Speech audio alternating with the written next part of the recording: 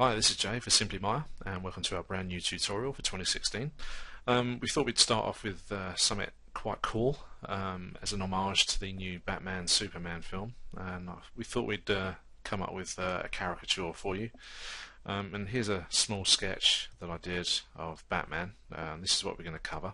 So this is going to be volume 1 of our tutorial, and we're going to be covering the modelling of the head and the bat sort of mask, the cowl. Also, what I've done is put a board together, the sort of different styles of Batman as well, just so we can have a look at sort of detail and sides and things like that. So what we're going to do, we're just going to cover the head in this volume. So let's just pop that over onto the other screen, and we're going to use a Dynamesh first here in Zbrush. We're going to start off with a Dynamesh sphere with a resolution of 16 to it.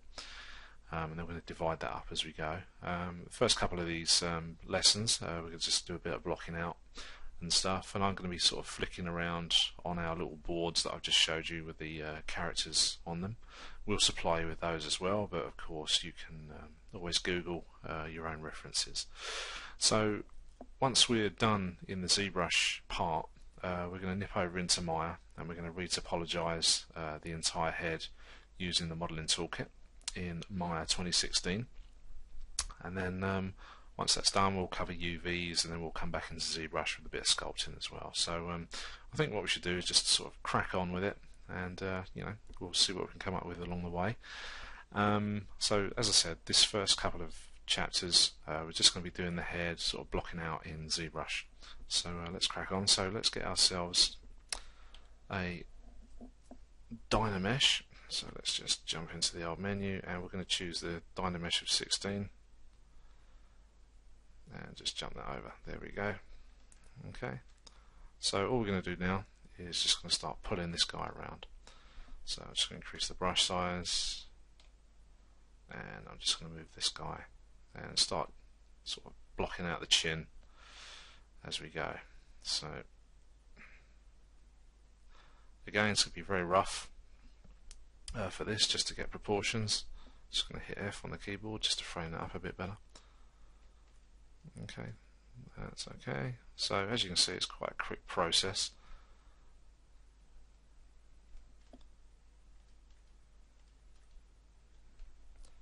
Okay, so I'm just going to flatten the sides a little bit. But what I want to do is, because of the way our caricature is drawn, it's got quite a wide sort of jaw here at the back by the sides of the cheek. So I'm just going to draw those out now before we sort of crack on and forget all about things like that. So because there's a little bit of sculpting to do, we're going to sort of block out the mouth and the nose and the eye area as well. So also what we're going to do is start pulling down the neck. Some of you might know a fair bit about ZBrush. All I'm doing at the moment is just using the move tool just to pull things around, just to get a rough sort of idea of where we want to go. So I'm just going to block this out for the neck. Okay, so the resolution is running a little bit low there, but we'll sort that out very shortly. Okay, so let's just start to pull this around.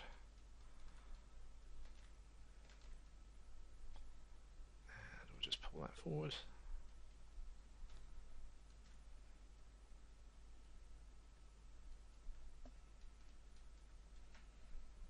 Like so. Okay. So let's just pull this around a little bit as well at the back. Just making sure. And the front as well. Let's just turn off local, just so that spins in the center. Okay.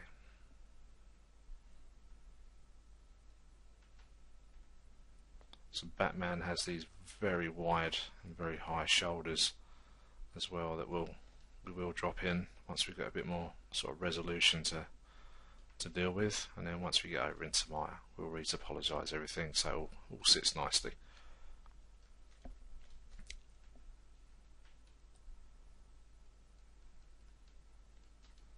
So this technique I'm using is used by concept artists and also modelers as well, just to get, so we can get stuff out really quick.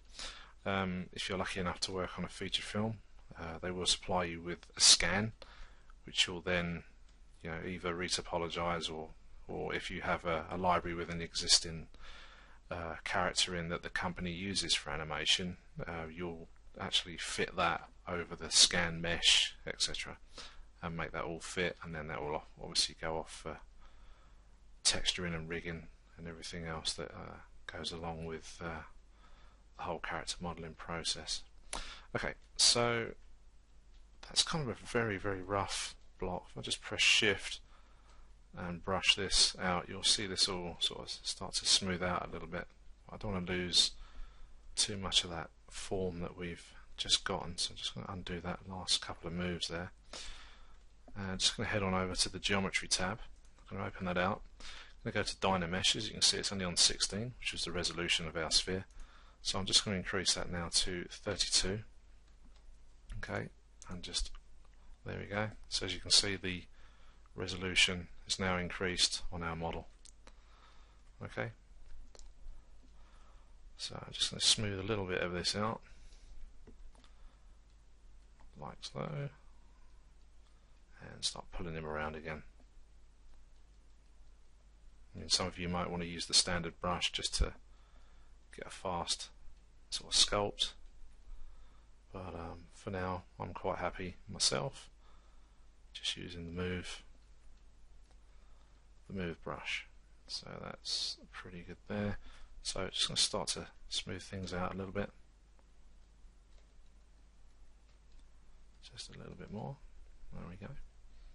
And then what I'm going to do is start to push that in under there. And our Batman's got a big chin on our caricature. Let's just pull that across just to show you. So as you can see, we've got there we go, got a bit of a chin on our character there.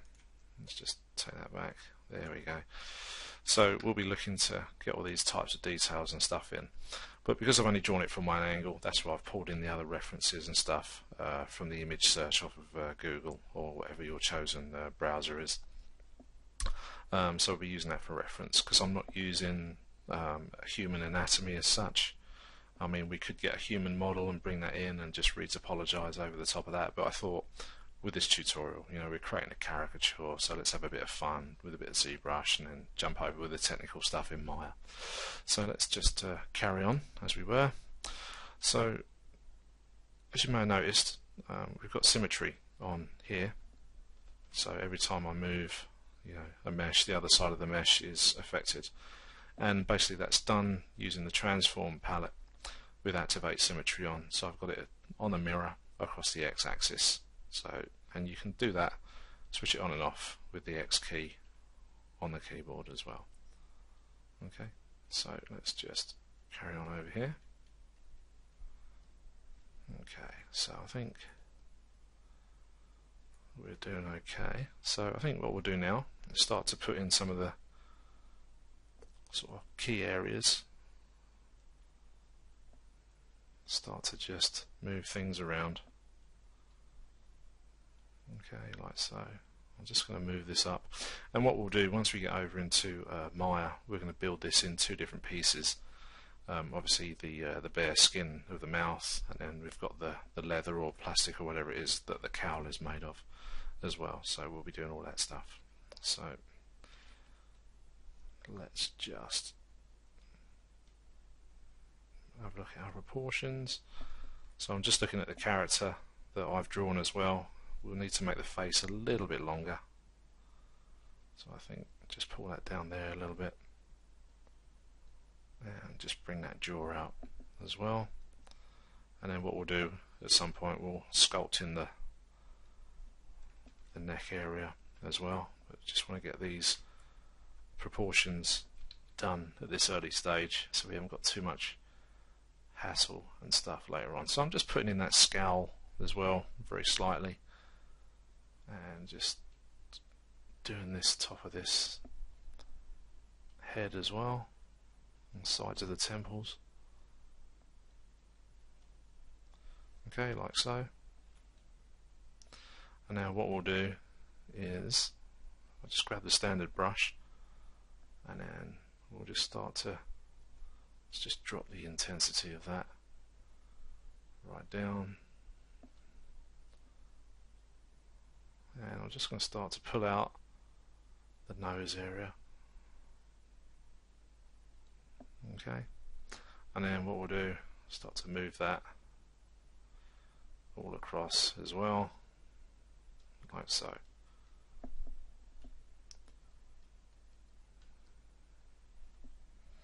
Obviously it looks a little bit weird at the moment because we're still blocking out. This is one of the stages I'm not too fussed about for just personal preference really. I like to see the model in its full glory, but sometimes obviously you need to sort of take a step back and look at things and see how the model is going to progress, so you can make corrections and stuff. But because this stage is what I call untidy, it's always an untidy part of modelling. You do all the blocking out first, obviously, and then later on comes all the good stuff, all the more tricky stuff, as they say. Okay, so let's just take that scale of that brush down and then just start to smooth areas out. Okay, like so. Doesn't look like much at the moment, but we'll get there. So I'm just going to start to use the clay brush just to sort of add sort of areas in now. Let's just change our shader a bit, that's better, so I can see a bit more what I'm doing.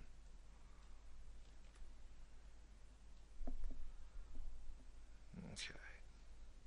So again, this is just very, very rough blocking out. It's only taken us about, I don't know, 10 minutes to do. Some people will probably do it a lot faster, but we'll keep this pace up, hopefully. And then we'll just put that into there. We need to extend that neck down a little bit more. Let's just smooth that out. I think we will.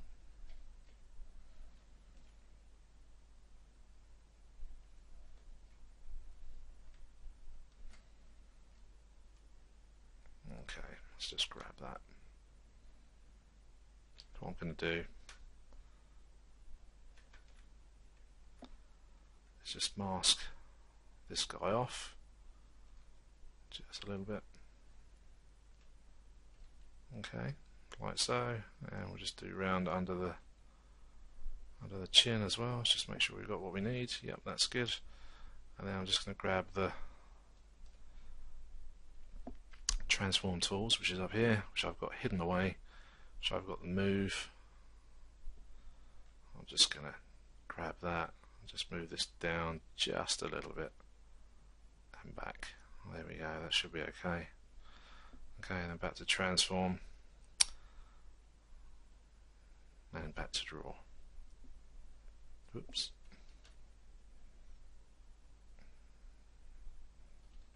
Okay, let's just do Control N. Just redraw that guy. Hit T, that's better. So I came out of edit mode there. So now hopefully we should be able to carry on. As you can see there, what I did, got rid of the mask, I just did Control and dragged outside off the model there. Okay, so I'm just going to take the brush size down, just going to smooth them out underneath the chin a little bit more. Okay, there we go, that's better.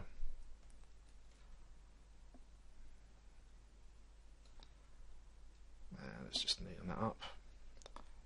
So another thing as well, just try and keep it, everything as tidy as you can. Oops. Let's go to the clay brush. Okay, and I'm just going to add a little bit more volume to this now. Okay, like so. Just so we get that kind of skull underneath there as well.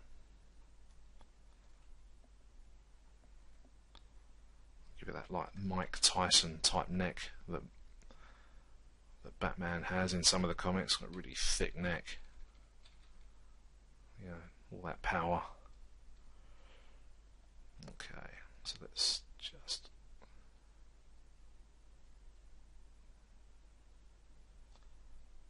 okay. Now I'm just going to adjust this here. That's better. And then just going to flatten the top of the head just slightly.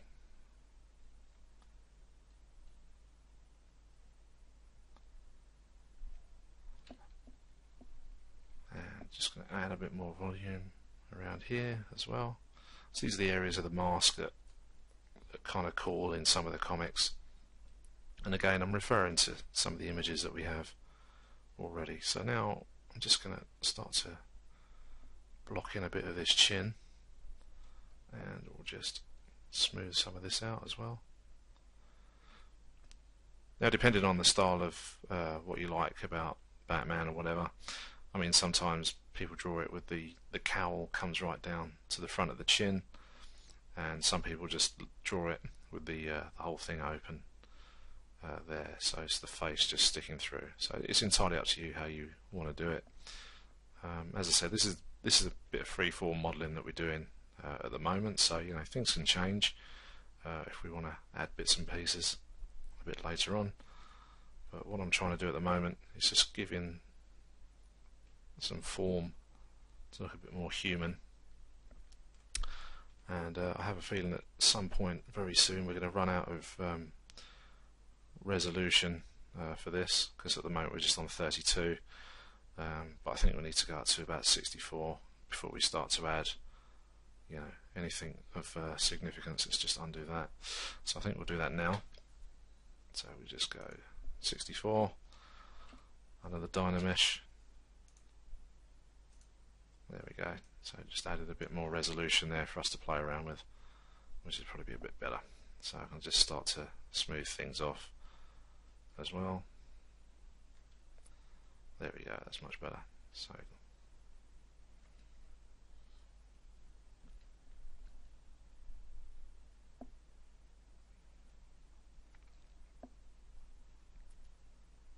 obviously you can take your time on this. I've got to get through this as quickly and easily as possible because of time on our tutorials, but this first sort of section that we're doing now is going to take us about half an hour, 35 minutes. So I'm just going to start to add a bit more volume to the nose, as you can see, and then we'll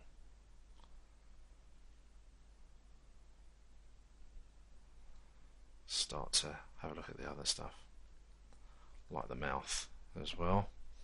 So let's take that brush size down. I'm just going to start to make some sort of visible landmarks so we can work around now. I still think we could do with a longer jaw. Let's just have a look in the front view. Yeah, I think we'd do a lot longer. So I think let's just come out of perspective mode. Let's just grab that move tool. So I'm just going to move the nose just a little bit, and then I'm going to go a big brush and just start to move the rest of the head down as well.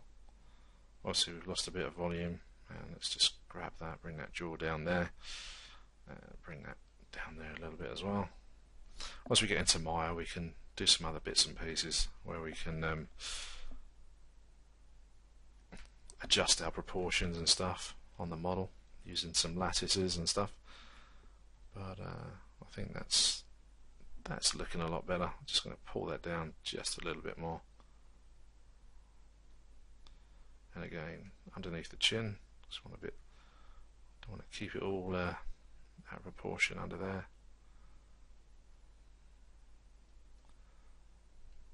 Okay,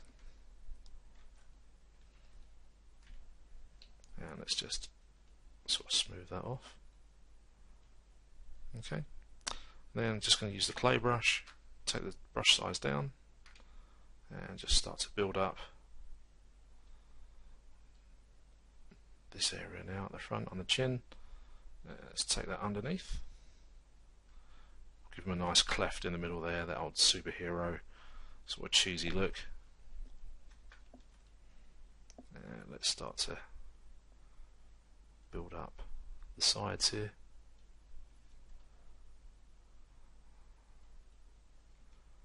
Okay. And what I'm going to do is now sort of carve out some significant areas that we'll need on the face, and then start to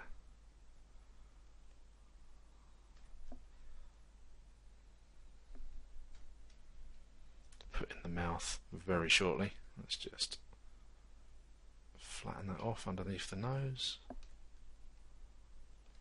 It's a great thing with Zbrush, you can just get stuff done so fast. I never used to like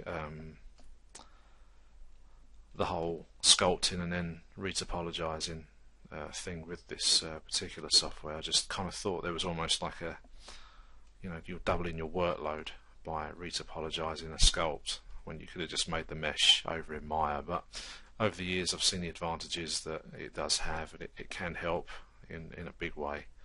So I've opened my own eyes in that respect.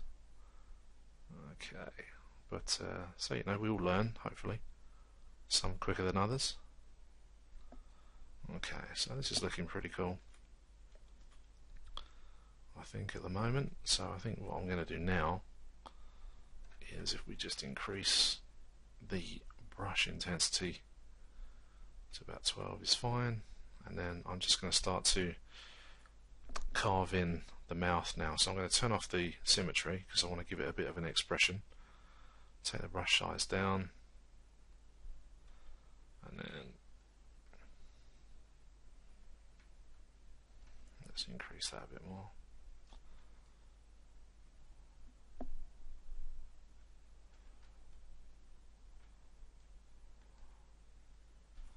I could do a heck of a lot more there, actually. Okay, that's better.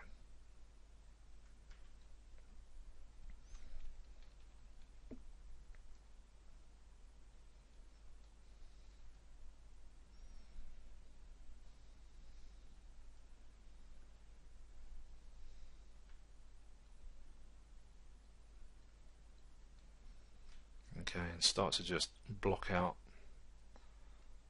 areas, and let's just start to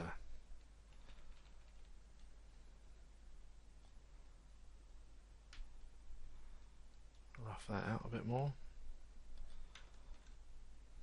Looks like our Batman's got a bit of a cleft palate there, so we'll fix all that. Keep that mouth wide.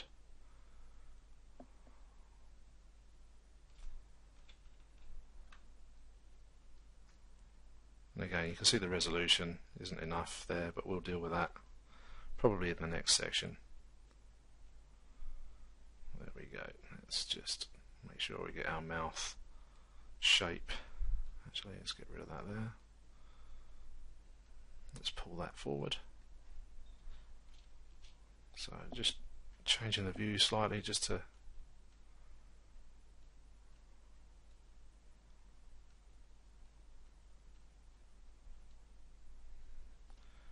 give a bit of roundness to that. Okay, and then what we can do is just start to move things around. So I'm just looking at the image that we have, that I've done, so just moving things up.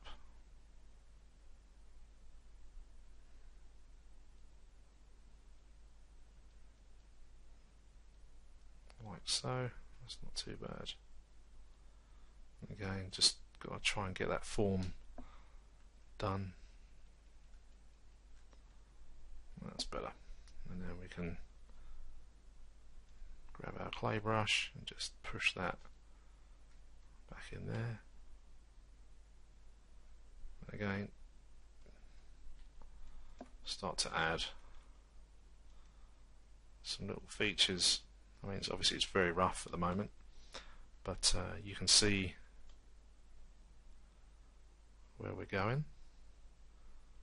Again, just want to, whoops, let's undo that. So I want to keep that the same on both sides. So we'll just hit X on the keyboard and then just sculpt that back in. There we go. Like so.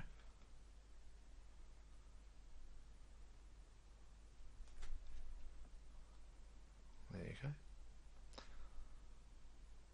That's better. So I'm just going to push the eyes area inwards now. Let's just take a smaller brush and we'll use the standard as well. Okay, like so.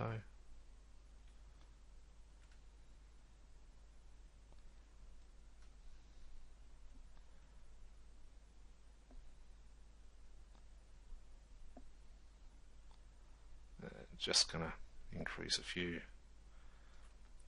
bits of volume on areas as well. Okay, so the eyes are going to be a tricky area to deal with, I think.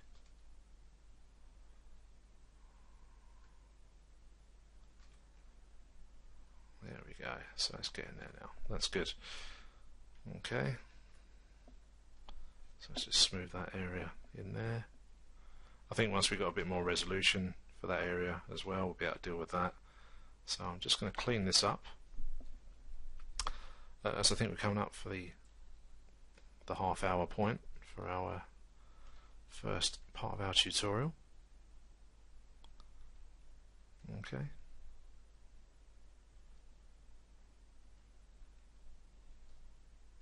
And let's just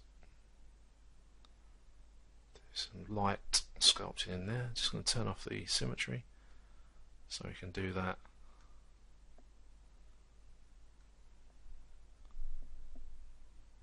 Independently either side. Just smooth that out a little bit and just bring that round to the bottom of the lips. There we go.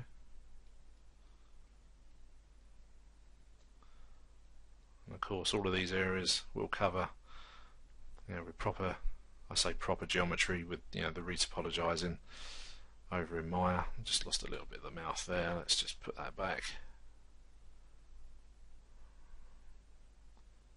And we'll just carve out the edge of the mask just in here. Okay, like so. Not too worried about too much detail.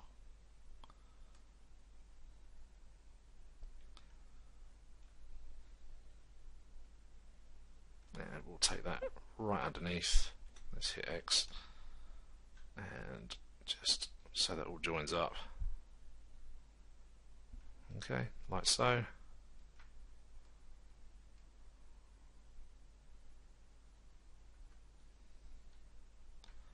And let's just increase the intensity.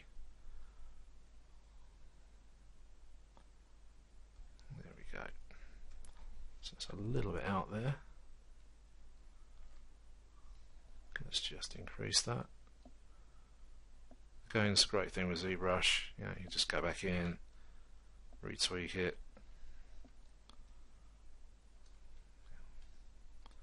If you're doing this poly by poly in Maya, probably take you quite a while. But with the new 2016 sculpting tools in there, it might not be as bad. So there we go.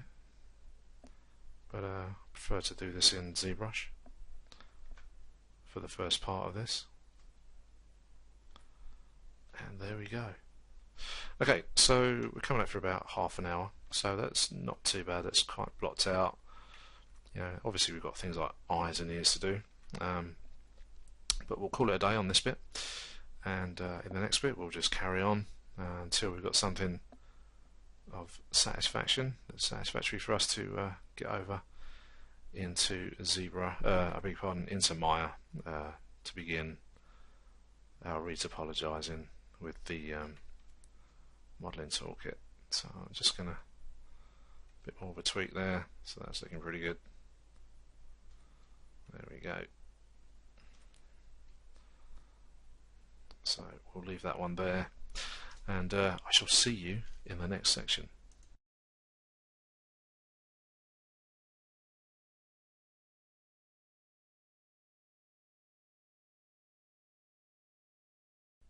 Okay, so welcome to part 2.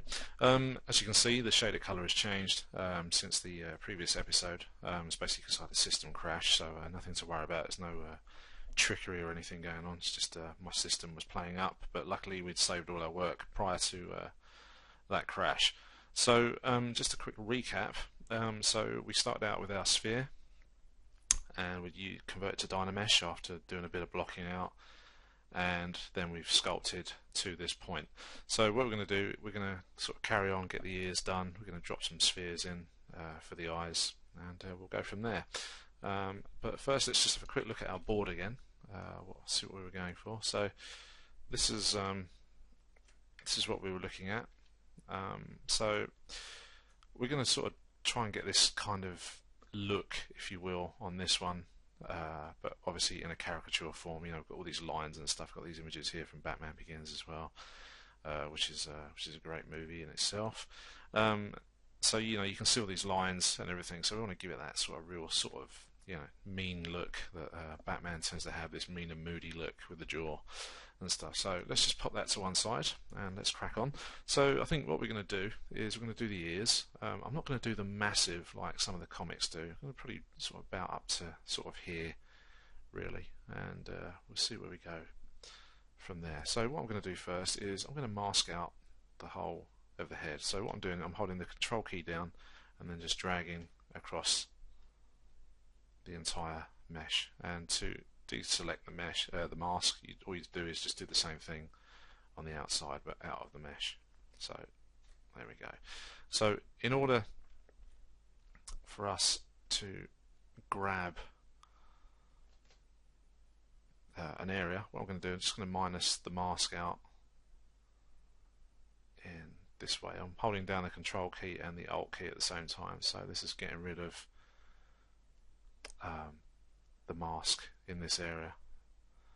As you can see, it's quite rough. It's because we've got a low resolution mesh, but I want to keep in the blocking out form or phase at the moment while we do this. There we go. So it's not too bad. Oops. So let's just spin this guy around. So where are we? Let's have a look. Okay, and what I'm going to do is grab the move tool once again, and we're just going to scale up the brush, and I'm just going to start pulling stuff out again as well. And I think that's probably a little bit too far up and out actually, looking at that. But let's see what we can do. Okay, let's just smooth that off. So holding the shift key down, I'm just smoothing the mesh out just a little bit. Okay, so let's just move that around. Just going to increase the size of that. So what you can do as well with masking, you can turn off the mask so you don't have to actually view it while you're working. So that's not too bad. Okay, so I'm just going to deselect the mask. Okay, do that and get rid of the menu for that, and let's just head up to geometry and open our Dynamesh out. So we've got a resolution of 64. Let's redo that again, so just build over the top of that, and now we can start to fine tune and smooth those ears out. Let's just zoom in a little bit, just move those down, and again I've got the symmetry on, as you can see, which is the X key, to hold that down, and just move that around a little bit more as well. It's not too bad, and let's just pull them out from the side.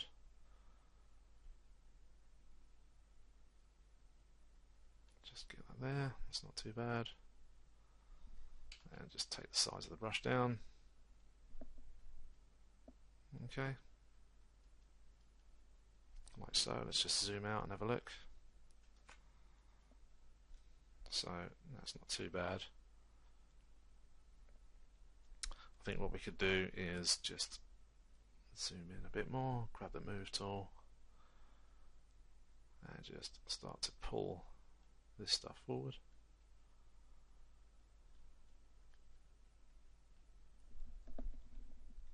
And I'm just looking at the ears as well, just on a couple of those images. Some of them are very curved. I don't want to keep them overly curved, but I don't want them too straight either. So let's just have a little play with these for a minute. This is the cool thing with Zbrush. I mean, you can just, you know, undo, redo, pull it around, you know, get something until you're happy, which is always kind of cool, and it's really good for, you know, character modeling as well, and everything. So like I was saying before, I've, you know, really learned to use it, you know, in a different way now over the years. I could never understand people when they're saying, oh, I sculpted this and then retopologized it, you know, in Zbrush, and I'd be somewhat a bit bemused by it all. But you know, after learning various bits and pieces over the years, you sort of, you know, you should really wake up and, you know, this is what's going on now. So I think we all get in our little sort of headspaces at times and want to do things our own way. But there we go. I'm quite happy with that. I might be able to just block them out a little bit more towards the top. I don't want to make them too thin. So what we'll do, we'll just pudge them out a little bit using the inflate brush. So what we'll do, we'll just call up the menu, hit I on the keyboard, inflate. There we go. So I'm just going to inflate that just up there. So I don't want the mesh sort of intersecting with itself, you know, because otherwise it can cause all sorts of issues when we come to rendering and stuff like that, maybe later on. But obviously we're going to be doing a bit of retopologizing in Maya. Okay, so I'm happy with that. That's not too bad. It's quite it's looking pretty solid. So what I'm going to do as well now is just using the clay brush. I'm just going to sculpt the ears out just a little bit more, just down the sides of the head here.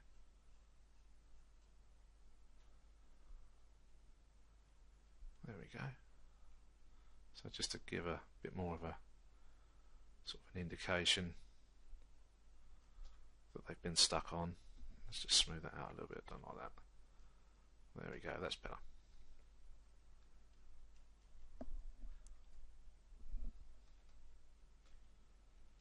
Okay, that's much better. Right, I think what we'll do now is we grab the move tool and we're just going to scale that brush up a bit more. We're just going to bulk out the rest of the neck a bit more as well. Let's have a look at that. Just move things around. Now we're looking.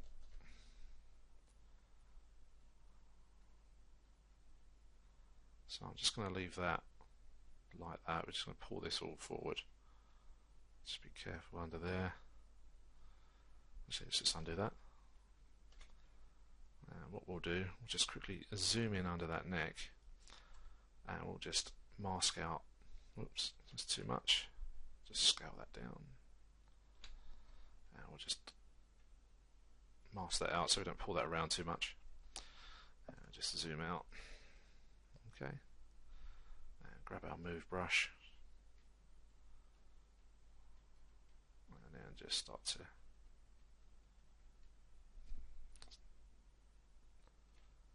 put all this stuff around as well.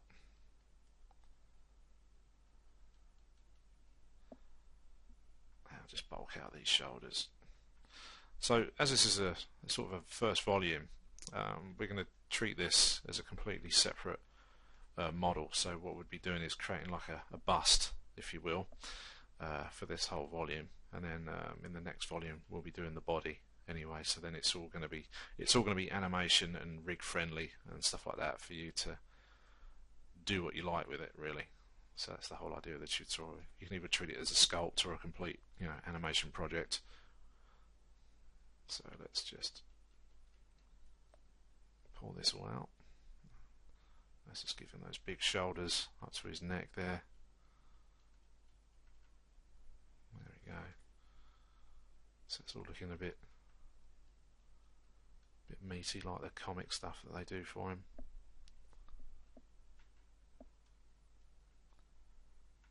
Okay, that's pretty good.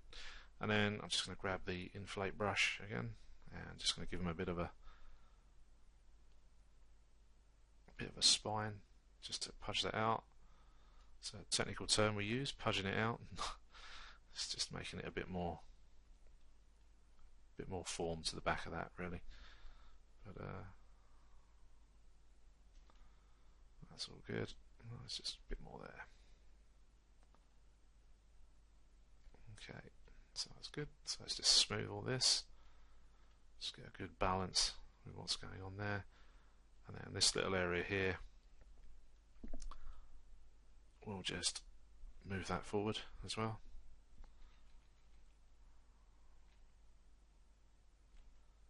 Let's just pull that forward as if his chest is going to be there. But what we'll do, this will all get sort of jigged around once we get into the body stage in the next volume. So, you know, you don't have to take this bit for granted. But I'm just going to keep it looking half decent, so we've got a good model regardless, which is always the main thing.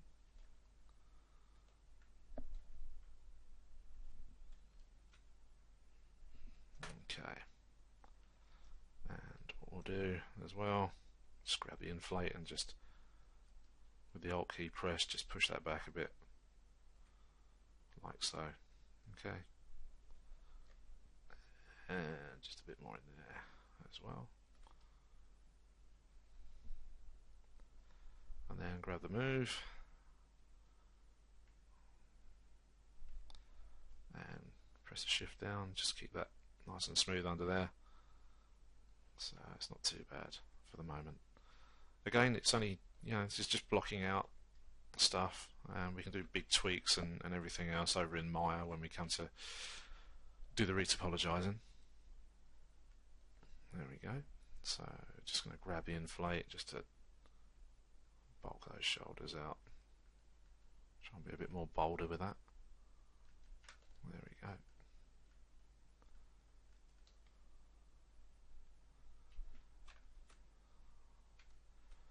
Okay, so that's all good, and let's just clear the mask. There we go. So that's all looking kind of cool. If you just want to adjust the material just to check your you know, specular and stuff, so you can see how the form is adjusting, if you just go to the material menu and you can go to the modifiers, see the diffuse is down to 0.6 there, so let's just do 80 on that. And the specular, you know, you can play around with just so you can see what you're getting and stuff. And I'm just going to take the ambient down just so we've got a bit more shadow in there, just so we can see what we've got. There we go. So that's not too bad. Could probably raise these up a little bit, actually. So let's just push that up. Whoops, wrong brush. So just grab the move tool. There we go. That's a bit better. And just take that scale down a little bit more.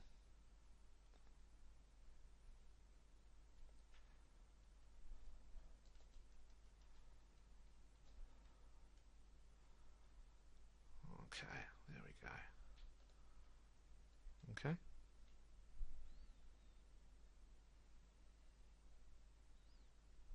And just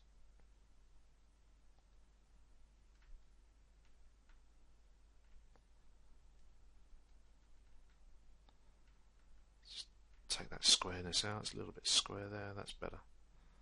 That's much nicer. Okay, cool. That's good. Okay, so we're going to move on in and start to let's create a new subtool. We'll put some eyes in, start sculpting that eye area out. So if we go to subtool, okay, here we go, and we'll append that, and we'll insert a 3D sphere. Okay, now it's a little bit sort of too big for an eye, so we'll just grab the scale and just redraw that and then, whoops, wrong one. Let's go onto the correct layer. So we're just going to scale that guy down.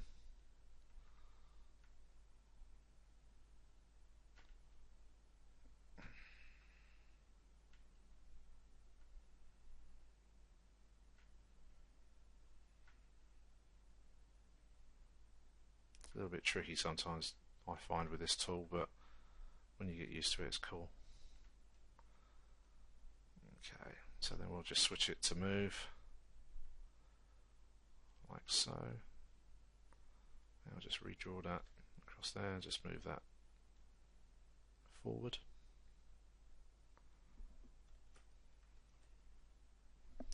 So what we're going to do is use that as a reference and then start to sculpt the eye area in around that. So let's just do that there and just move it to about there. I think that's good enough. So if we go back to draw and then scale that down.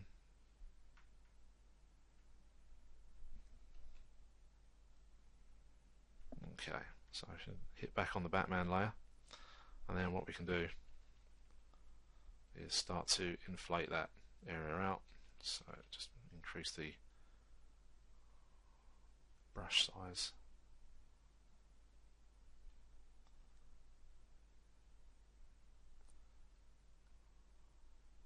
So I'm looking at the reference as well that we have here. So let's get the intensity there. So what I'm going to do is jump down to the Dynamesh under the geometry, and we're just going to Dynamesh that all again. Okay, and then we'll increase the resolution to 128. Oops.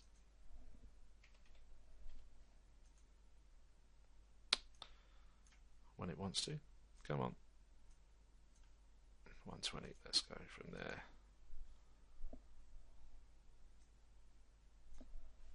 Okay.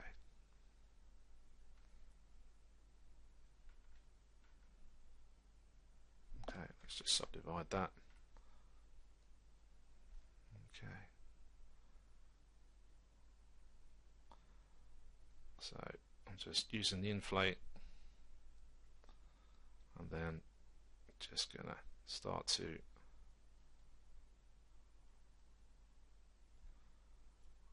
sculpt these eyes. In fact, what we need to do, a little bit wide, back to subtool, and we'll just move those across just a little bit, like so, I think.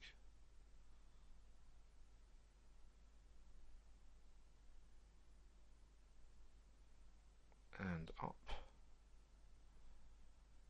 Okay. Okay, back to draw. So let's just smooth all that back out.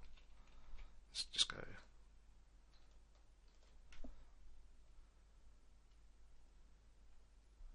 Drop that down. Okay.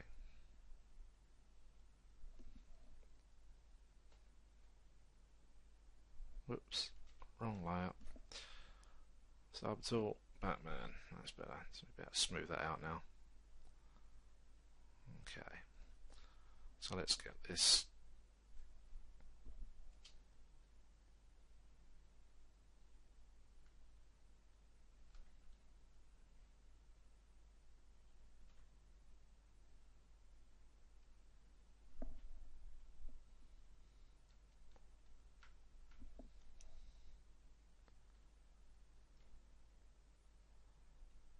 okay.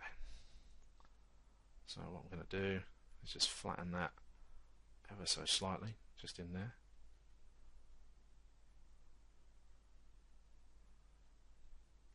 Like so.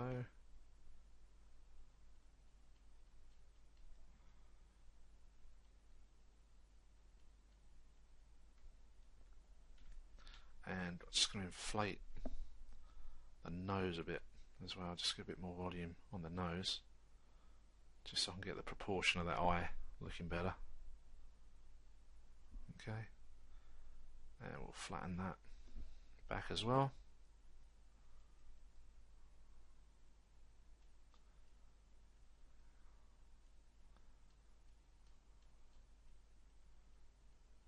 That's better. Now just push that into there. And then what we'll do is inflate. That's much better. Much better. Okay, and what we'll do, we'll inflate the brow out now, just so we get a bit more deeper eye cavity. So let's just oops, that's not too bad. Just thought I'd gone a bit over the top there. Okay.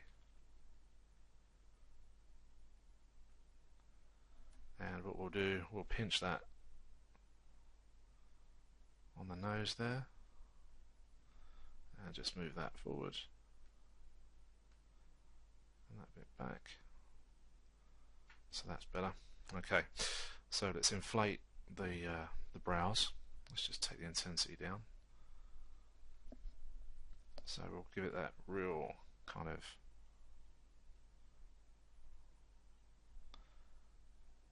very menacing look, if you can get menacing on a caricature. And let's just bring that to there as well. Just sculpt these bits up.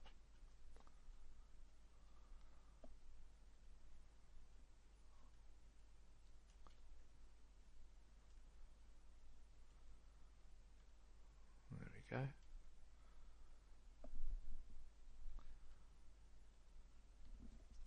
Okay, so let's get back into that eye. Okay, so we'll use the inflate and we'll drop the intensity down a bit more, drop the size, and then now we can work with what that's doing. So again, take your time. I mean, I'm trying to push through this as much as possible,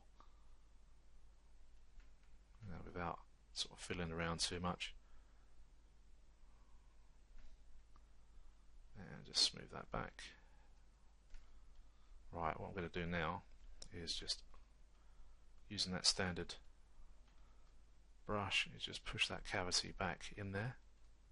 And what we'll do in Maya, we'll add a sort of bit of glass across the front there as well. Okay, so let's just flatten that out as well, just a little bit.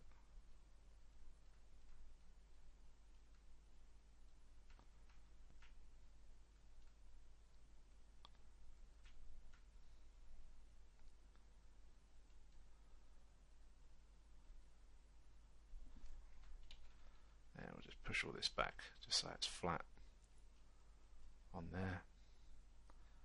And then what I'm going to do is move that. Let's just bring that brush size up a bit more. And we'll just bring that forwards and that bit forward as well. And then start to give the eyes a bit more of a shape as well.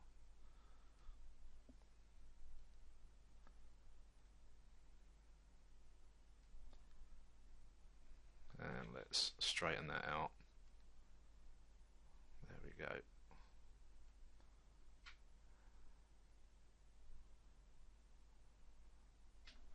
That's more like it.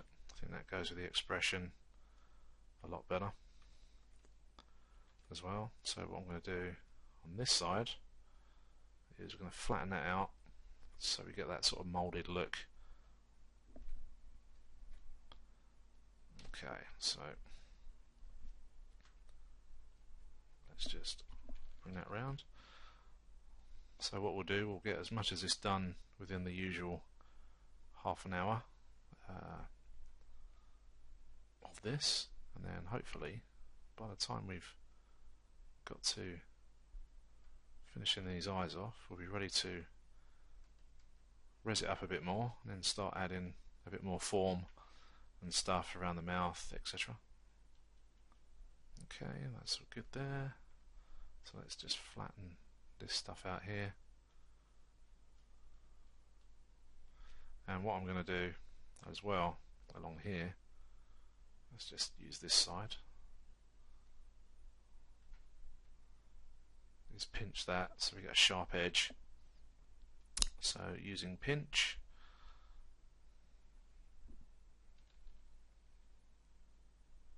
okay, just so we can sharpen all of this. And what we'll do, sharpen that up there, okay, as well.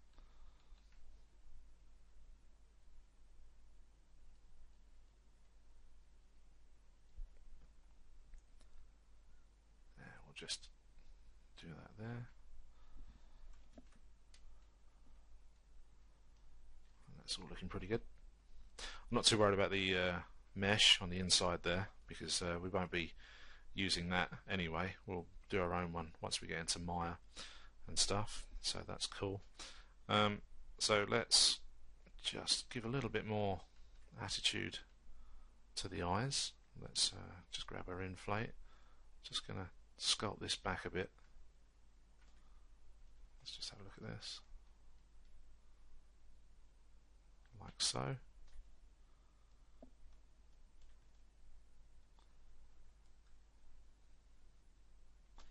I'm just going to sculpt a bit more of a lid under here.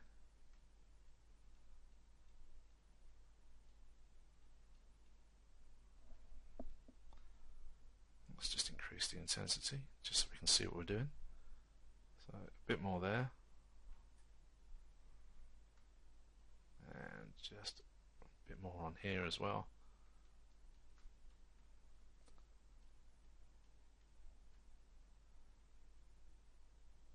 Okay, once we add more geometry to this, it will look even better, but I'm just going to push that back into there.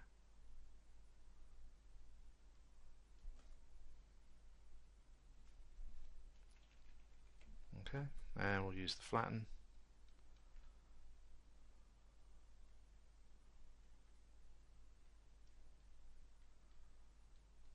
There we go, so that's good.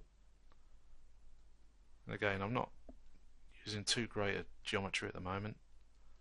Just want to carve it out, make it look half decent before we start adding more to it.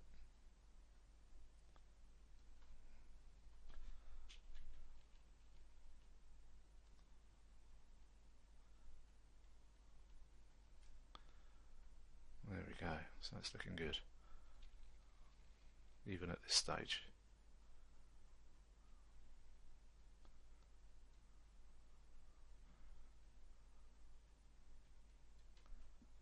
Okay, so I'm just going to come in under there, just to flatten that just a little bit more.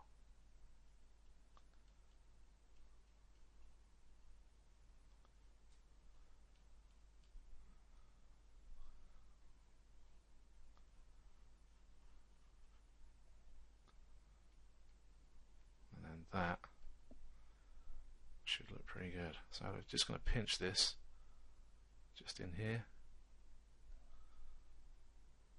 and I'm just going to push that back. Actually, I'm just going to flatten that using the flatten brush. So just knock that back. Actually, let's just really give that a shove. That's better.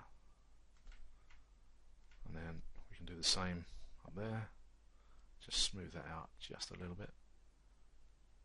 Okay, like so.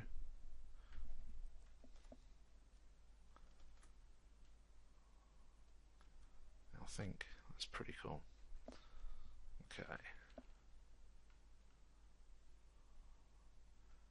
You know, we're not going to go to town completely on this, because obviously we're going to get over and make a nice clean mesh over in Maya, but this is going to be one more in Zbrush before we head over into Maya. We want to get the majority of our forms done for this. So I think we're almost up to the half an hour mark, so I'm just going to give it a bit more clean in here. A bit more pinch as well, sort of down these areas here. That's better, just to straighten stuff up. You know, just get a bit more stylization going on. And we'll just pinch all that as well. Just get these edges nice and sharp looking. Let's just have a look at those ears.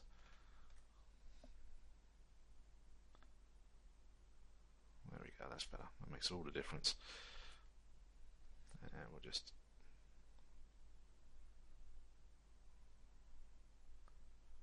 do that around here as well.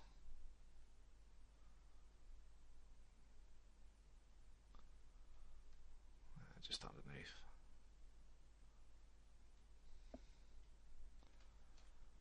Okay, and then let's just have a quick look up here.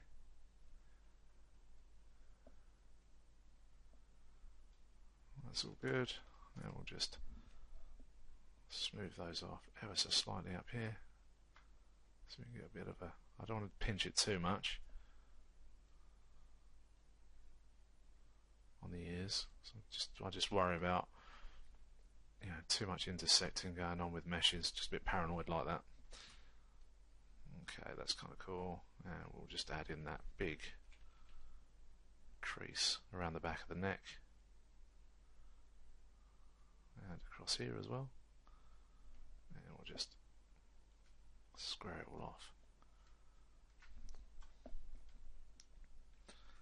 Okay, so that's all looking pretty good. Okay, so that's a good start for that chapter. Getting that eye shape and stuff in there I think has worked. Let's just scale that down, just pinch up around here as well. Just going to smooth this ever so slightly.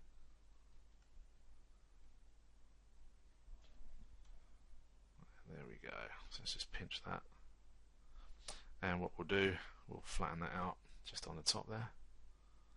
Just keep it all clean.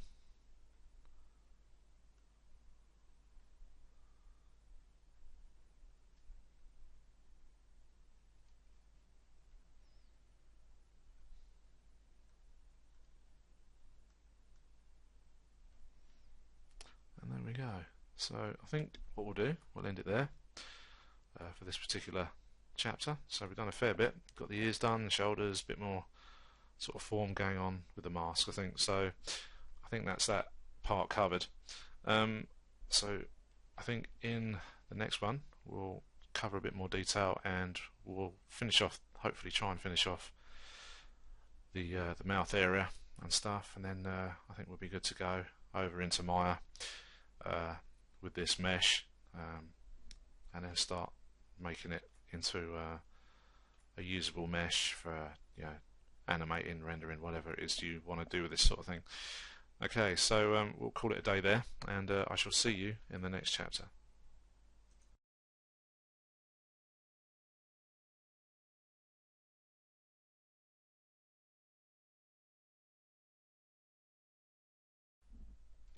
Okay, so welcome to part 3.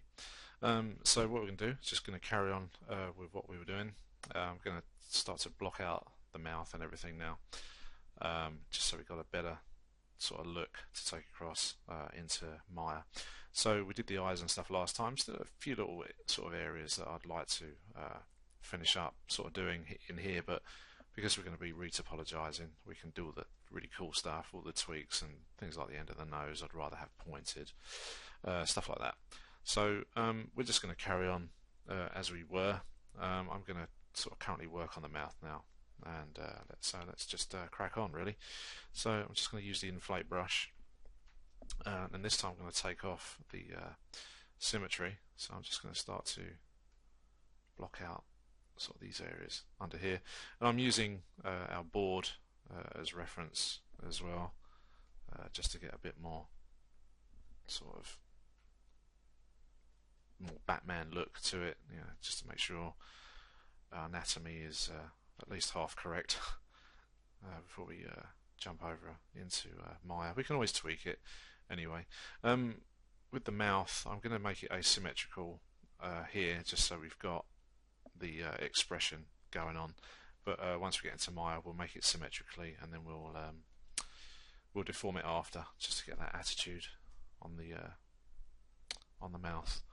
So I'm just going to get this mouth blocked out. Well, we've got it blocked out. Just going to try and make it look a bit better in here. So let's just smooth these areas out as well.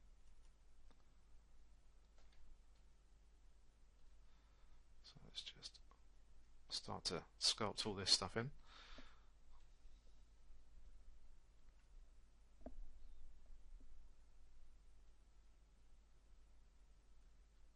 I've noticed on some of the Batman reference that sometimes it has his nose, the nose has holes in, or the cowl doesn't even cover the bottom and you just get the bare nostrils showing. It's entirely up to you what you want to do with that. I'm going to leave it all covered over, so we haven't got to worry about that. So all we need to do is just sort of build the mouth as a separate unit when we get over into Maya. But otherwise I'm not too concerned about all that. Okay, so let's start to make this work. So let's, as I said, I'm using the inflate brush just to get some form and stuff going on here, and just bring that round under the mouth and stuff.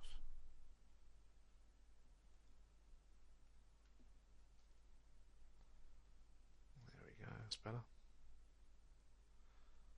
It's up to you what brushes you use. You don't have to always use what I'm using. Some of you might have a better workflow than me in Zbrush. I'm just doing what I'm used to using. So let's just bulk all this out.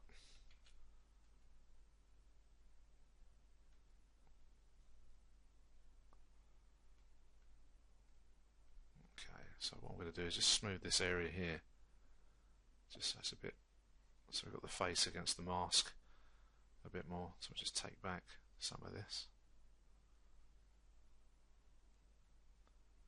like so, and then we'll sharpen that in a minute, and we'll do the same this side.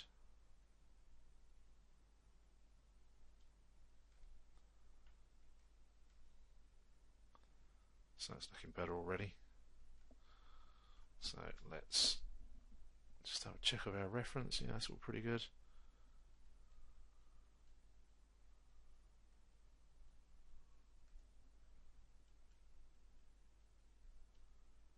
Okay, so let's smooth that out. Just blocking a bit more of that chin just in there.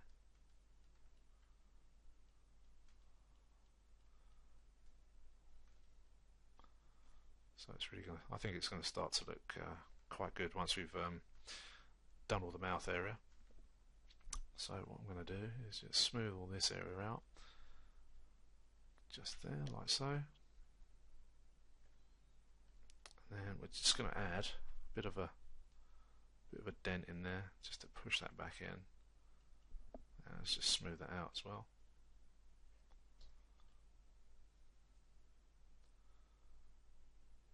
Okay.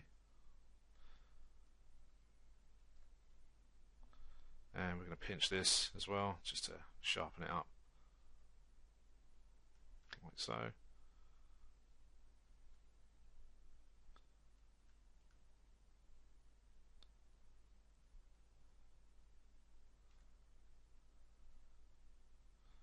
Just to get that expression right. Okay, so what I'm going to do now is use a bit of clay, just to these clay brushes are quite nice, just to bulk this up like so. I mean, again, it's up to you what you use. There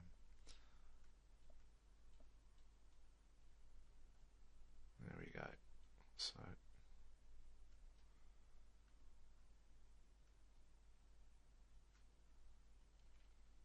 just round that into there. Okay, so I'll do the same with that.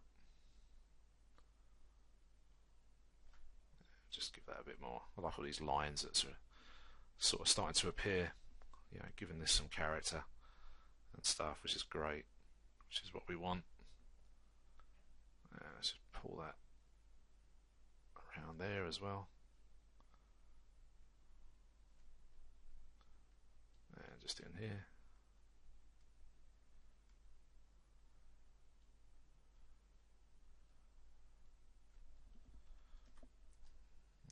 so that's starting to really look like what we want. So I'm just going to grab the move tool. It's that mouse looking just a little bit flat. So what we're going to do is put on our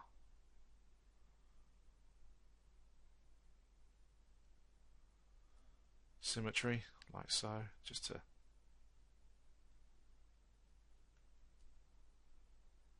that's better, much better. Okay, so let's just push that, let's just take that symmetry off now, because we've got these two different sides of the mouth.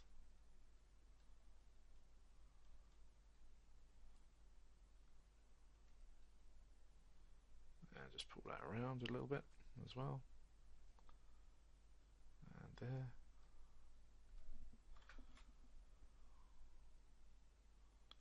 Okay, so that's pretty good. I'm just going to move that up and this one down a little bit more. Just sharpen that area.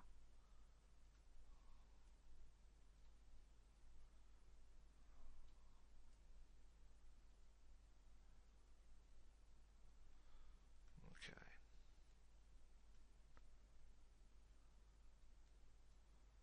That's better. Okay, so we're going to inflate that a little bit more. And I'm just going to subdivide that, which is Control D. And just going to start to add a bit more form just on the lips.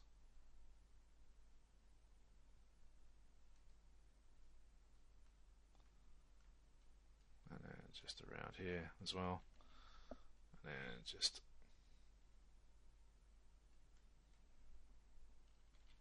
add a bit more here.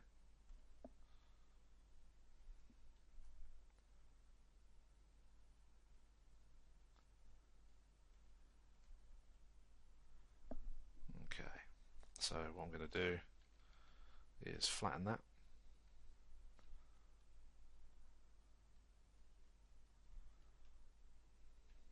Just in here. And like I said, once we get into Maya, we'll build it symmetrically. But this is just it's a good bit of guideline, really. It's got almost like a Michael Keaton expression to it in some ways.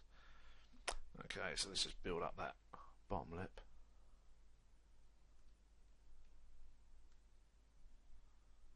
Like so.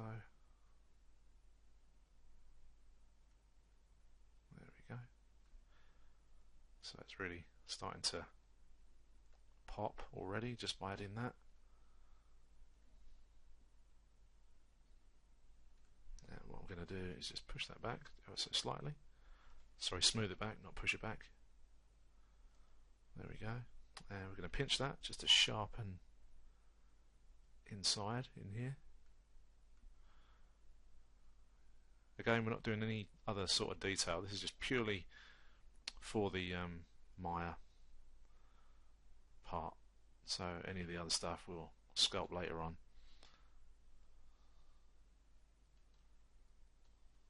There we go.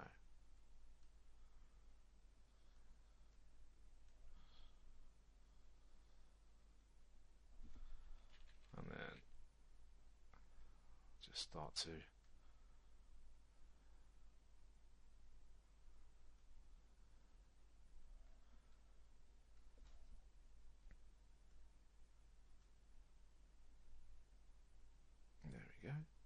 so that's better.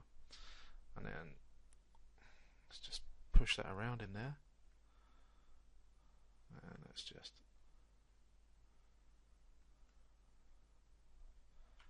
and then start to do all this bit. And just here as well.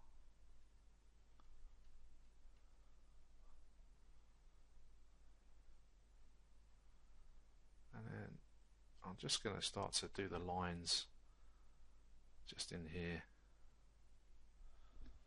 as well, because I think that's worth doing, just getting everything into a good place before we head off into Maya. I'm just going to inflate that just a bit more, just around here. Let's just get those cheeks as near as we can to the mask.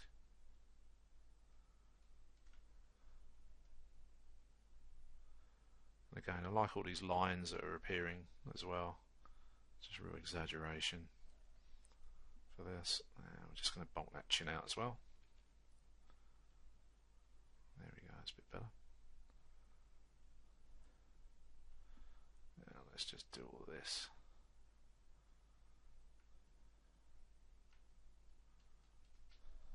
And smooth that out. Just a little bit, not too much. Oops, sorry about that, just hit the microphone there. Okay, so let's just... Okay. Just round this out. Okay, and we're just going to pinch this again. Let's just smooth that a little bit. A bit of a pinch, just in there, and up there. That's better. And then we'll just pinch all this as well. Smooth that out. Pinch that up.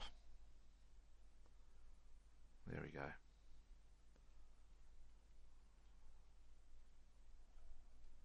And just smooth that a little bit more.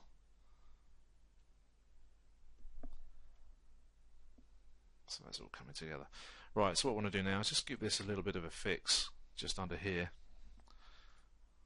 just to make sure we don't have too many issues. So what I'm going to do, I think I'm going to bulk that out just a bit under there. Okay, so let's just try and bulk this a bit more. So obviously there's a line that I'm trying to think of an imaginary line that would go across there. In fact, what would be a good idea is if we draw a mask. So I've just got the control key held down. So if we assume there's like this line, let's just block that nose out so we don't affect that either. So there we go. So we've got this line that runs.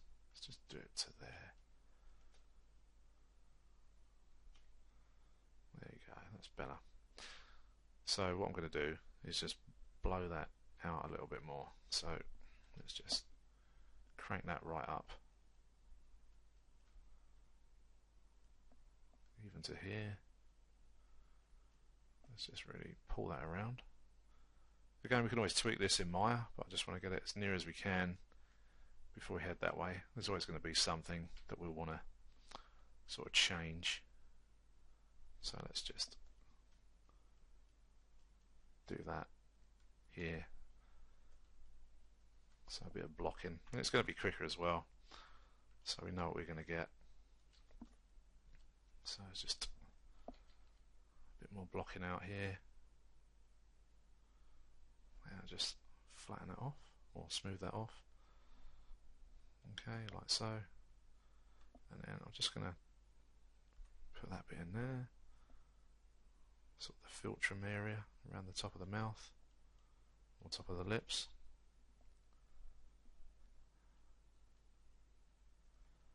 There we go, that's better. Just soften that out, and then I'm just going to start to add a bit more character to it as well. There we go, so it's looking good.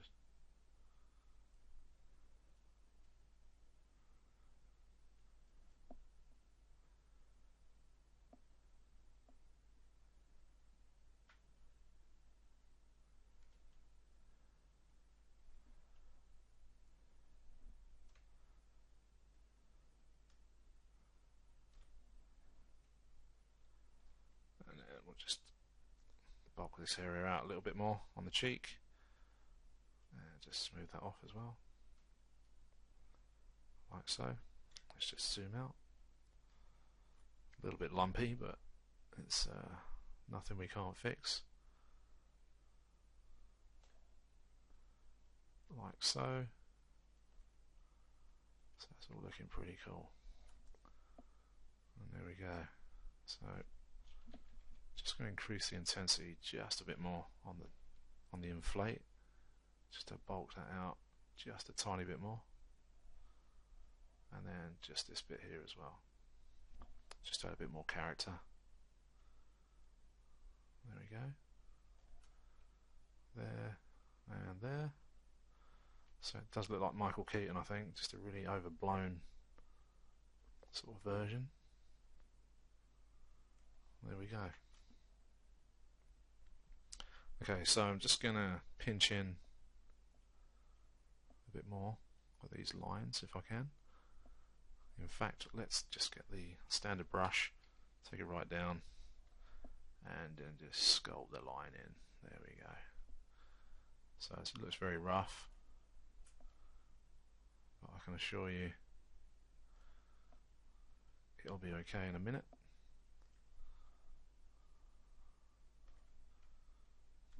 Okay, so let's just scale the brush up.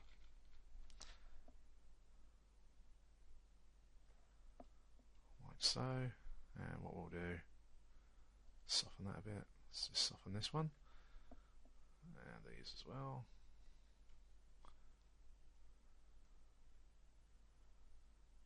Soften that up.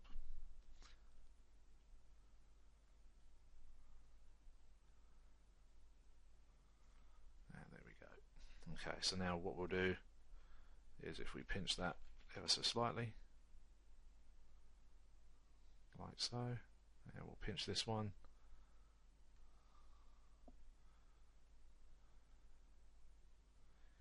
and we'll just deselect the mask.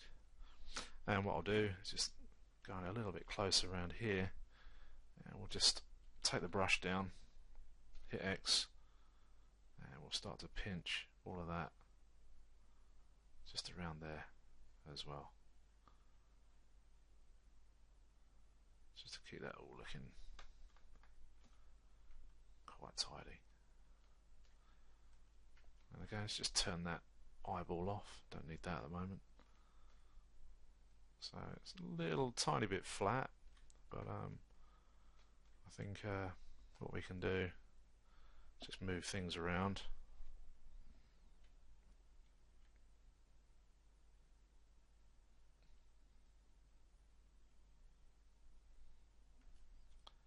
Just move things around down here as well, just to really exaggerate the character. Let's just turn X off, just in case we get the wrong bits.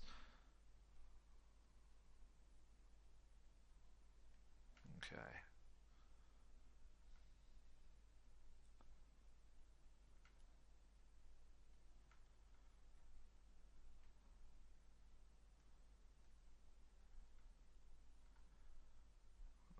Okay, so that's looking alright there. And that's looking pretty good. Okay, so what I'm going to do is just smooth off just a little bit here, and just a little bit down here. And I'm just going to pull that one around just a little bit more.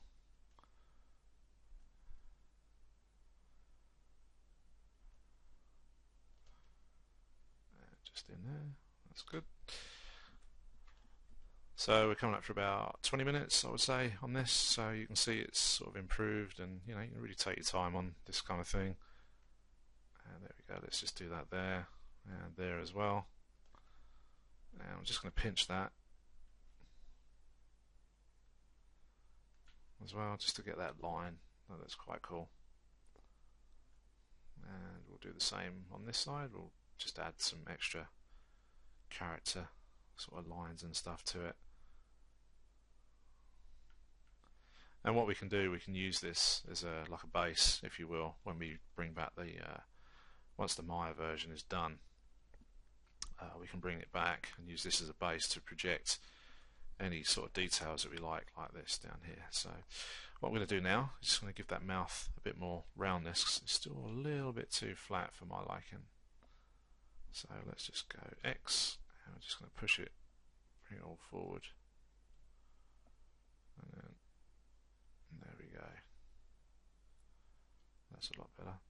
And just going to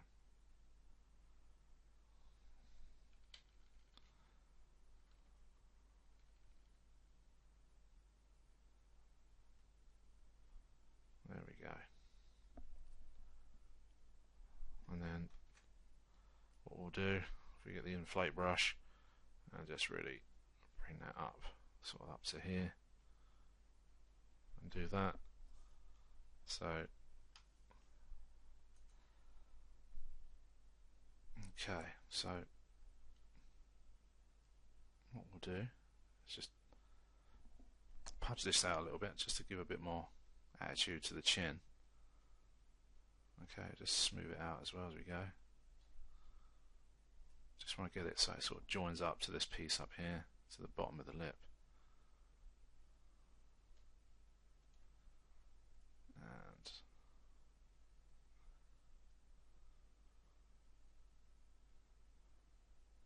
And then we'll just bulk that out a little bit as well, just down here.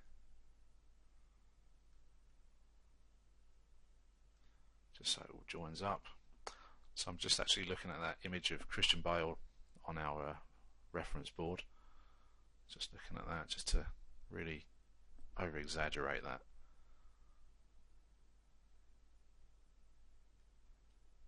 Okay, so let's just smooth that up. Okay, like so. And just going to smooth it off here as well. Let's just bring those lumps up there. Okay, that's cool. A bit more there. So it's really kind of looking quite comical in some respects, but I quite like it. Okay, so let's just bulk that a bit more, just on the chin, and just turn off the X, because I want to give that chin a bit more asymmetry. So I'm just going to bulk it on this side.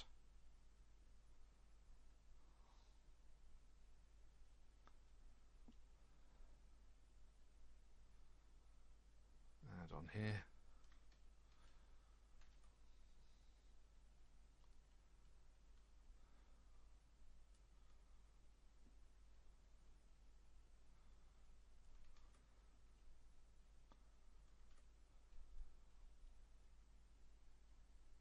Like so. So if you give that a little bit of a wrinkle, like it's squashed out of there underneath the mask. Let's just give that a bit more, like so.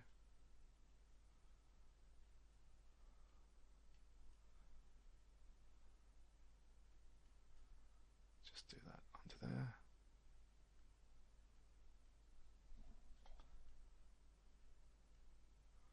I think that just sort of helps to give it a bit more character as well. Okay, let's just smooth that off.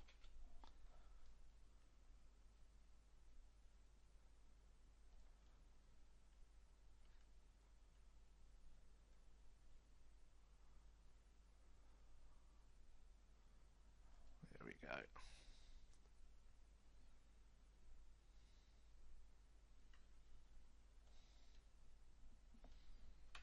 And then what I'm going to do, I'm just going to tidy up that lip a little bit, just to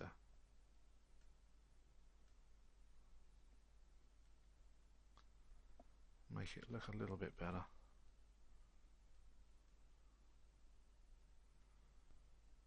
And just push that under there, and a bit more there. Let's just pinch that into, well, push it into that bit, and then just pull that round,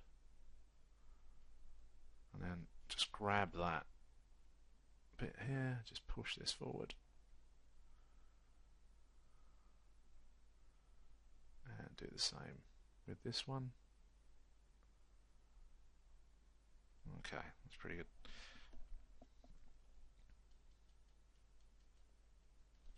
I'm just tapping that with the smooth just to make it look half decent. And then what I'm going to do is just pinch this just a bit more. Let's just take that radius down.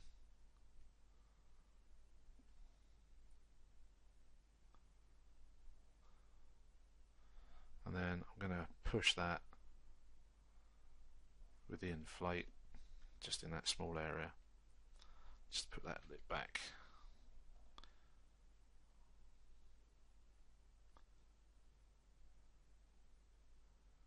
Into there. In fact, let's use the standard brush.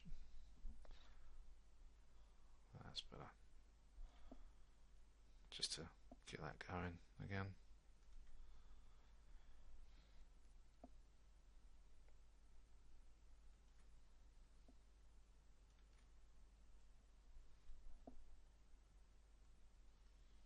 And we'll just push that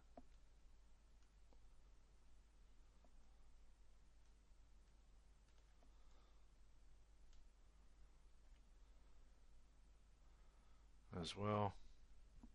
I think what I need to do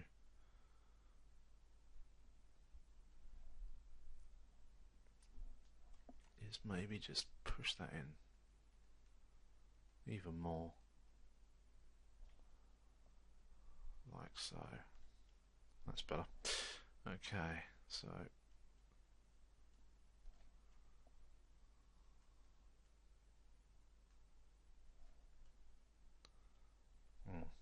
okay, so let's grab the inflate and just pull that out a little bit, smooth that off. It's a bit better. And just pinch that back again, and just in there, and just around the edges.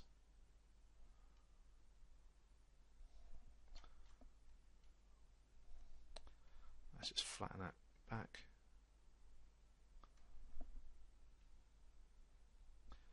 And push that again. Just lost a little bit of that form on that. Great thing with Zbrush, you haven't got to worry about picking points, just going to push it, you know, so until you get what you need.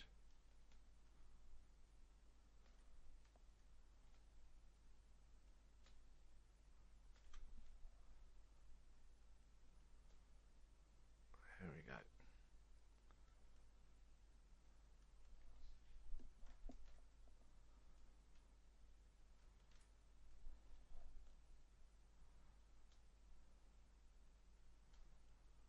And what we'll do, just going to grab the move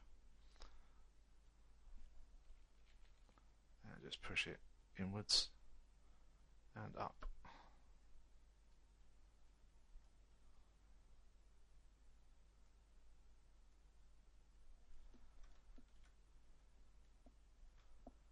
And we'll just push that back a bit.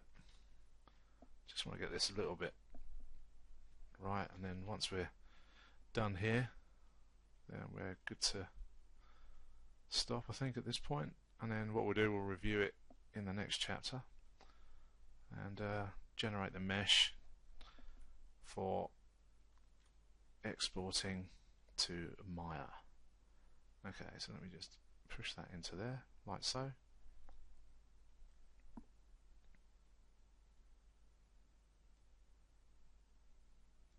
There we go.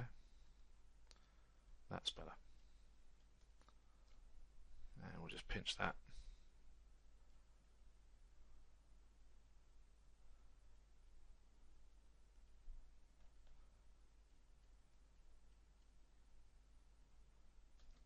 And that's a lot better. Cool. Okay, so I'm happy with that. Okay, so I think what we just need to do,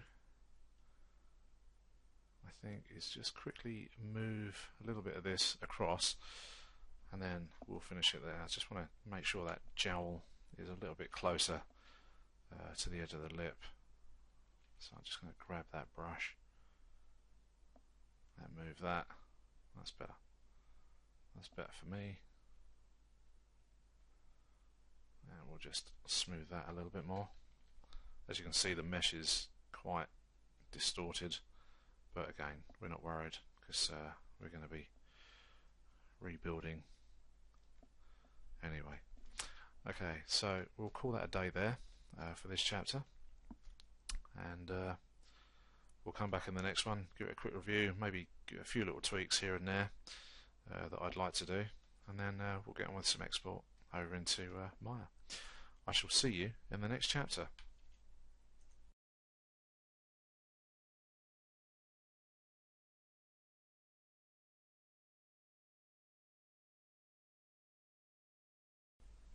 Hey, welcome back. Welcome to part 4. If you remember, in the last couple of chapters we've been doing a bit of Dynamesh and also a bit of sculpting, just to get this guy looking kind of superhero with his big chin there. So the idea now is to convert this Dynamesh into a usable mesh over in Maya. And what we're going to do, we're going to go from using the Dynamesh option, and we're going to convert this to a Z-remesher. It's going to give us a mesh with a lot of polygons, but the idea is that we're going to go over into Maya, and then we're going to use the modeling toolkit and basically retopologize the model itself for use for animation, and basically just a nice clean model.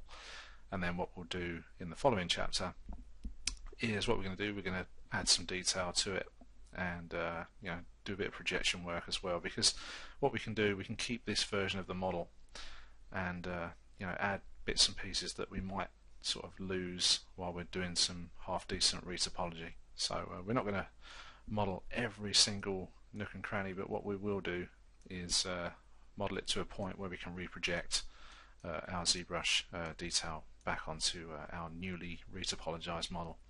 So first of all, what we're going to do is we're going to go to the Z-remesher option. That's just under the geometry tab here in Zbrush. We just want to open that out, and when you first use this, what will happen is you'll get something that comes in. I'll just adjust these settings back for you. You'll have something like this. You'll have a default setting basically. So what I'm going to do is crank that right up to 100, use the adaptive setting, and also double. So basically, because we put it up to 100, that's going to give us like a 100,000 polygon count, something like that, and the adaptive is going to give us a bit more detail, and not necessarily quads, but just going to keep a bit of detail for us to work with when we go back over into Maya. Also, as a rule of thumb, what I try to do with the ZBrush models when I'm doing the Z-remesher is to actually just make a copy of your sculpted model, so just in case you want to flick backwards and forwards to see if you lose any detail or stuff like that, so you can do that. So good thing to do is just highlight that and just duplicate the layer. Okay, so we'll be using this top layer, and we'll just turn the other one off. Okay, so you've always got a copy of your original Dynamesh layer.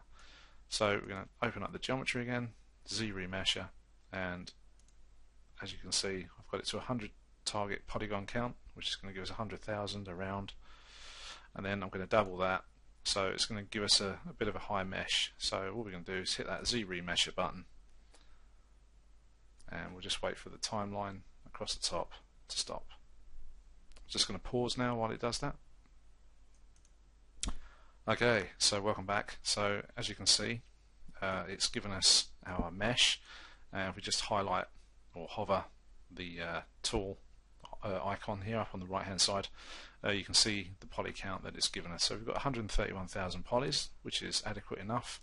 The detail is reasonable, and it's good enough for us to put this guy over into Maya. And if you want to see the poly frame of this mesh, so you can see it's pretty clean, but really it's not usable if you wanted to use it for animation or something like that. So if you look at the lips here, you know, it's not great.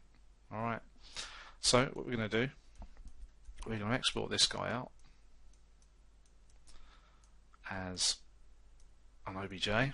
So I'm just going to go all the way down to the bottom here, make sure our export and group is off, and then we're going to export this to our bat head mesh 1. Okay, I'll just save over that. and that should be done. Okay, so we just open this out so we can see we've got our mesh, and we've also got our near 5 million mesh, our Dynamesh as well. So we've got the spare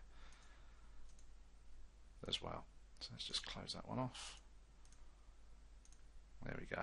So that's the Dynamesh version. You can see how disgusting that looks. But if we go back to our ZRemeshed version, you can see a lot cleaner and a lot denser as well.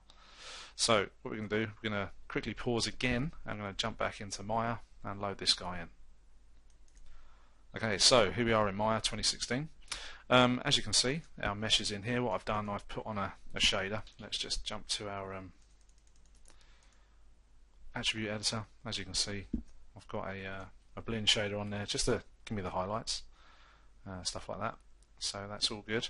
And what I've done through the power of video as well, I've actually retopologized the mask already. So I'm just going to show you that.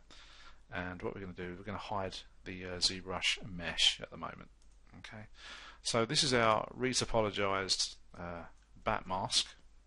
Okay, let's just put some highlight, the wireframe on here. So as you can see, it's a very, very clean mesh, and that's been modeled over the top of the ZBrush model.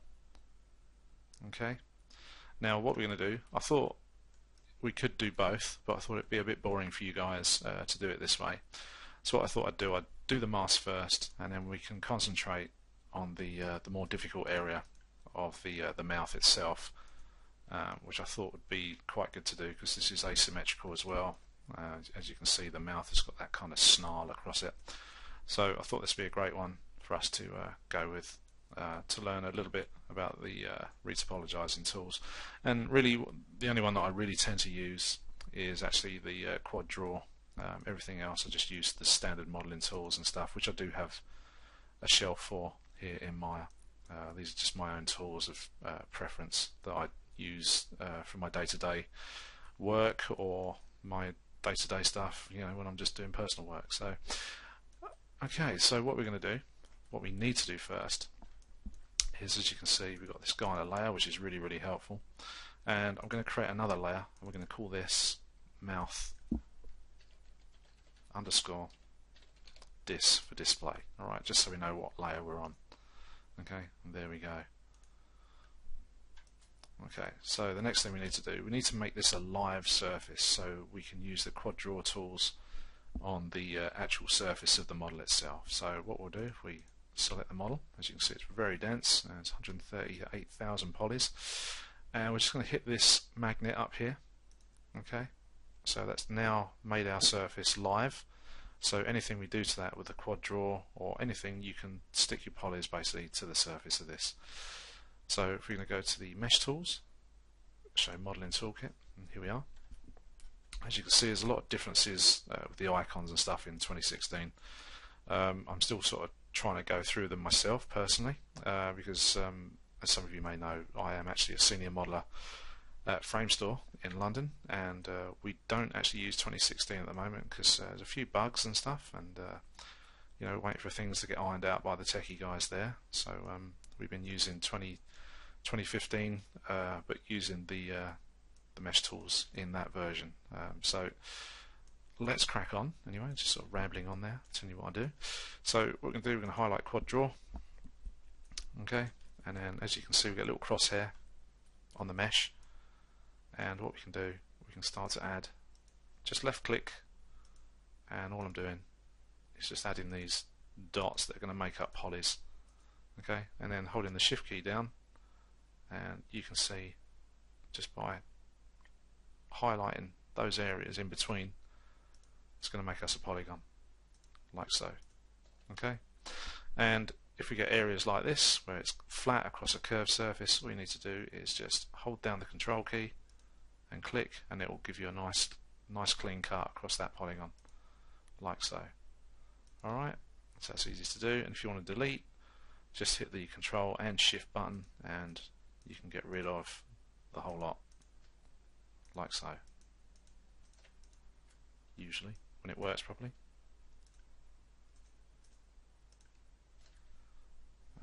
just get rid of those edges. Okay.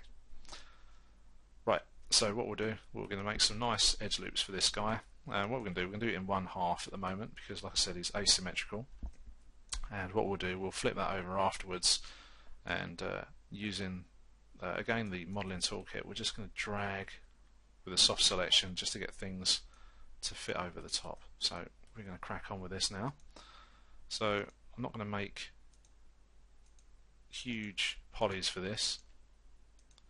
I'm just going to make sort of nice, decent, clean mesh like I would if I was building a face from scratch. The reason we chose to do this technique for this particular modeling really is because if you are wanting to get into the industry, you'll find that there's lots and lots of scanning is used a lot more now to create characters or sets and stuff like that.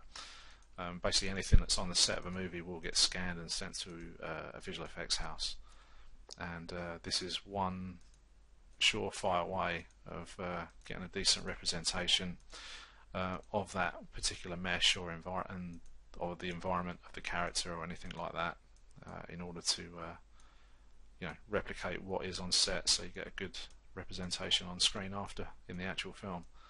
So this is just one way of doing it. Usually with characters though, for visual effects movies, they will have a standard sort of in-house character already built, and then you would use various bits of software to align your in-house mesh to the body scan of the actor or actress or whatever it is that they want you to build, and then obviously use tools like Maya and Zbrush and stuff to make them look really cool afterwards and detail those up and extract displacements and stuff like that. So this is another way of doing that as well. So, but as I said, with a visual effects house, they'll have their own meshes already built, and it's just a case of moving points and polys around. But if you were to do it from scratch, if you had to reproduce, like I say, a scan, this would probably be your best way to do that right now. Okay, so as you can see, we've got this bit of a jowl going on here, and you've got the cheeks and stuff as well. So I'm just trying to sort of fathom while I'm rambling on to you which way to go about this. So if we do this one and this one, and I think what we'll do, we'll gradually just take these right round to the base of the lips as well. Okay, so if we just start to curve everything up, it's a bit of an odd shape because of the nature of the character, the way that's been sculpted. So, but we want to keep it sort of animation clean and animation friendly. Okay, and what we can do a bit later on, we can do stuff like this, add the extra loops and stuff like that, make some cuts. Okay, so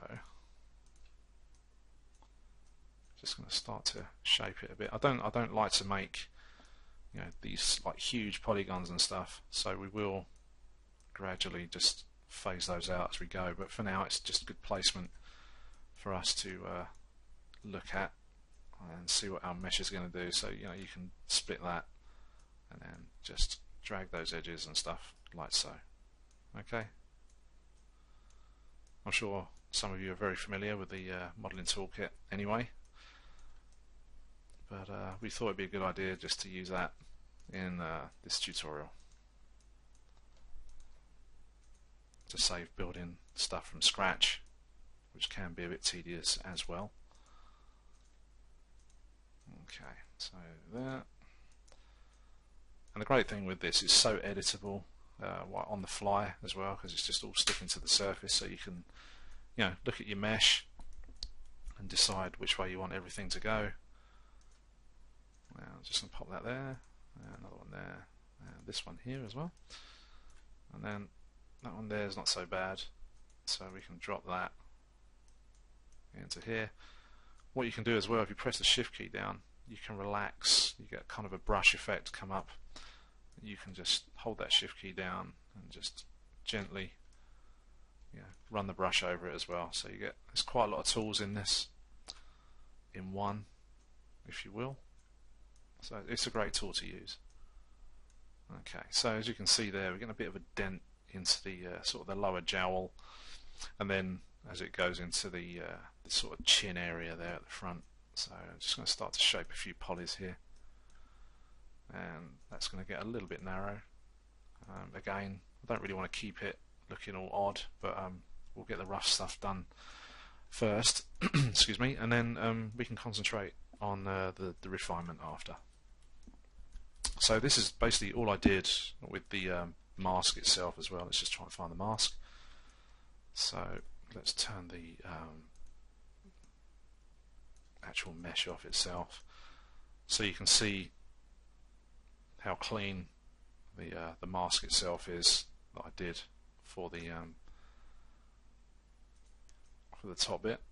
So it's very clean mesh, you know, so that'd be really nice to UV and stuff, and get that back over into Zbrush, do a bit of detailing. Okay, so just going to bring these here, and I'm going to finish that about halfway, okay, about there, and that's where we'll choose our stop point in order to replicate that later and flip that across, and then we can bend that around and everything else. So that's going to be really good. Okay, so let's just get into here. As you can see, sort of little tricky area there on the edge of the mouth. Something I was aware of while we were in ZBrush, so I kept going backwards and forwards and filling with this area.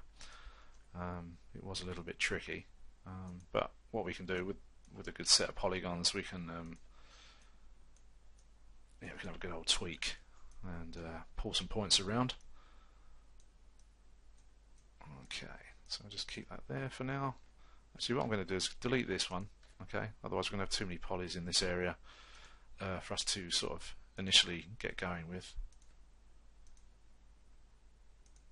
There we go, and then we'll just move those like so. Okay, so it's pretty straightforward. There's nothing too taxing at all. You know, really don't need our split poly tools or, you know, all those other bits and pieces, merge verts and stuff. We don't really need it for this because it does it all automatically, which is really cool. Okay, so let's just grab that.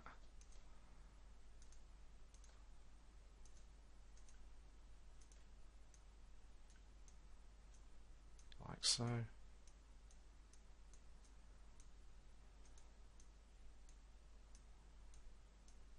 There we go.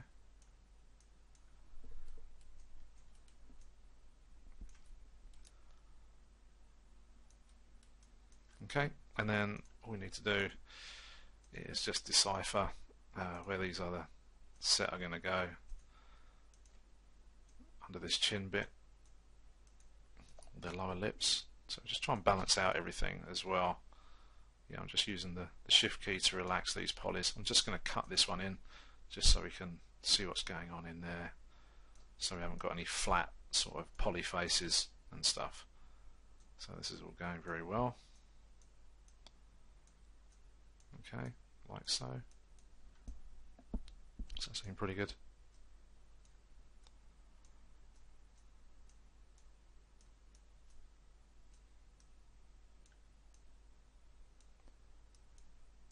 Just pull that down.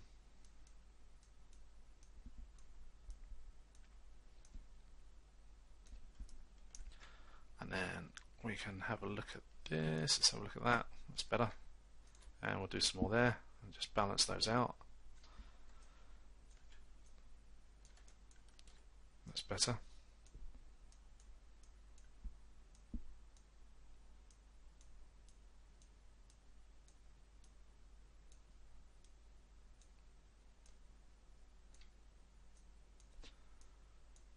And then just pull that across. Sorry for the silence. I am actually concentrating as well to try and do this. So I don't mean to be quiet, but you know, sometimes you do get into the zone a little bit with this kind of stuff. I can tell you that a lot of us guys working in visual effects have always got a ton of music on them, listening to iPods while we work all day. So there's a lot of sort of shoulder tapping and stuff going on when we want someone to listen to what we got to say, things like that. So, but it's all in good fun, and a lot of the guys do work hard, even with their music blaring out, stuff like that. But it keeps you in the zone, and you know you do a great job once you're in there. So it's all good stuff. But okay, let's just okay. That's pretty good. That's looking quite nice. And then what we want to do is come under here and then start to just pull stuff around a little bit, because obviously we've got we just highlight the mask, so we've got the mask going on under here. Let's just hide our initial layer. So the mask is there, so what I can do is just pull stuff up and that will disappear underneath there. So we'll do that, we'll get all our polys into place, and then we'll start to move things around, because otherwise what's happening is, as you can see there, what I've just done, it's all going to start sort of floating and stuff like that, and we can't see what we're doing. So it's best to just keep on track with the actual model itself, and then go from there really. Okay, so got a small issue there, so I'm just going to get rid of those two polys there, and then introduce these two guys here, and then, so it's a bit more edge loopy and animation friendly. Okay, so, and I'm just going to pop a couple of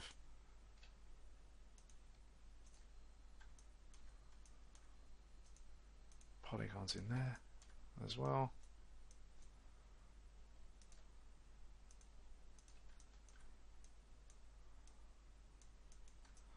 Okay, so I'm just going to be a bit bold and just pull those up like so, just to give us a bit of playroom for this bit, and then we'll cover up everything else afterwards. Okay, like so, and we'll just get these polys in there.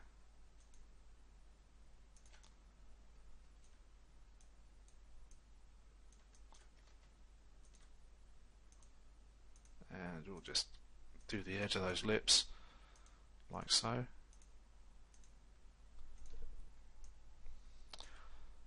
So we're not doing bad. This is from Zbrush to this point, it's taken us around 20 minutes, so it's pretty good going, I think. And what we will do is, actually I'm going to get rid of those again, and then introduce, because we've got the top of the lip there, and I think I'm going to do that. Oops. Do that there like so. So we've got the entire loop there for the lip itself, and just a little bit of jiggery pokery going on for this stuff. And then what we'll do is, I'll get rid of that one, that one, that one, and that one. And I can introduce that one there.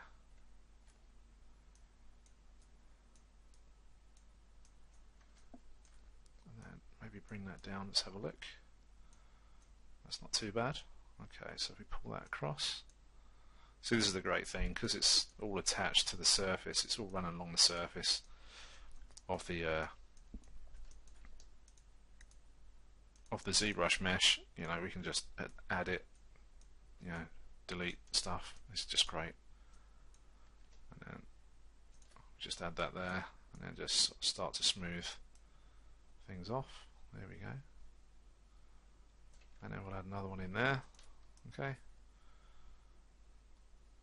So this is a really cool thing. It's just so visual, doing stuff like this. I love it. Okay, so that's pretty cool. I'm not too concerned about the underside of this at the moment, because we are still building this part of the model. But I think we're sort of on about a halfway point there. Let's just pull these polys across to about there. Okay. There we go. And then let's see what we get there. That's more like it. Whoops, don't want any more polys. Yeah, we do. Let's have some there. Then we can just balance that out a bit better.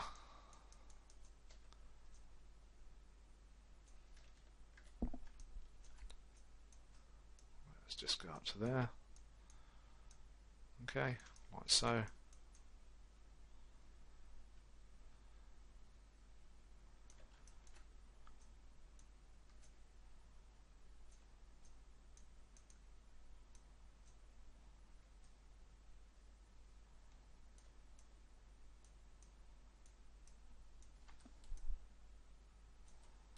Still think I could probably do something with that piece. Let's just hide that a minute. Let's just grab that and put this on this layer. Okay. Let's just have a look. Yeah, it's because of this area here, but I think we're okay. Yeah, should be. Let's just take a few of these up.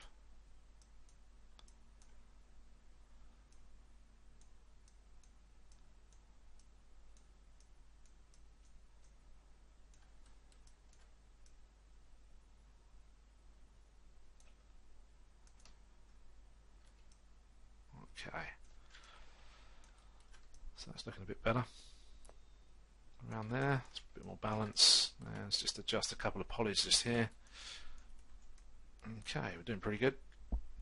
Okay, so what I'm going to do now is we're going to concentrate. Actually, let's get rid of that edge loop there. Don't want that at the moment. And ignore that one for now, because we want to come down and around here. Okay, so let's crack on. And just move these around. Like so. Okay, there we go.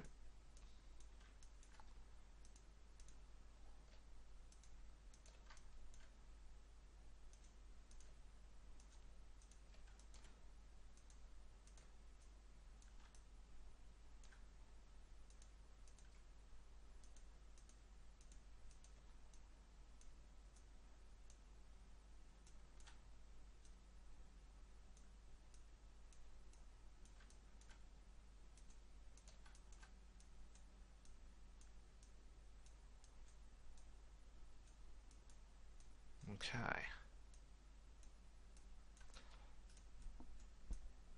Okay, so that's all looking good. And then what we'll do,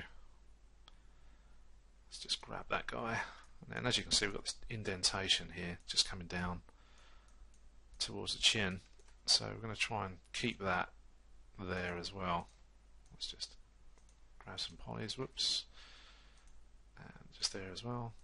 Just trying to keep the shape, even though once we go back into Zbrush for a bit of detailing and stuff, it is, you know, with the projections and stuff, it is going to come back anyway once we subdivide the mesh and everything else, so it's all going to look pretty good.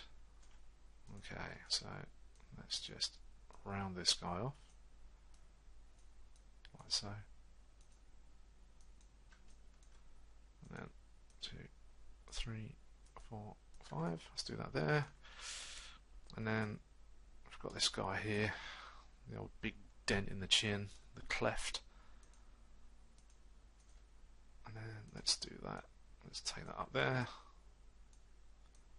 like so, and bring this down a little bit, and a little bit more. Okay, so there, there. So this stuff, what we'll do, we'll extend that inside the mask afterwards, but we'll probably do that in the next chapter. What I want to do is get this half done for this particular episode, and then we can go on to fine-tuning the other side of the chin. Okay, so where are we? We're here, so let's all the way up to here. So what I think we'll need to do here is start to add kind of a different sort of shape to it, which is about right there, and then that's okay there, and then we just so we can got a bit of movement to play around with the mesh there. We'll just bring that all the way down. Whoops. That's the other thing, sometimes if you get one of these points, sometimes if they could be in an area where the shape doesn't quite sort of reach, so you have to sort of fiddle around a little bit or zoom in, and usually you can find it, so it highlights it just right for you. So that's all good, and then all we need to do now is add another point sort of there. There we go. Let's just bring this out, just trying to balance out these polys as well. But again, we're going to be doing adding a few more bits and pieces anyway, so but I'm just trying to keep it tidy as we go. So let's whoops. So let's just go a bit closer, there we go.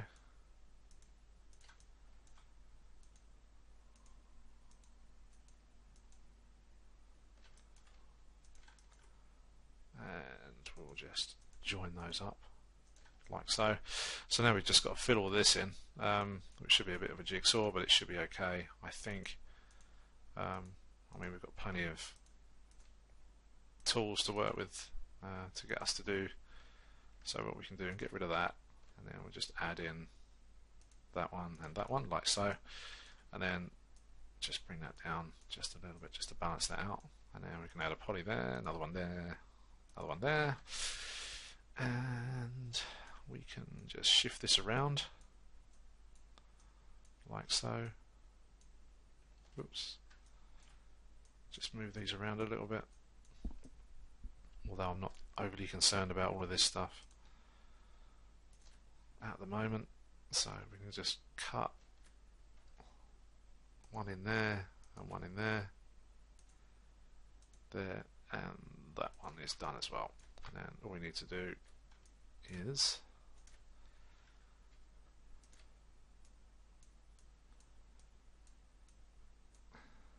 get this one to work for us through here. Oops. That's not great, but it will help. So we got that there, that's okay. Then we can add another one there and there. And it's just this guy that I don't want going all the way up through the top of the head. Okay, let's have a look at that. So that one we don't want that one.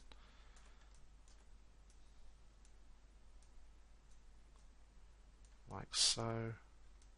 So basically we want something a bit squarer. Let's go there, like so, and then that one. Okay. Just going to get rid of this.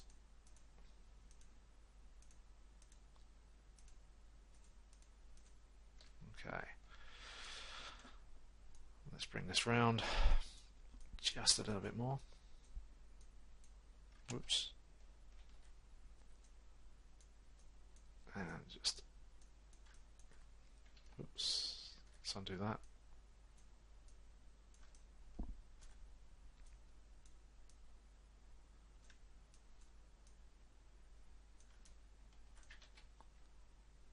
It's just where I've grabbed the edge and it's just shot off because of the tolerance on that. Okay, so if I just pull this round, that's gone again.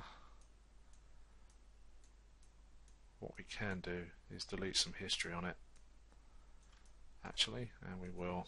Let's just go to F8, delete some history, and just jump back straight on that, so that will help us a little bit better as well. So let's get some polys going across here, and once we've got all this bit sorted out, then we'll call it a day on this particular episode, and we'll jump straight back in with the other side in the next one, and then we can jump on to some UVs because we're going to need those a bit later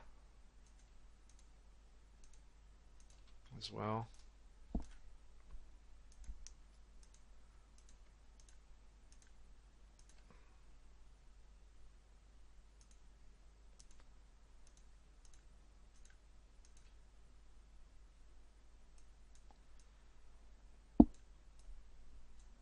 Okay, so that one, no, we don't want that one there, we want this one here, like so, I think. Actually, let's leave that a second. Okay, and then just bring those round.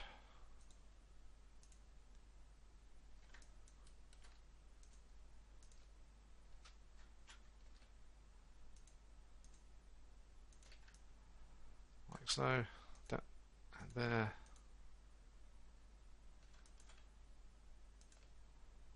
There and there. There we go, that's better. That's much cleaner. It's beautiful. So the power of the modeling toolkit obviously is very, very good. Let's just pop in some loops and start to smooth stuff off. I don't want any there, so I'm just going to smooth all of this guy off now, and then we'll finalize this a little bit with the lips. Let's pop one in there. So as you can see, that's nice and relaxed, and the mesh is very clean as well.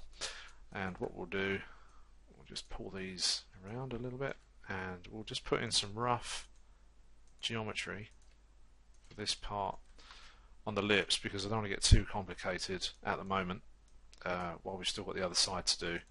So we'll just add in one set of polys with a bit of shape as well.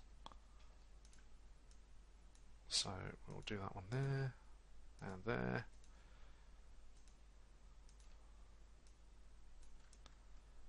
And that will close up a bit more there. I'm just trying to keep it as low as possible there, because what we will need to do is, of course, add a mouth cavity for the actual character. Whoops. A bit later on as well. So we'll do all that. So all we need to do now is just give this some rough lip placement, and we're nearly there. So a couple of polys to go, and there we go. So I'm not going to squeeze them too close together, just close enough to give us the definition that we need. And there you go. So just going to tidy that up. There we go. Okay, so we'll call it a day on this particular chapter, and what we'll do, the next chapter we'll carry on. We'll edit this a little bit more, flip that across, and yeah, keep cracking on. And then once we've got all that put together and fine-tuned inside the mask, so we haven't got too much to do, we can jump onto the UVs, and well, we'll get the inside of the mouth done, and then do the UVs, and then we'll jump back into Zbrush and start giving this guy a bit of detail. Okay, so we'll call it a day there, and I'll see you in the next chapter.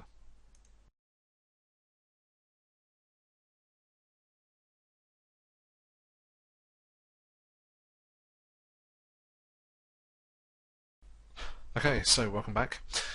In this chapter, what we're going to do is we're going to flip this guy across, and we're going to start to sort of pull the mesh around just so we get a bit of a better fit and stuff like that. And we're also going to fine tune the edges of the lips and add in the mouth cavity. If we get a chance, we'll start on the UVs, but otherwise we'll crack on with the UVs in the next chapter. So let's crack on. So as you can see, I'm now actually in object mode in Maya. For this, so the surface of this Batman is no longer live. So let's have a quick look, see where we are. Let's just make sure we're on the correct layer. Yes, we are. So what I'm going to do first is just hide this part of the mesh. Okay, and then we're going to grab, let's go to a front view, Where's our front view? There it is down the bottom. So let's just go to a front view. Although the camera is appearing behind our model, let's marquee select that area, and we'll just jump back into a perspective view as well. So let's just have a look. Okay, so and what we'll do, if we come up here, so we're on absolute transform, and what we want to do is just put all these verts to 0. So just go into the X, hit 0, and they should all straighten out like so. And then you can use the move tool if you wish to sort of bring it in line.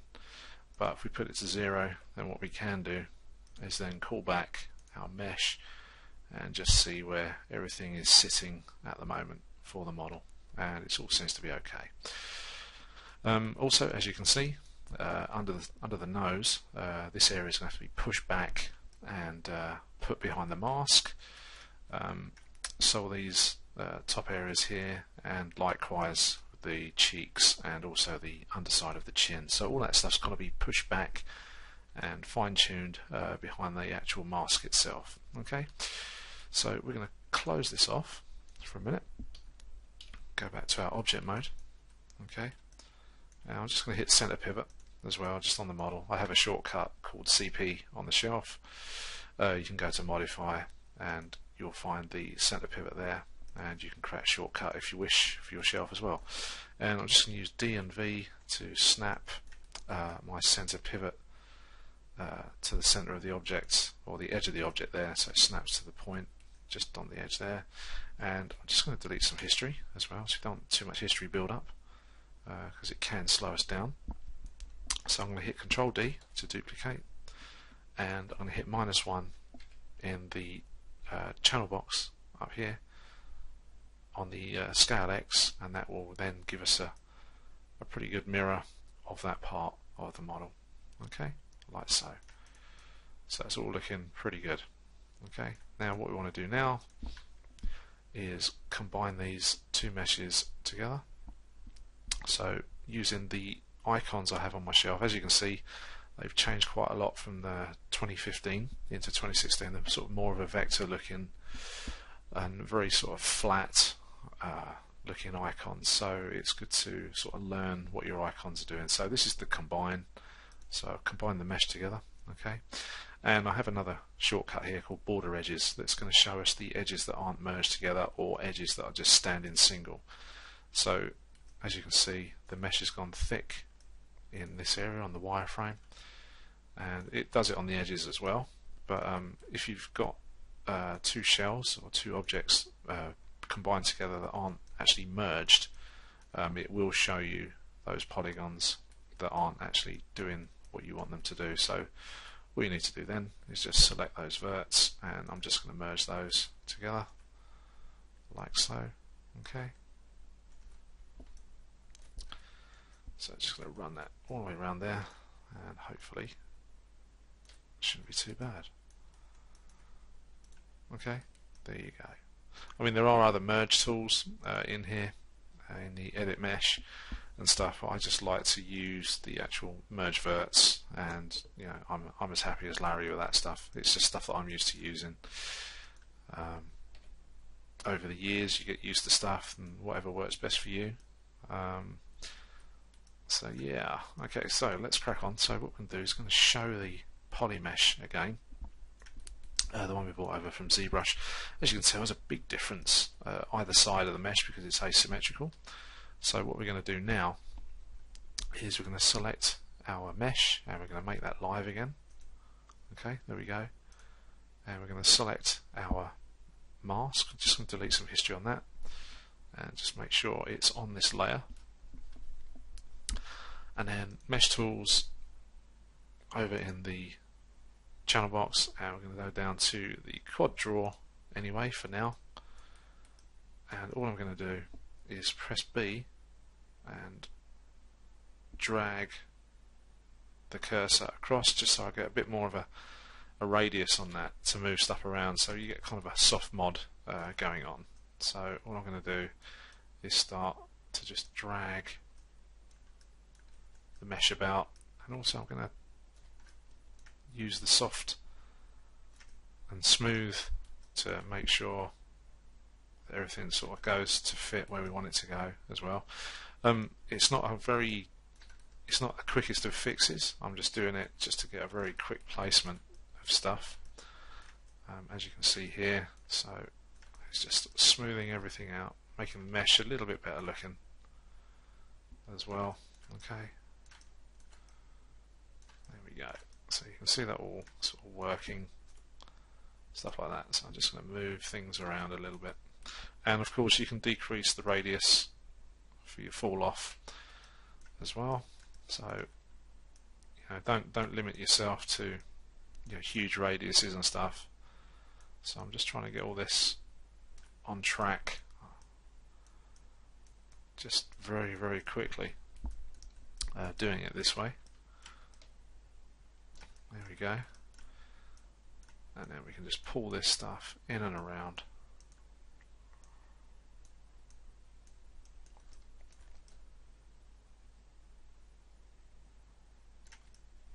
Okay, like so. So I've hit B again just to turn off the type of soft mod fall off as well. And I'm just going to start to drag some of this mesh about. Okay, so as you can see, we want to keep the loops sort of in the same sort of area as well. So just follow those around, and should be good. For the next sort of volume of this character's build, we're going to be doing the body. We're not going to be doing the body for this particular tutorial, but there will be a volume out to build the body itself shortly after. Well, it'll be in progress while this one is out. We're going to show you some really fantastic techniques in sort of copying attributes across model wise after you've sort of done a lot of Zbrush work, and it just helps you transfer attributes very quickly to and from meshes without blend shapes and all sorts of things, and having to worry about just the way your mesh looks. Really, you can just transfer stuff very fast. Okay, and I did give it away there using the transfer attributes, but there's a way to do it which is pretty neat that I've been sort of learning bits and pieces whilst updating my character modeling knowledge for production purposes. It's been absolutely fantastic to learn, and I feel it is something that to be shared, so people are aware of what's going on in our industry, and it's good to learn stuff and not just sort of stick to the usual forum debates of the best way of doing this or that. So yeah, keep an eye out for that one in the future. That shouldn't be too long in coming. Okay, so just going to zoom in down here. Whoops, that's a bit too far. Okay, so as you can see, okay, let's just make sure I've got that turned off. So here you can see got that little dent going on there. I'm not too happy about that actually. Actually, I'll take that loop out. We'll probably be able to reproject the detail back in at some point with that. Okay, there we go, that's better. So that was quite sort of painless really. Let's just have a quick scroll down. I'm just going to turn off auto weld for this tool, because basically if I keep it on, let's just show you, and I get too close, that's the sort of tolerance between each of the polys or points that so you've got your tolerance here and stuff. So I'm going to turn that off because I don't want him to weld up at all. So I'm just going to move things a little bit closer to each other, like so. That's all looking pretty good. Let's just pull that down. And I'm just going to sort of start to shape up the mesh a little bit as well. Excuse me, I have to excuse me, my voice is going there. So let's just start to push these a little bit better as well, just around.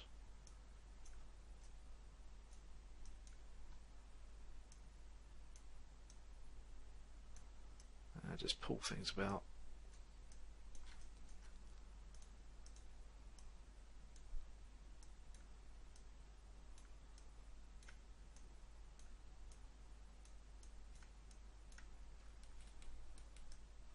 There we go. It's a bit of a sneer going on there. Whoops, don't want that getting too close. Well, what we can do, we just go back to our layers.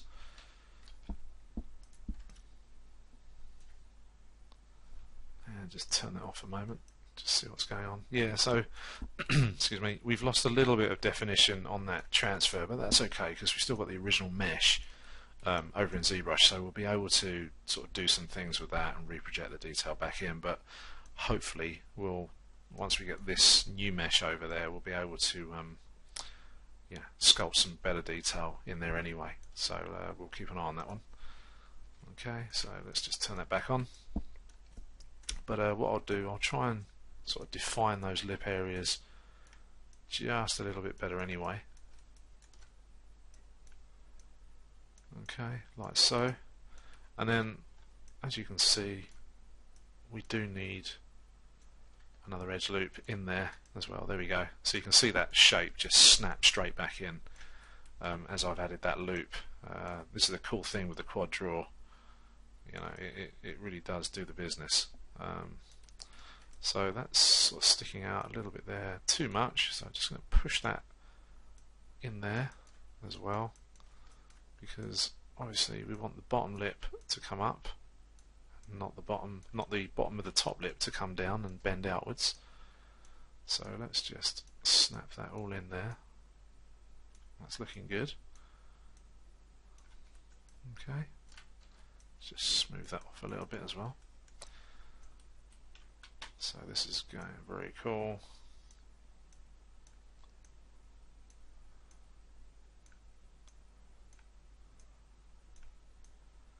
There we go. Just going to pop that there, just make that a little bit thinner. Just going to bring these around as well. I mean, I'm using the modeling toolkit to pull this stuff around, but because we're going to be making the mouth cavity as well, we're going to need to use the few of the standard modeling tools anyway with Maya, which is not a bad thing. So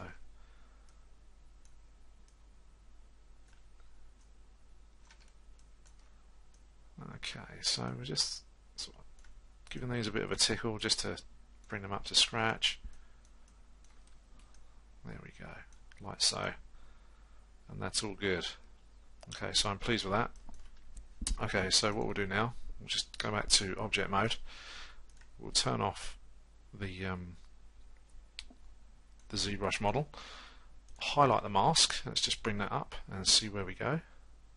Okay, now I'm just going to put wireframe on as well, just so we can see what's going on. And let's just make this a bit brighter, just so we can see that as well. Just turn all that specular off. Okay, so we're back to a normal. In fact, what I could have done is just gone here to default material, but I think that does disappear. There are issues with that. Yeah, I thought there was. I seem to have issues with that one. Okay, so I'll leave that for a moment. Not sure why. Anyway, so let's grab these guys and let's just see if we can mirror the position upwards. So let's get the move tool. Just going to double click on that, see if we can get a symmetry on that on the X. Does it work? Are we going to get that? Is it 2? No, it's picked it up, so that's good. And I'll just grab that one as well for good measure. So what we'll do, we'll just pull that up, okay, like so, and we'll push that back in. Ah, I know why. Forgot to turn off the live object, so let's turn that off. Okay, so let's go again with that. So now that won't snap to the mesh anymore because that's turned off. So hopefully we've got something reasonable to deal with here.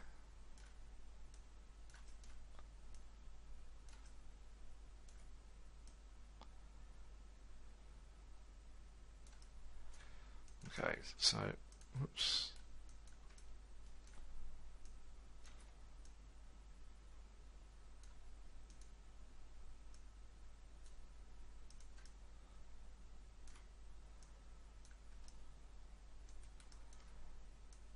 So there's always going to be a little bit of manual work to do. You're never ever going to avoid it, as much as most of us would probably like. But you know, that's the joy of doing this stuff. That's why we do it, because it's such a great thing to do. But I'm afraid that when you've been using that modelling toolkit and the quad draw and stuff, you kind of crash back down to earth a little bit, because of the way that allows you to do stuff, and then you have to come back into the world of reality with modelling once again. And then let me just see where I'm at. Let's just check my symmetry on that. Let's just turn that off. So on that off now. Okay, so I'm just going to grab this guy, just pull that up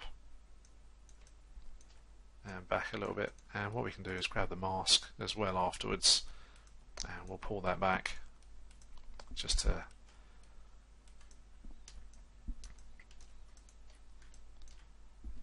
just going to hit B just for a bit of soft mod, just to bring that in just a little bit more. Okay, like so. And then what we can do, actually, if I can get it, let's go to edge, and we'll just grab that. And I should have done all that in one go actually. Let's just hit and just hide the selection on the top of the mask a little bit. Should have just done it all in one go, but never mind. Okay, so let's go back to 5 and just pull that back like so. Okay, so that will be inside of our mask. Okay, so I'm just going to a bit more fine tuning on this area. Obviously, as you can see, it's got to be inside.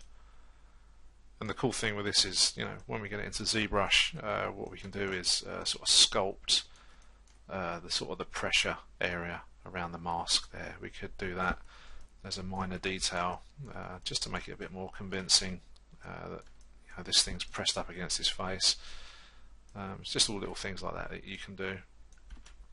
So I'm just tidying this up, because I think it's always useful to have a tidy mesh regardless of stuff being hidden, because it does and can cause issues later on, especially if you're building characters with clothing.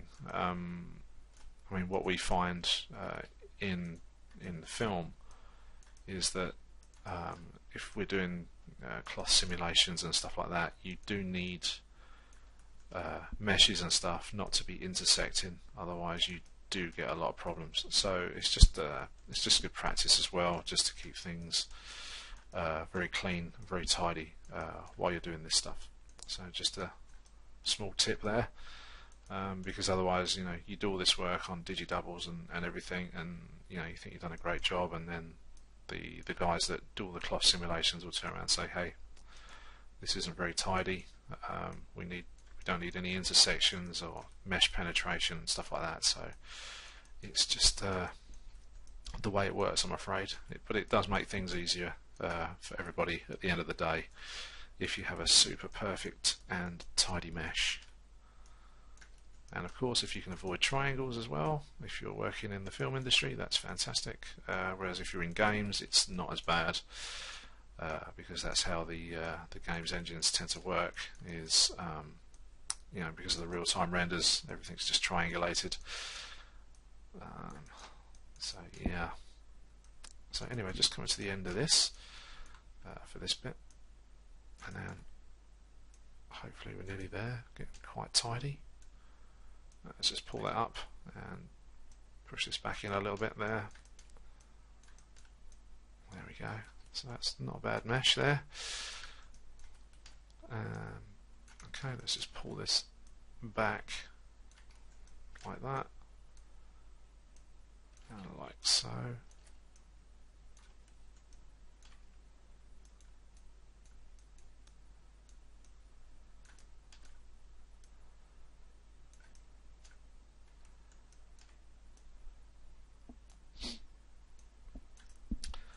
Okay, so let's just get the bottom of this chin off of the mask and just raise that up like so.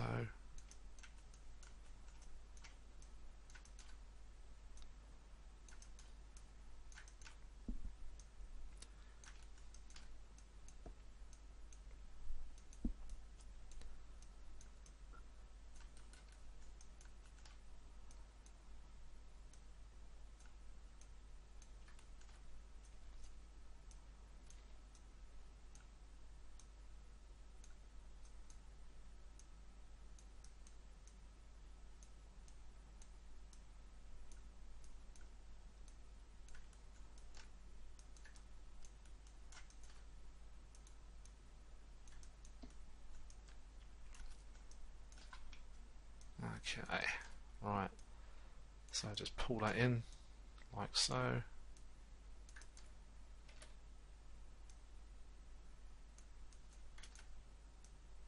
So this stuff's kind of tedious, but I always think it's worth showing regardless, because it just shows you that you know, don't take for granted what you just sort of see or that you think's going on with your mesh.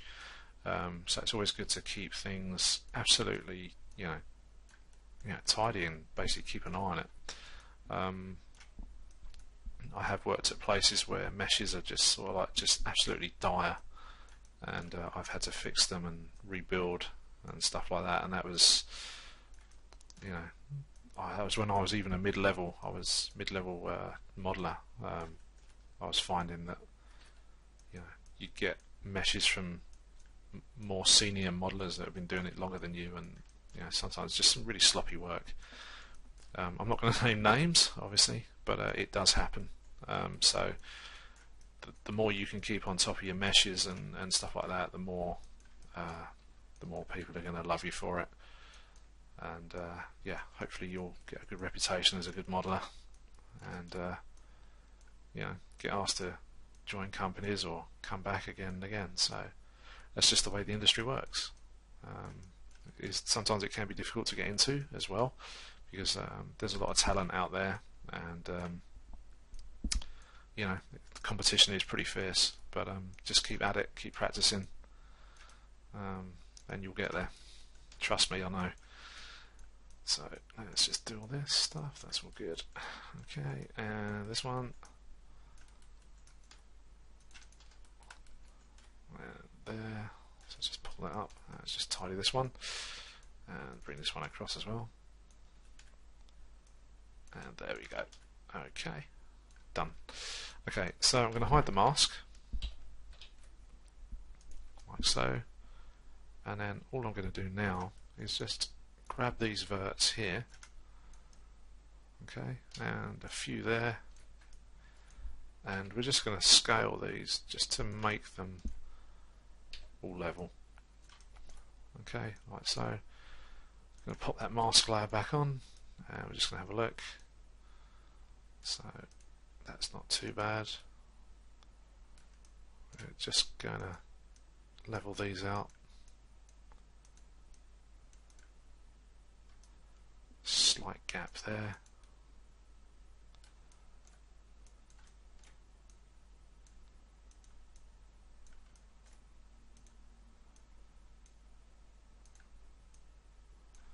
Go. Oh, bit of a.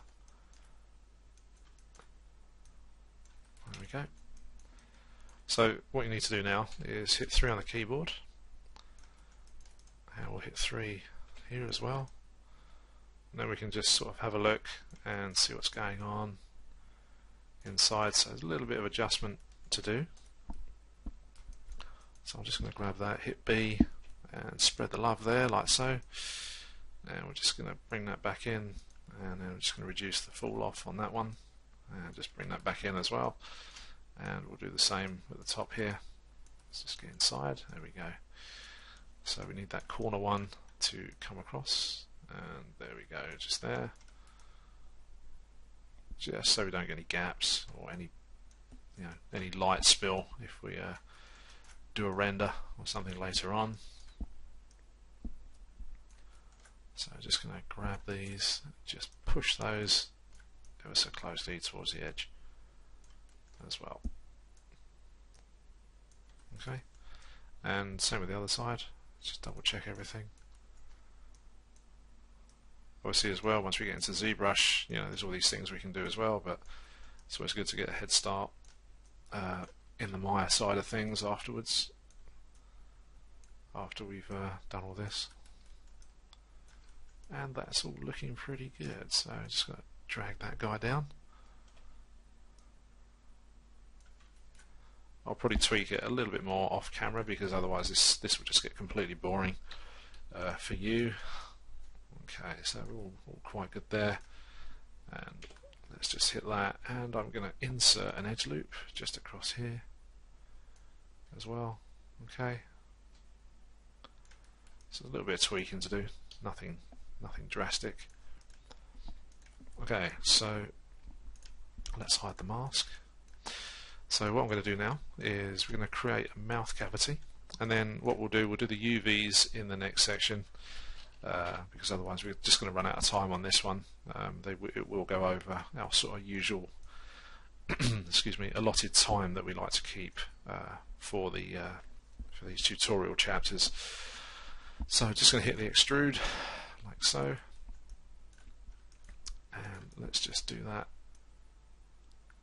like this, and then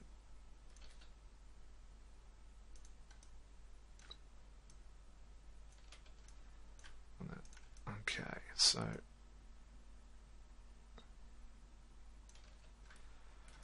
what we're going to need to do now is another one, and then open that out just a bit more there, and just bring that back.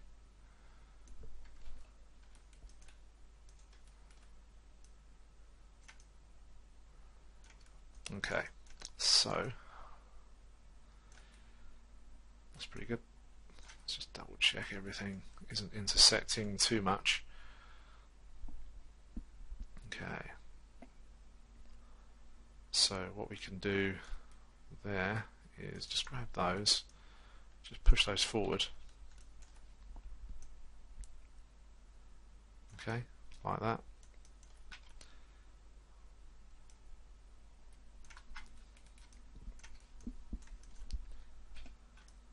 And then we can start to adjust everything on the mouth just to get everything closed. Let's just have a look.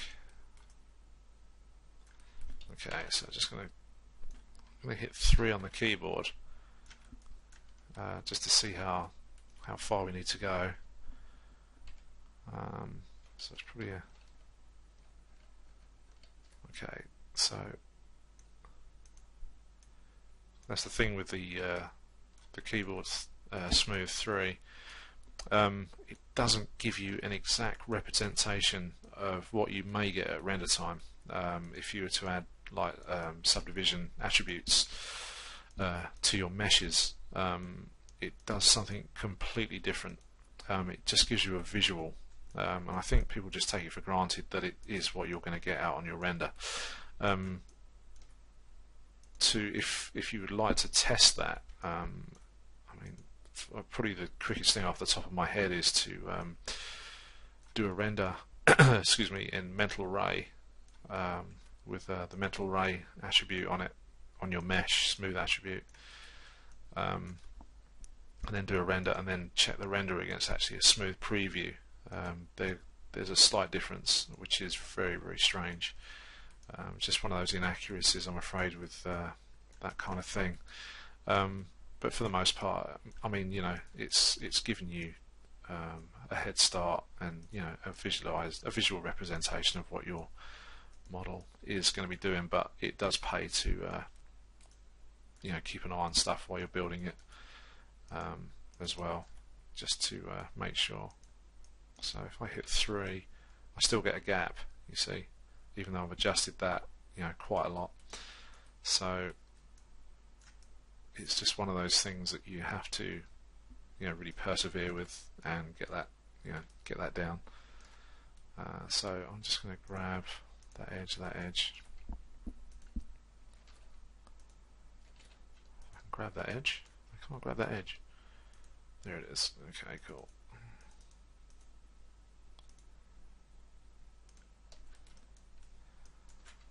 I do apologise if you can hear my processor whirring away here in the background.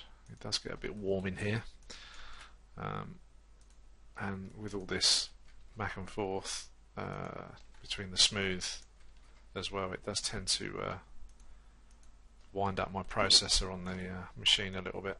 So, but also the fact I have got Zbrush running in the background as well, with the rather large subdivision model on there as well, so it's really just taking everything into account of what's going on.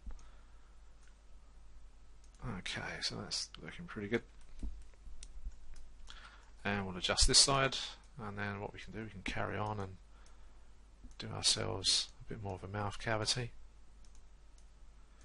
Usually I would do this in one sort of in another half, but because our mouth is asymmetrical, it's not really feasible to do. So I'm just going to go back to 1 and just going to extrude that again. Whoops. Let's just bring that forwards.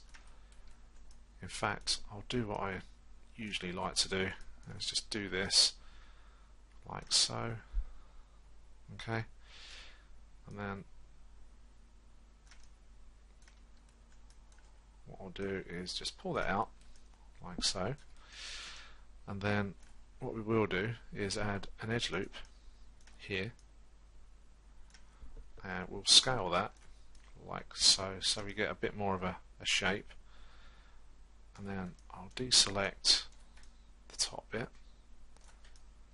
This is just a very quick way to get the shape done. Okay, like so. And let's grab that and pull that down, so we get more of an inner cavity, like so. And then I'll straighten that out, and then hopefully push that the other way, which is good. And then we'll grab, we'll grab this edge. Okay, and we'll do something similar as well.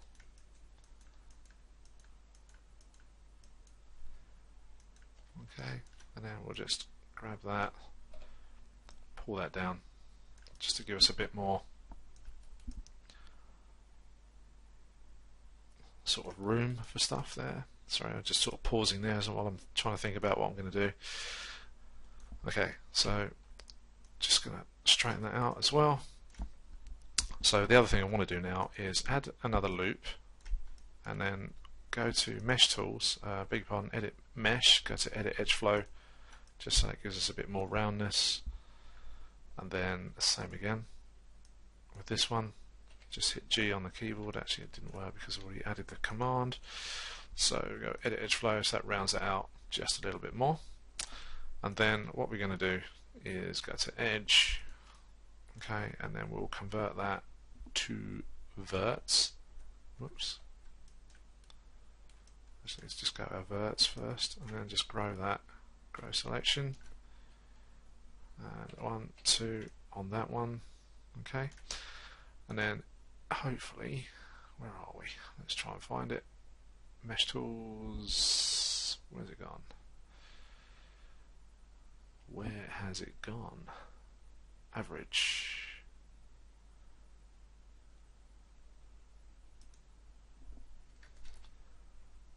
Nope. Let me try and find it. It's all disappeared. Okay. Average verts, there's the one. That's the one I wanted.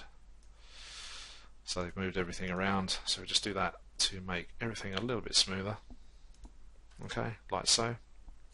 So it gives us a bit more, something a bit more natural. And then just going to grab the edges on this one, and we're just going to scale that up.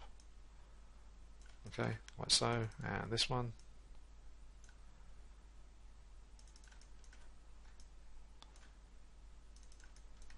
And we'll pull that out, and then we will scale that down. Okay, and then we'll start to rotate that as well and pull that down. Whoops, let's just do that in the axis.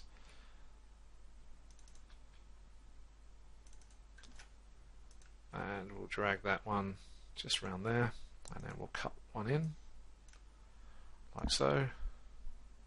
Edit mesh, edge flow, and same again with this one. Edit mesh, edit edge flow. Okay, so that's quite good. And then all I want to do with this is rotate this one just a little bit more. So we're not making any teeth for this. I just wanted to put this in on this.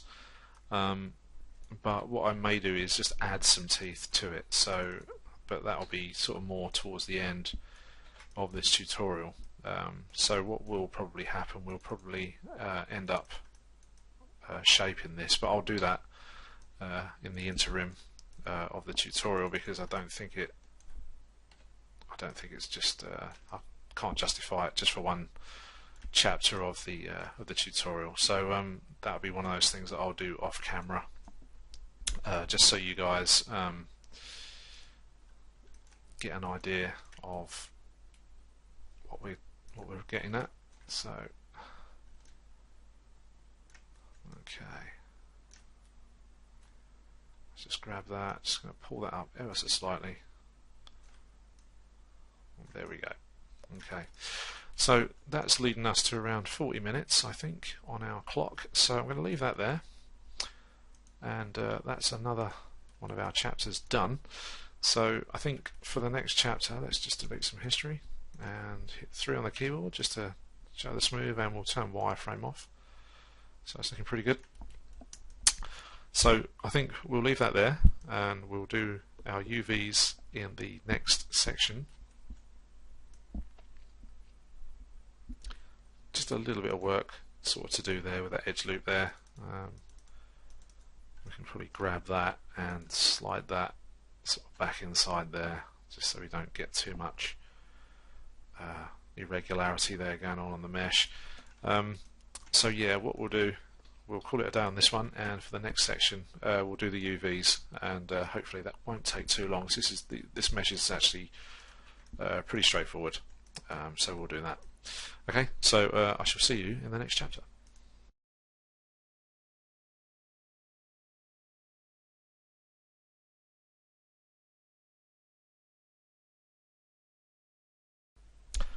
Okay, so welcome to part 6. So as we mentioned in the last chapter, we're going to go ahead and do some UVs on this one. I did just have a quick tinker with some auto UVs, but as always they are pretty diabolical. Let's just move the outliner. So as you can see here, yeah, as I said, pretty diabolical. You do get more than you really need in terms of shell, so there's always a good way to map stuff. The best way I find with a lot of UVs and stuff like that, you can use plugins that are available, or scripts that are available online for free. I know there are many SimplyMaya users that do use them, but if you're not into using that kind of thing, I think Maya does give you some pretty good tools to you know, basically lay out UVs really. You know, a lot of people hate UVs, which is why they do look for the quickest and fastest route out, but it's not always the best way, in my opinion, to have, you know, like a shortcut to do this UV or that UV. So I'm going to do this the way I like to do it, and we'll introduce a couple of the new Maya 2016 tools in the UV editor if we get the chance. So first of all, I'm going to actually get rid of the Zbrush polymesh now out of our scene, because we don't need it, because we've done all our retopologizing and stuff. I think the only tweaks that we'll probably need to do at some stage are the eyes, just to get a bit of shape in there and stuff. So what I thought we'd start with would be the mask, because there's a few awkward shapes and stuff in there. So let's get cracking on that.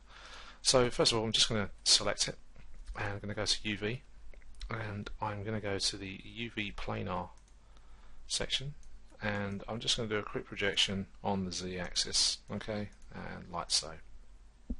Okay, so now everything is projected, and we should have our UVs like so on our Batman cowl. So first things first, what I would like to do is first start to cut out the front section of the mask. So by doing this, oops, let's just get rid of that.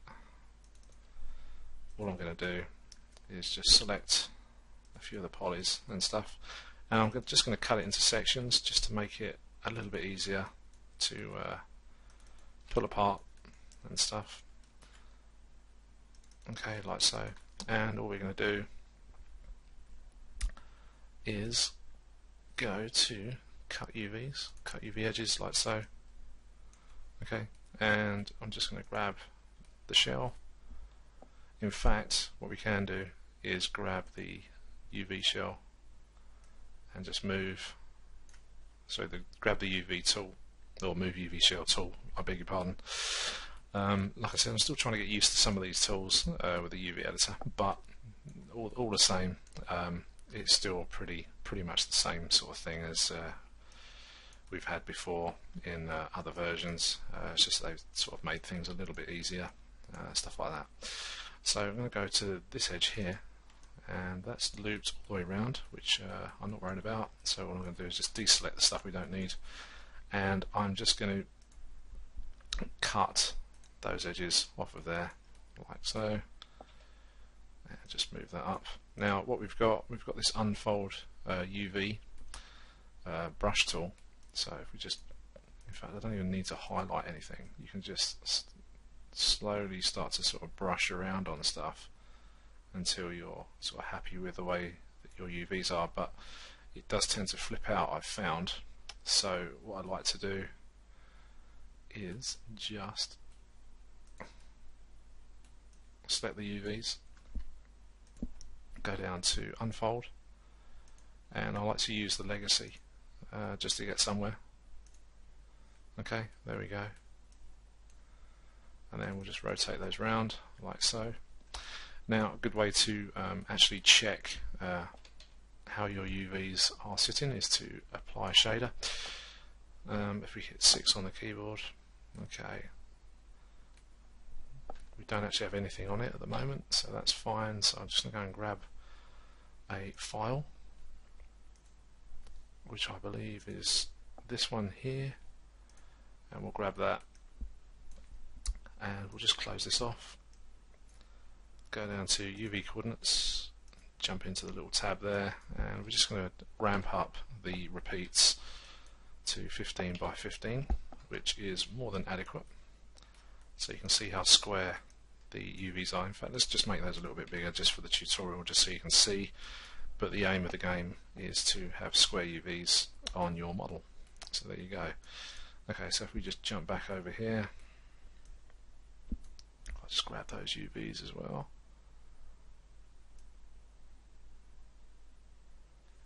And let's just go unfold. So that's not too bad. So that's the underside of the nose there. Let's just have a look. Let's see if we can brush this one out. There we go. See, that one's a little bit easier to do. That's much nicer. That one's not flipping out. I have a feeling that was flipping out because it was backwards.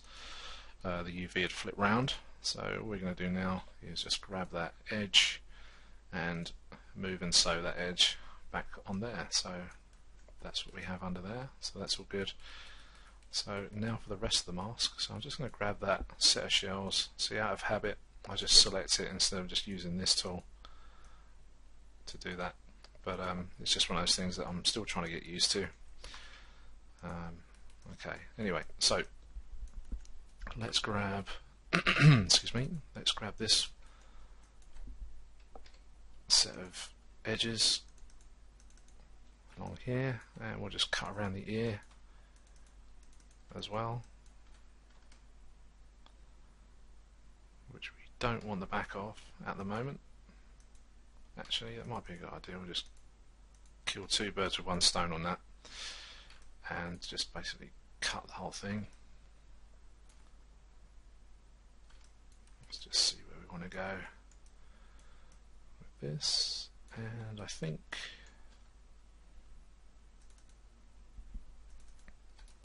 if we go around there, and here, here, and here, we can get that one there to hopefully, yep, there we go, that's great. Okay.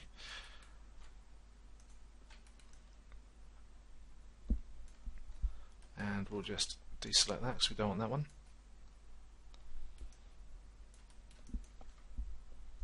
And we'll do the same with this side. Whoops, don't want that one. Okay, so just grab these guys all the way down here.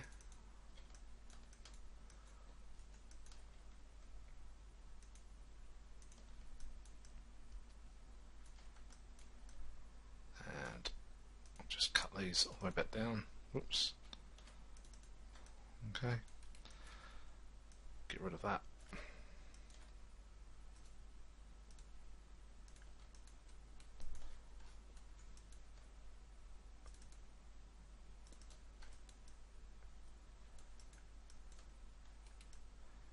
And I think what we will do, actually we'll leave that like that as well.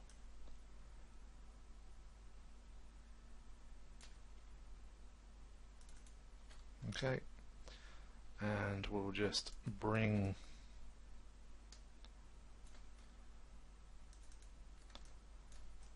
cut that along there.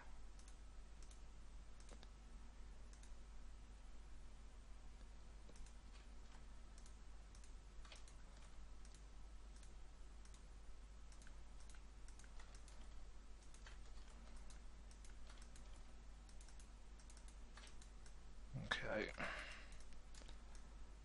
deselect those, don't need those, get rid of that one. So what we want to do is come up here,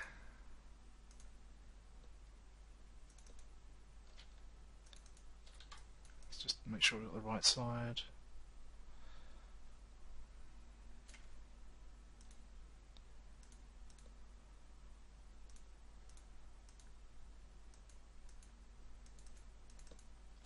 Okay, like so, and what we'll do is cut that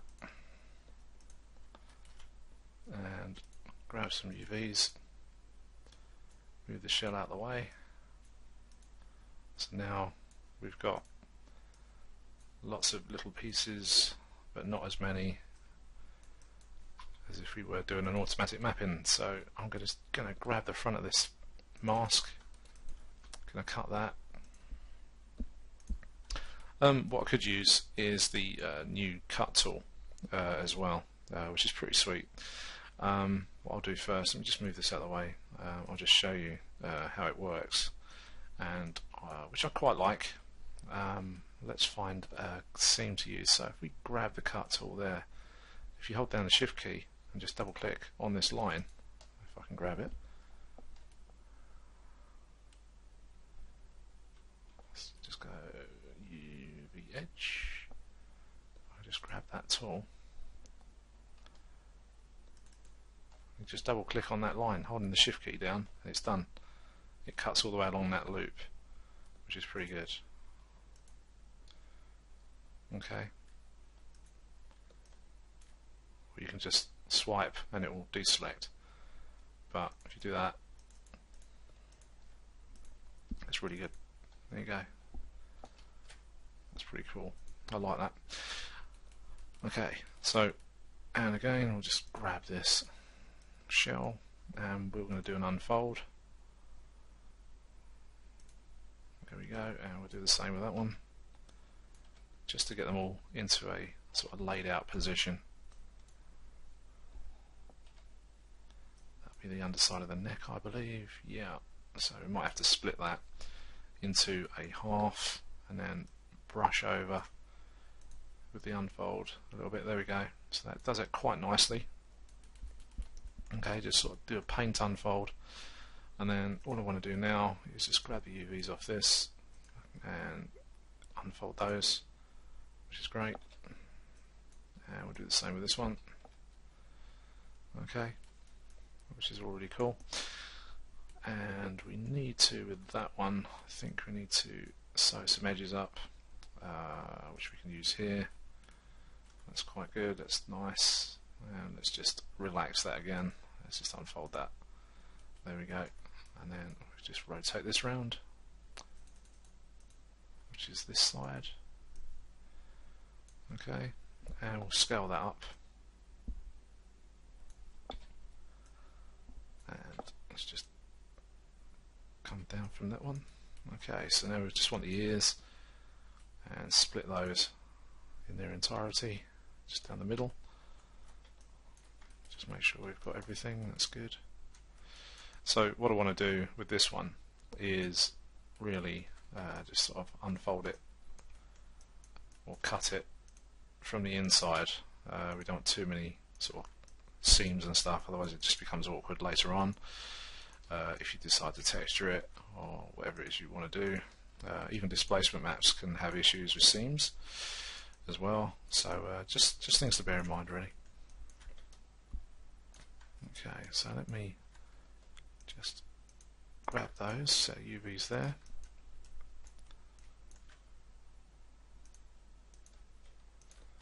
There we go. So we've already cut the base, so that's not a problem at all. And actually I'm going to cut it right around to the tip there as well. Let's just grab that.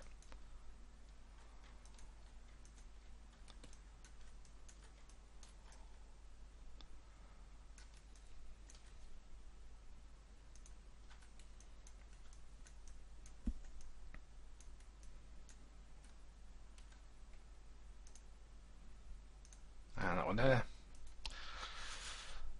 And cut UVs. Let's just grab those, unfold, which could be a bit awkward. It's not too bad.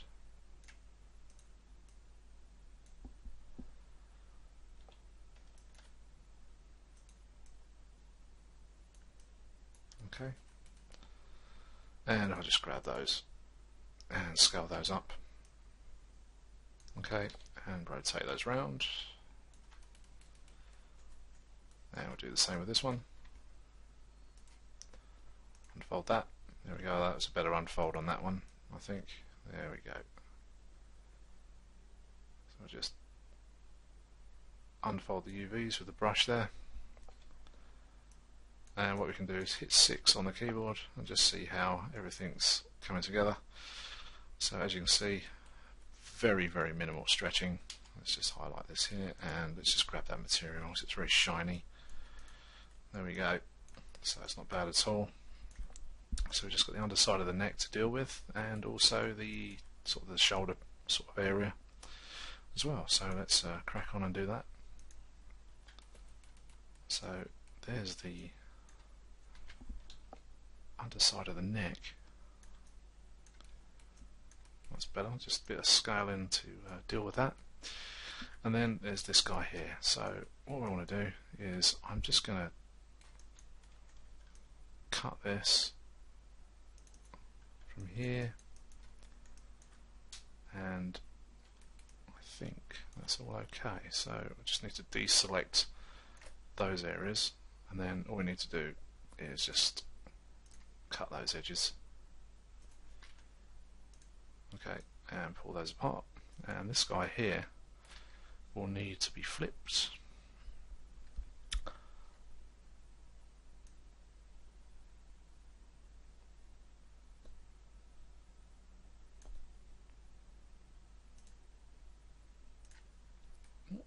I've got the wrong one.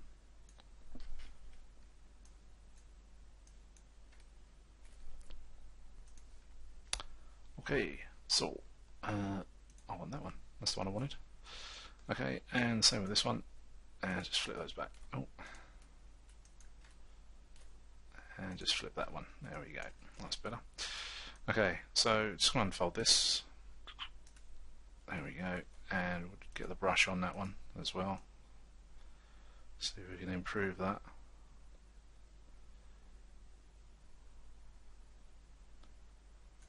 Not a massive fan of some of it. Let's have a look at this one.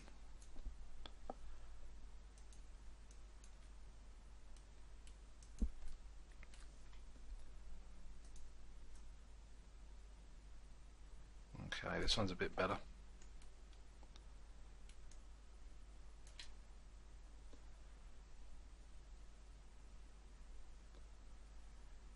Okay.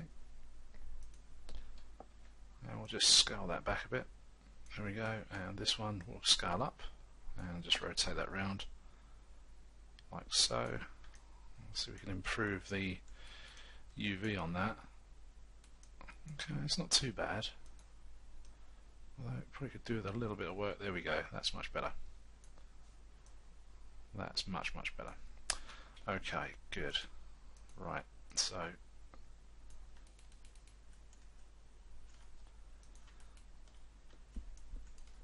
what we need to do now is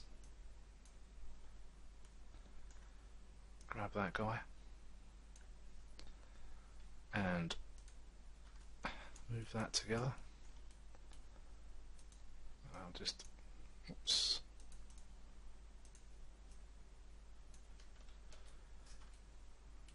That's broken for some reason. Let's have a look at that.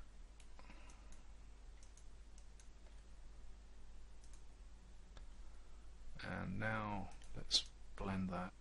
Okay, so a slight break there. So let's sew all that together. Okay, there we go. I must have missed the seam out when I was doing that. Okay, there we go. And let's just grab that. Rotate that around. Good. Then we want the other piece for the forehead up there, so let's get that into position as well. And let's just move that across.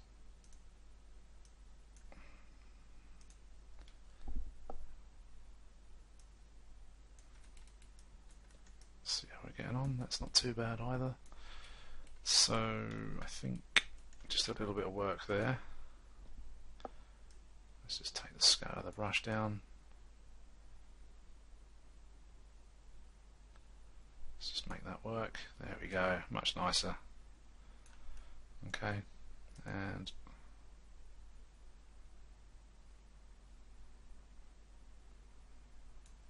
that's better. Okay, so let's see if we can get these edges to work for us. I think we can.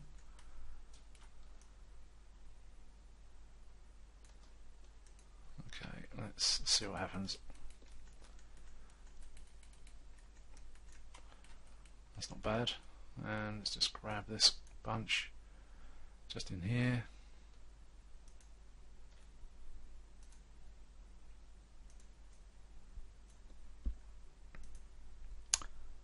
And let's just give these a bit of a tickle. So it's not too bad. Actually, that's pretty good.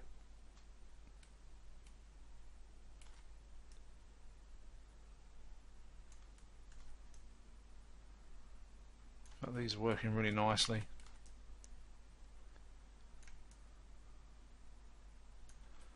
And what we'll do is we'll select these guys here and move and sew that. And again, just relax it or unfold it even. This is a really nice bunch of tools actually that coming into play. Quite like these. I don't use these, as I said before in the previous chapter, because we're still sort of debugging stuff for the pipeline. So 2016 isn't really being used in the pipeline at the moment. But nevertheless, I'm very happy with what I'm seeing here actually.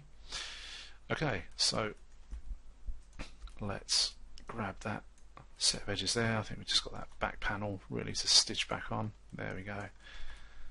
And if we just smarten these up as well a little bit. That's pretty good. Don't seem to need it.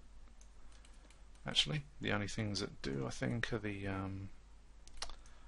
underside of the neck, which we can't really sew in because I think there'll be too much going on. So what we would do, the best thing to do with that is position it in a way where it should be.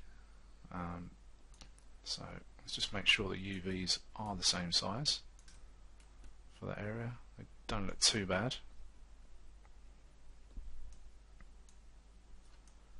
That's the front. So what we want to do is go to shell and reverse that so that flips around there. And then what we would like to do is grab those edges there, and we should have that one there, and we're going to move that to there. So what we need to do now with that is, if we unfold, it's not that great. So what we'll do is, if we use this guy, see what we can get out. And I'll just make that a bit bigger. There we go. Stretching is absolutely minimal on this, it's fantastic. Okay.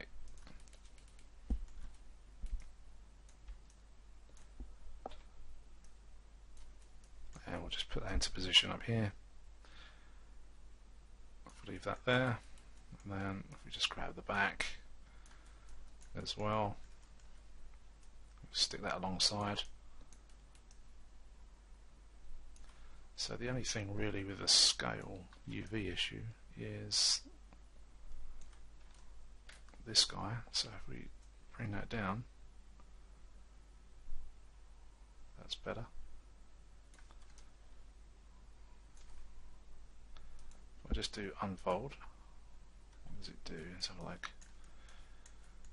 It's a bit wonky.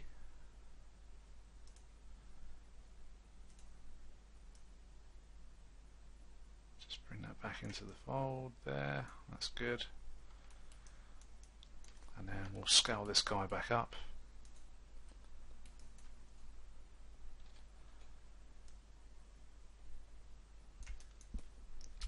And all is well.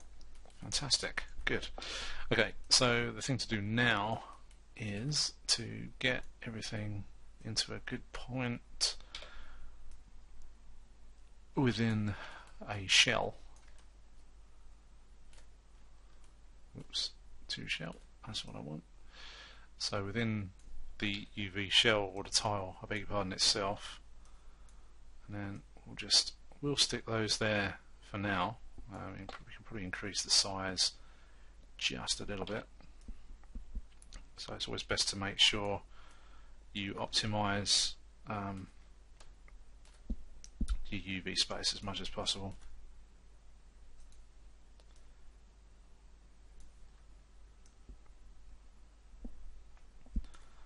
Okay, so that's pretty good. So I'm pleased with that. So what we'll do, we'll save our scene as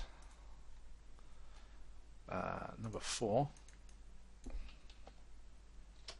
Okay, so that's done for the mask. Now the easier one should be the mouth.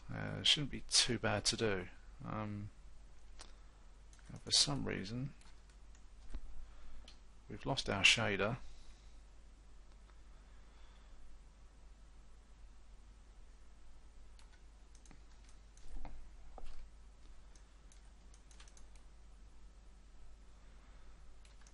On our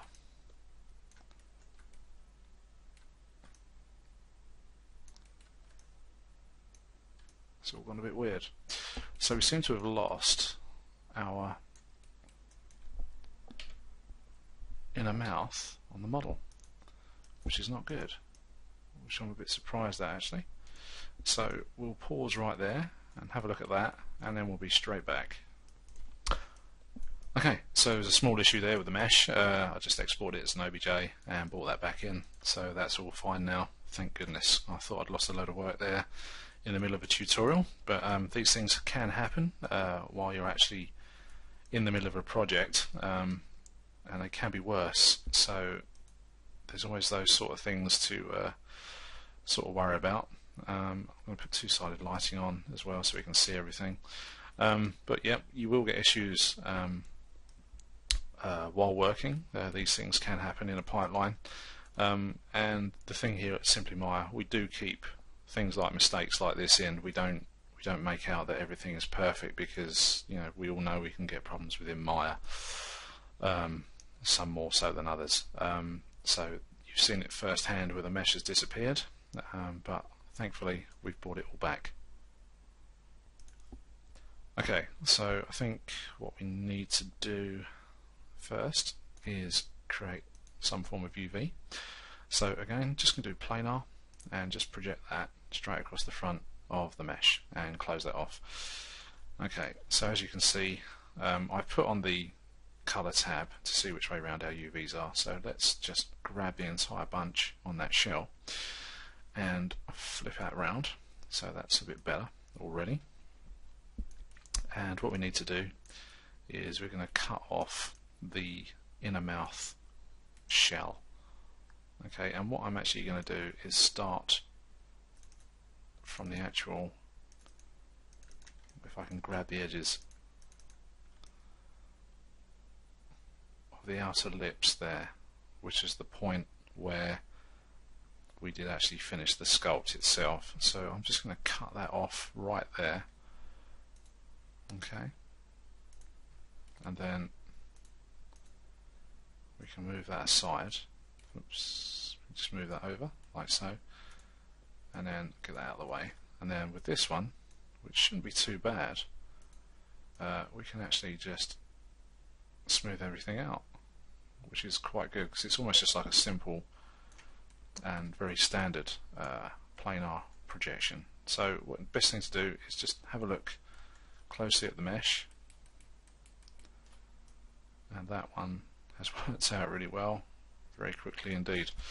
And what we'll do is we'll assign our blin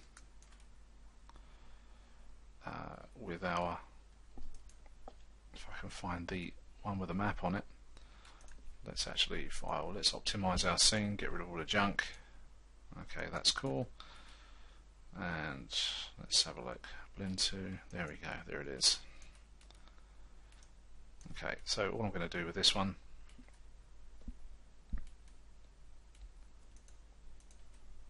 is go to UV, to shell, and then just scale that right down. Okay, like so. As you can see, all the UVs are looking pretty good. The only thing we do need to edit, of course, is the mouth.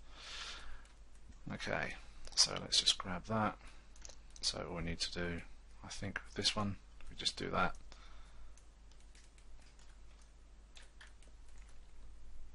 And I'll just cut those edges, and if we unfold using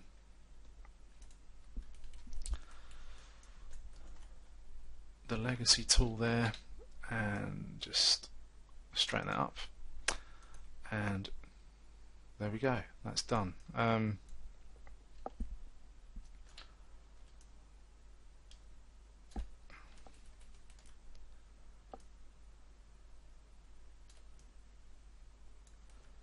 There we go. Okay, so all we need to do is just rotate that lot round. In fact, they are the right way round.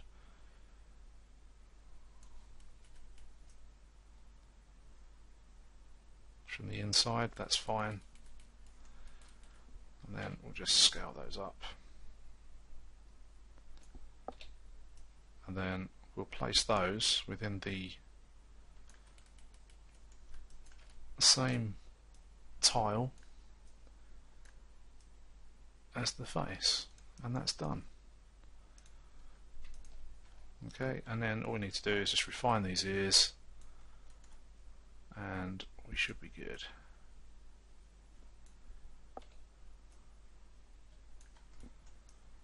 Okay, so let's just make those a little bit smaller. There we go, and same with that one.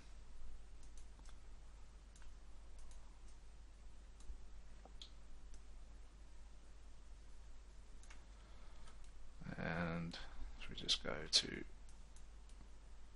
UV, scale that down. There we go. So we just grab that and put the ears over in the shell. Move that down. Just make sure everything sits inside, which it does. That's fine. And we are good to go. I mean, we could stick everything in. Oops. Could stick everything in one shell, but because we're doing separate objects, I think it's just best if we do it in two different tiles, which is fine, because at least it will enable us to be able to put two different shaders on without too much hassle as well. So there you go. So that's a pretty short chapter of our UVs. And the next chapter, what we're going to do, we're going to head off back into Zbrush, sort of start dividing the mesh up a bit, and then start doing a few sculpt details, and then hopefully add a nice sort of leathery type pattern to the mask, and also start looking at detailing the face a little bit, and then we'll start sort of putting the mesh backwards and forwards into Maya, stuff like that.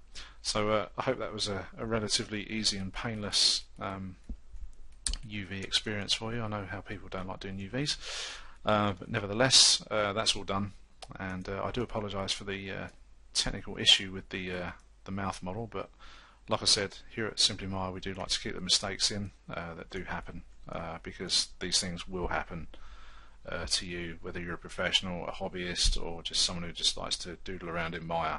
You will get problems, and solving them is what we like to do here at SimplyMaya, as you can see on the fly. So all I did with that was export an OBJ out, bring it back in, it was all fine, so it wasn't a problem. So I'm going to leave you there, and we'll see you in chapter 7. So see you then.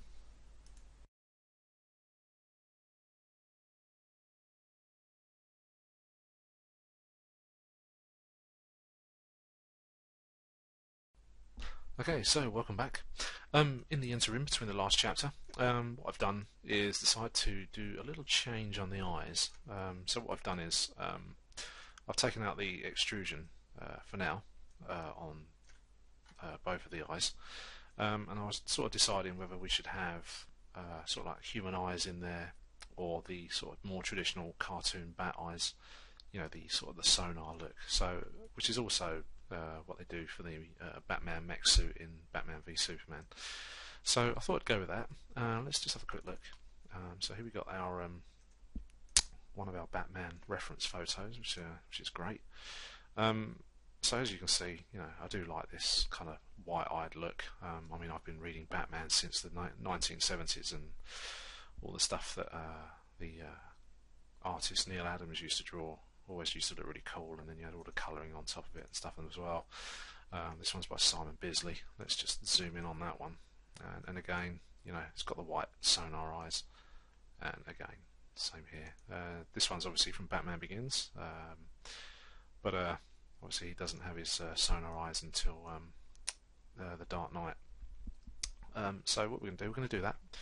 So let's just close it off. So first of all, what we're going to do is we're going to grab the edges of those, like so, okay, and we're just going to extrude that in just a little bit, and I'm just going to center the extrude tool just so we can get a straight extrusion on the Z-axis, like so, okay, like that. That's pretty good. And then what we're going to do is use the fill hole tool. That can also be found under mesh, under fill hole. As always, I've got a shortcut on my shelf, so I'm just going to hit that, and that's going to fill those gaps quite nicely. I'm then going to revert to the more interactive cut tool, or the split poly tool, however you want to call it. I always used to use the split polygon tool. I was never a massive fan of this sort of interactive sort of stuff. I don't know, I think I'm just getting a bit old, but I think this version of it is actually very good. It works really well. It doesn't sort of jump all over the place like the previous ones used to. I always used to invoke the split poly tool and then just put a shortcut on my shelf for that. Actually, we don't need that one, so let's just undo that. Okay, and then all we're going to do is just run this across the middle like so, and then just going to hit there, and that one's done. Okay, we'll come back and clean that up very shortly, and then we're just going to do the same thing here. So what we want to do is grab that one and that one and cut that face. Okay, and then there and there,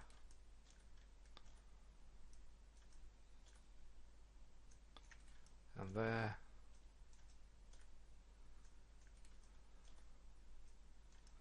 and there, and there we go. And we'll just quickly do this one as well, and then just jump this one right across.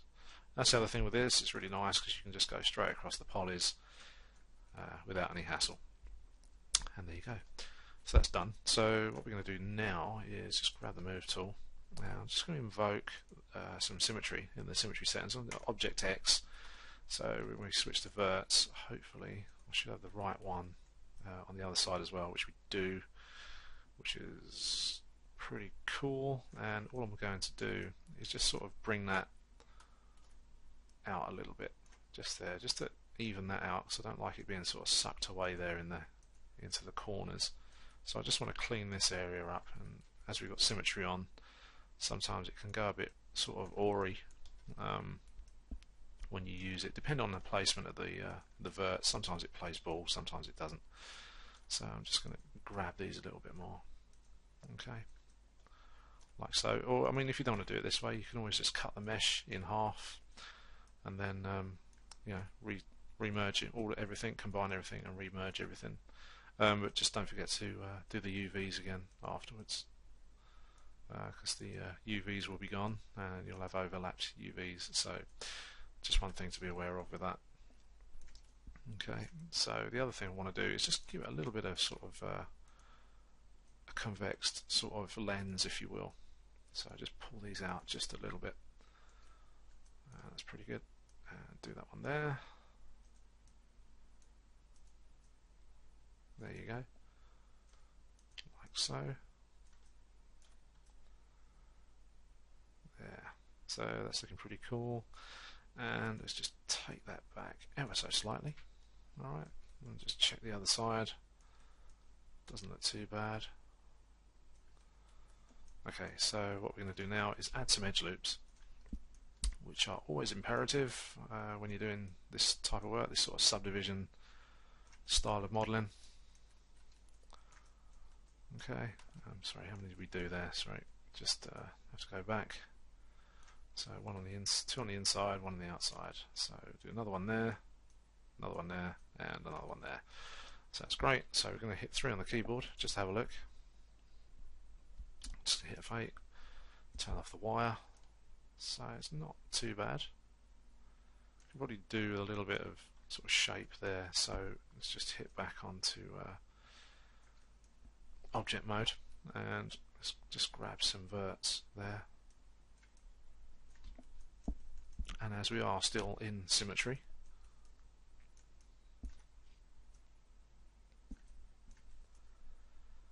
there we go. So it's just a little bit of cleanup, nothing drastic. You always get this sort of thing, which is why it's always great to just make a mesh at a very low resolution when you begin this sort of thing. Get all your shapes right, get that stuff approved, and then hit the high res. It's always good to have a sort of version spare as well, just in case. But there's a lot of things you can do as well. If you have a high res and a low res, and the low res is the easiest one to work with, you can always use the transfer attributes on the mesh as well, and that will hopefully sort of give you all the sort of the new changes will apply to the high res mesh. But also the other thing is if you use the smooth options, and because you're using the same mesh, you're able to do all the changes on the low res, up res that one, and then do a blend shape into a different copy that's at a high res. So there's all these little things you can do. If we get a chance towards the end of this tutorial, we'll do some. but otherwise we'll definitely be doing that in the body volume that's coming after the release of this. So we just wanted to get you started on this one, because of the nature of it. It's just it's another head model, I know, but because we're doing the retopologizing element of it and stuff, we just thought we'd get this one started with just a bust of Batman, really. So that looks pretty good. So what we need now to do some UVs for that, and so we're going to go to Window, UV Editor, or if you have a shortcut of panels set up, you should be able to do it there. So as you can see, there's our previous UVs, and all we need to do is select this outer stuff that's appeared, which is the new parts of the model, and now if we just go to Shell, and we'll convert that to face like so, and then hopefully we'll have that kind of selection, which is fantastic. And then we'll do a planar projection on the Z-axis, which is already set, so that's fantastic. And again, there we go, so that's done. So I'm just going to deselect that, and I'm going to grab these two guys, so that one and this one, like so, and then we're going to flip those. I'm going to flip this one, okay, to Shell. Let's just move those across, and we're going to rotate these as well. Okay, so that's the right eye, and we're going to grab this one, and we're going to rotate that one. Okay, that's the left eye. And of course these will need to be scaled down and also adjust our UV stretching. So I'm just going to take these down for now, like so, and we're going to just highlight that one, and we're just going to run the brush over it. Just going to do a big brush just so we get a half decent UV. And we'll do the same with this one, and again, because I flipped it, we'll have to flip it back, but what we'll do, blend 2 I believe on all of that. So if we hit 6, yep, there we go, and if we just hit W to UV, okay, and we'll just rotate that back 1, 2, that's better, and same with this one.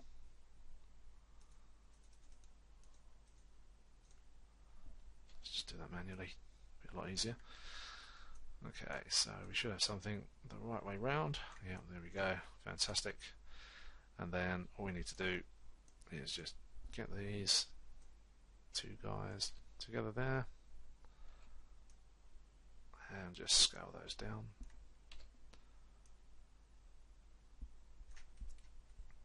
We could do those a bit bigger because they're the eyes. They're going to be a different sort of colour or shade or whatever it is that you want to do.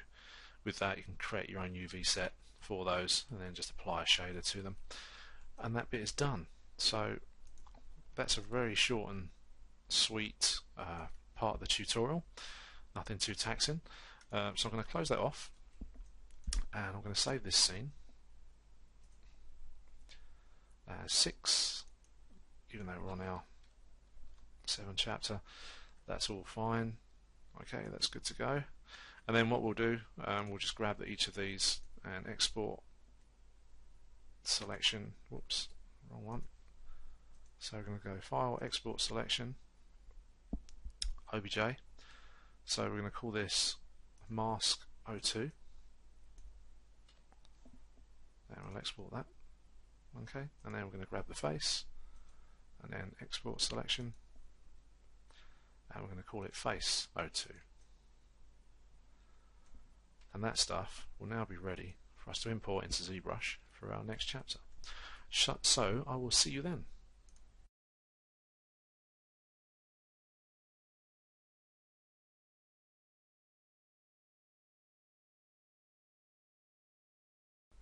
Okay, so welcome back. We're now back in Zbrush. As you can see, this is our original Dynamesh sculpt that we did way back in the day. There it is in wireframe in all its glory. So this was before we did the Z-remesher and exported stuff back to Maya as OBJs, as low-res mesh. So what I've done now is reloaded this, and I've also brought in the OBJs that we exported from Maya. So we've got the mouth and also the cowl as well. So we're just going to put those on, and I'm just going to turn off the top one. There we go, and there's the bottom one. That's what we want. Let's turn that off. That's it. Okay, so here's our low-res mesh. So what we're going to do, we're going to subdivide this and add some detail, and we're going to try and get some creasing and stuff going on in there as well. So just to give you an example, let me just have a look at this from the other screen. So there's all this sort of, you know, brow furrow and sort of sharpness going on, so we're going to try and add that a little bit, and then what we'll do, we'll up-res the mesh as well, so we can get all this detail in, and then what we'll do is, once we're all done with that, we'll export the displacement map for it. And also, when you do this kind of thing as well, what people tend to forget to do is to actually update the base mesh that you're using, because sometimes when you do displacements, well, it's not sometimes, but most of the time when you do displacements, you know, the mesh will move, and whatever your displacement is doing may not necessarily coincide with the original one that you did over in Maya. So there's all these little things that you have to remember, you know. So do remember to, whatever you do with this mesh, is to re-export it back into Maya as your usable mesh. I mean, you may even want to up-res this a little bit, because at the moment it's very low res. So for your export for the next version, you may want to sort of go up one level before you export that back out to Maya to do any renders or whatever it is you want to do with it. So what we're going to do, we're going to concentrate on just doing some forms and things like that, and then the final chapters will be just adding a bit of colour and everything, just to make it look a bit more effective. And that will be the end of this particular tutorial.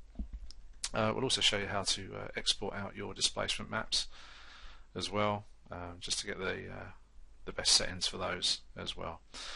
And yeah, so let's get cracking. So what I'm going to do is just have a quick look at the original sculpt that I did. Let's just grab that. There we are. Let's turn off the polyframe. So as you can see, there's all this sort of sharp detail that I did do, and I think, you know, even across the back here, there's like all these little creases and stuff. So what we're going to do is project that stuff back on to our new mesh. Okay, so I'm just going to hide that and go to our bat mask. Okay, and we're going to subdivide this a couple of times. So what have we got on this?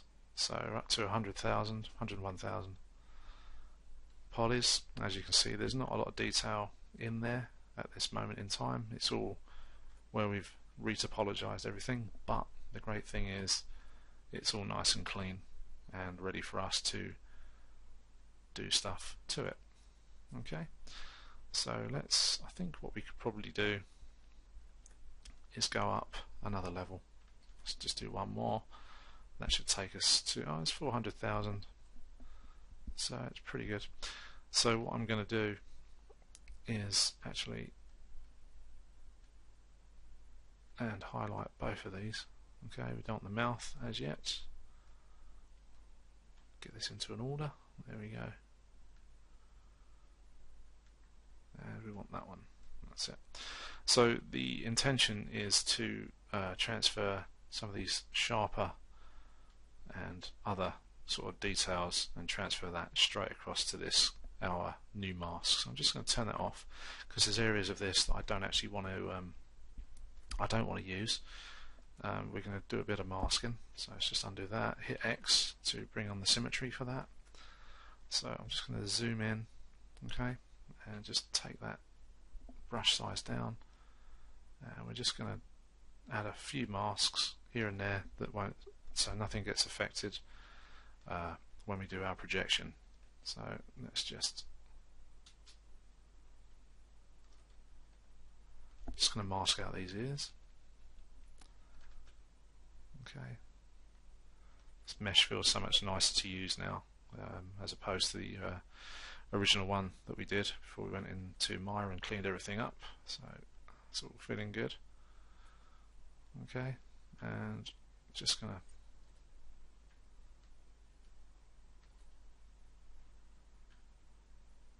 do this. There we go.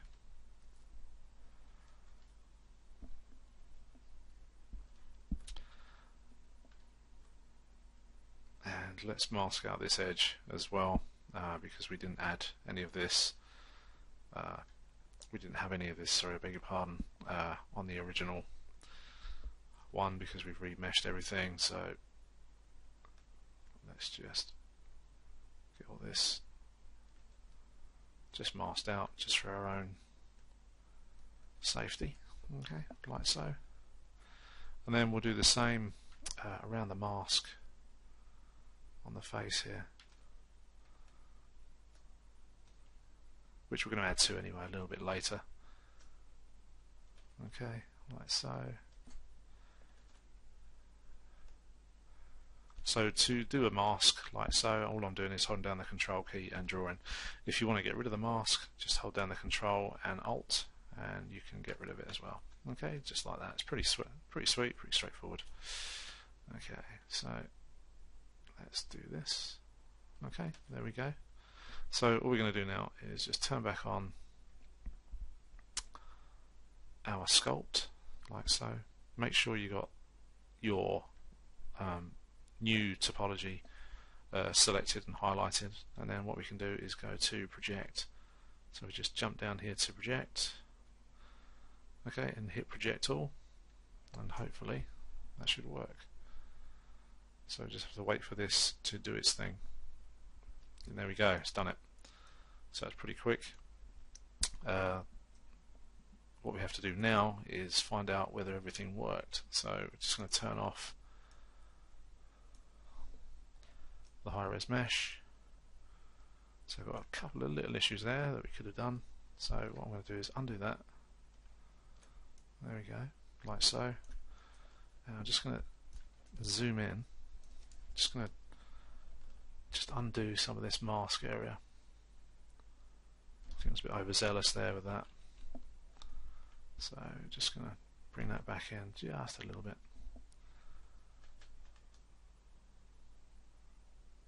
There we go, that's better.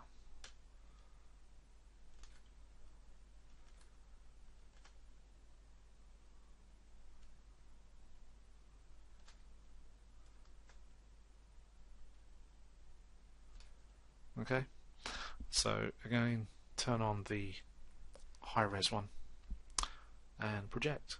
So just hit project all again, and hopefully that should do that quite quickly.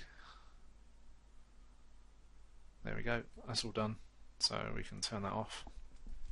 If you want to clear the mask, just hold the control down and drag outside the mesh. As you can see, we've got a few little issues there, and one there as well. So we've got quite a few issues to sort out. What I might do is undo that.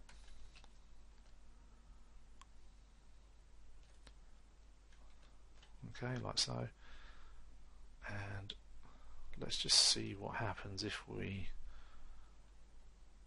project everything without our mask in these areas. So I'm just going to do this again. It's a bit of trial and error. Happens all the time. So you do need to sort of keep an eye on stuff.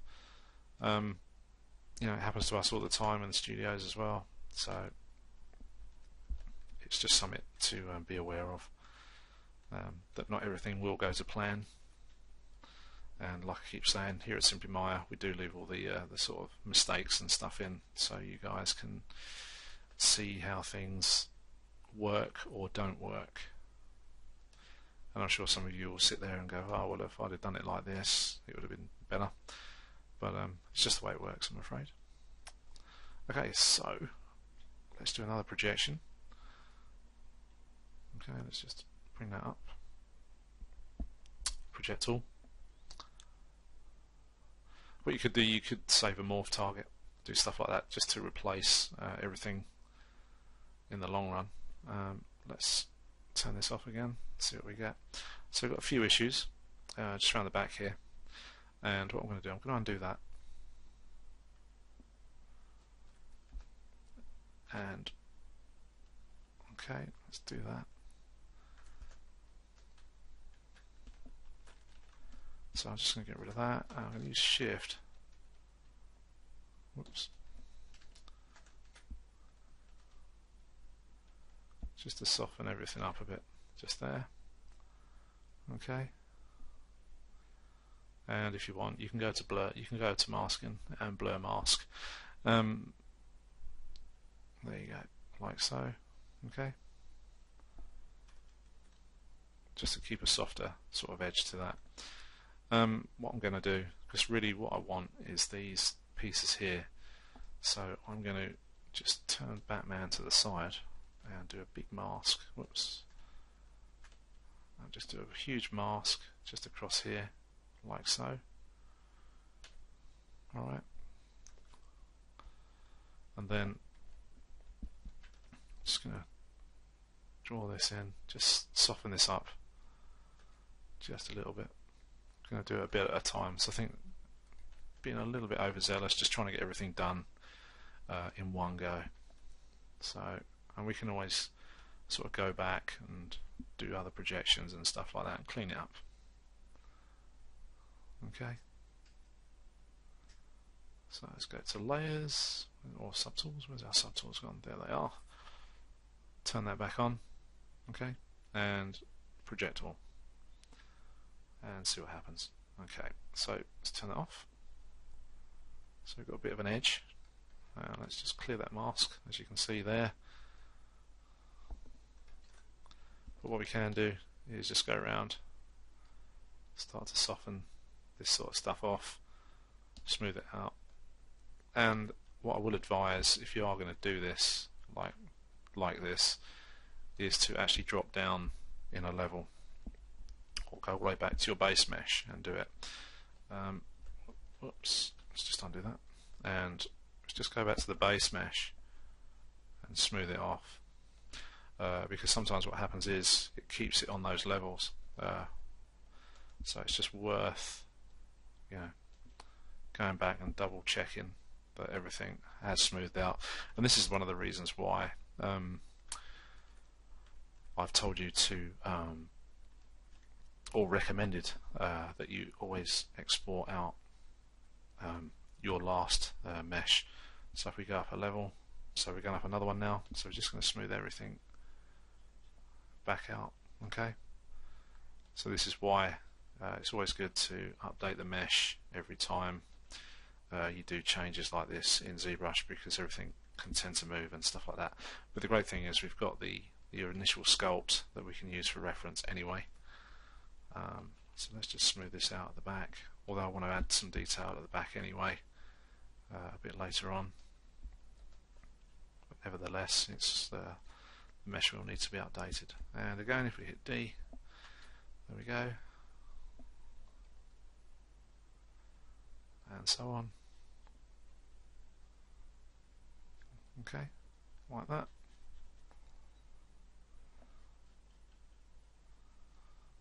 There we go. So you can see the shape of the mask taking place there. It's all starting to pop. And just go up another level again. And just do that. So there's all these little things to sort of take into account as well.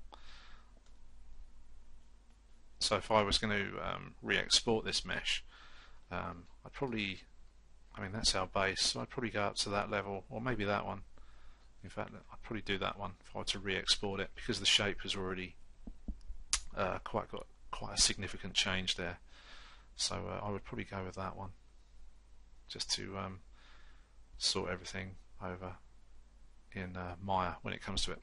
And then of course if you wanted to make changes to this, you could actually, or you can actually use the low res one that you have over in Maya.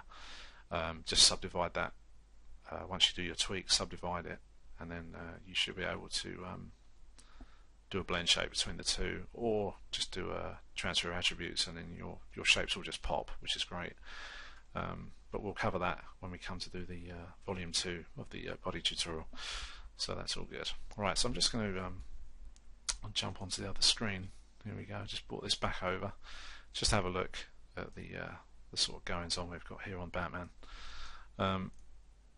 So I'm just going to move that across. Just bring this over again. So you can see we've got all these little bits and pieces that make up the character's sort of look on the face and stuff like that. So this one's the best one, I think, for me. So I'm just going to move that to one side and sort of do a bit of sculpting between that one and the actual big mesh, the initial sculpt that we did. So let's just grab onto there. There we go. So there's a few little things that need adding, stuff like that. But for the most part, that's all pretty good. So we're going to get the rest of this sort of line work and stuff done on our mask, and then we'll add some sort of surface noise to give that sort of impression of leather or whatever it's supposed to be that his mask is made out of. So we're going to just jump back onto this, turn that one off, highlight that, let's get rid of those, and if we just go up another level like so. Okay, so what I'm going to do is just bring the brush size right down. Okay, and I'm just going to do some standard sculpting. Just adjust the intensity of the brush.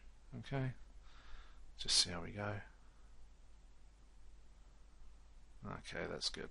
So that's given us what we need to do, and I'm just going to define these edges a bit more. And what I can do is just go up another level just to see what's going on, and just keep flicking backwards and forwards. Treat it like a sketch. You just sort of block it in and then you refine it afterwards. So so I'm just going to do all this type of stuff.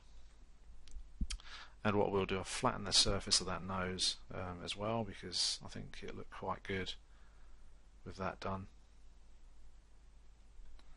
Just zoom out a little bit. So it's taking shape.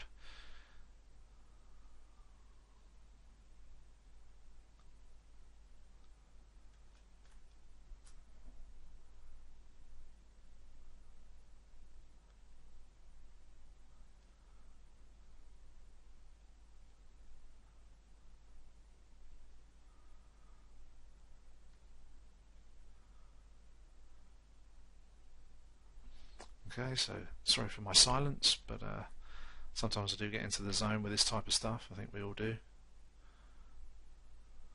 There we go. So that's good. And then what I want to do is start adding some of that sort of high neck area, kind of Mike Tyson kind of neck on the mask. So I'll create those lumps and bumps. I don't know if any of you've seen, if you look at images of Mike Tyson's neck online, there's some really wicked images. My father was a collector of photography, and he had a book that I can't remember the artist. It might have been Helmut Newton, somebody like that had taken some images of Tyson's neck, and absolutely incredible, absolute powerhouse. So I'm just sort of giving it that kind of sort of look to this as well, just to add to the strength of this character. Okay, so I'm not doing anything special within Zbrush. This is just purely sculpting stuff up, making it look good. And then we can add a few bits and pieces here. And again, if you want to change your shader, just to check out the specular, stuff like that, just to see what's going on the model, then do feel free to do that. I know several people that actually use a similar colour shader to the sort of the beige one that Mudbox does. So, you know, it's all swings and roundabouts really. They all do the same thing, but personally I feel that Zbrush has the better tools to create a better sculpt. So yeah. So just adding all these details now.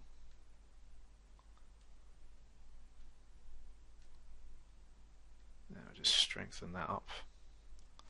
So really good. And what we'll do is just smooth that off just a little tiny bit there. And then we just zoom in to the front of the brow. I'm just going to turn off the symmetry.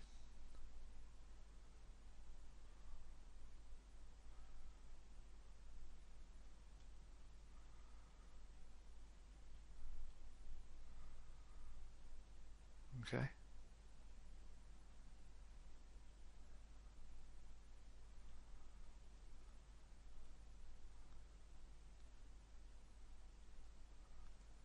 There we go. So just going to dent this in, so I'm going to just hit X and I'm just going to give it a little bit of definition there on the inside of the face there, or the mask, like so.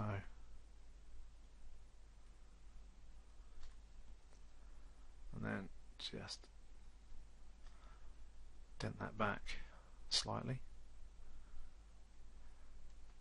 What I can do is use flatten. So if we just flatten that nose tip off, like so. Just do a little bit of flatten there. I don't want to take it back too much. Just want to keep that profile.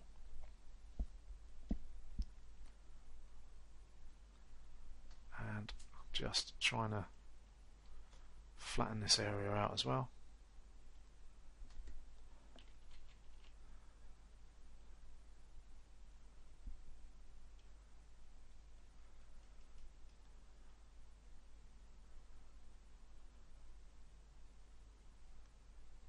Just a little bit there. Okay, and then we'll just do the temples a little bit as well, and the sides of the nose, just to give it that sharpness. Obviously I've still got a level up to go. I think what we can do, just checking that bit out there. I'm just going to soften that bit back just a little bit. It doesn't look too good. So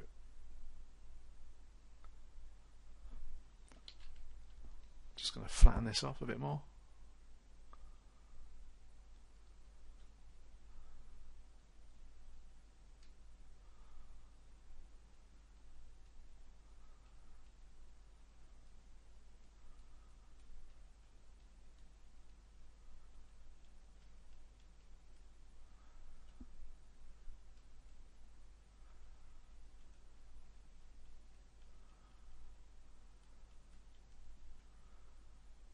Okay, that's pretty good.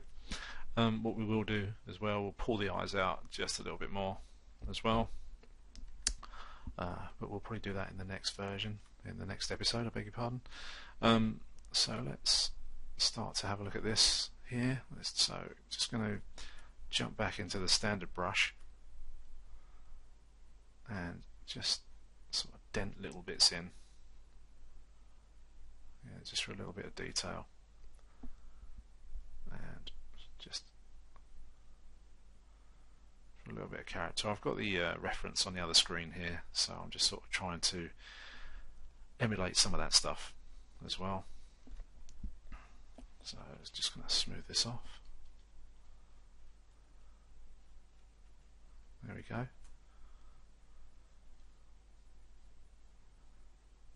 Okay. And just pull that round.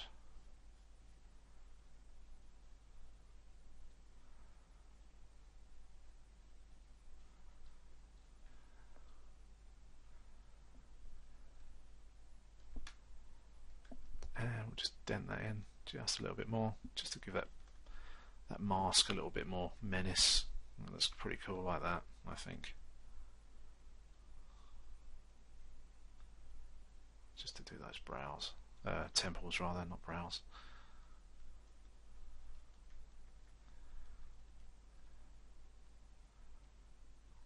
So that's looking good. Okay, so we're going to head up another level, and we're going to just sort of smooth out some of the unwanted lumps and bumps.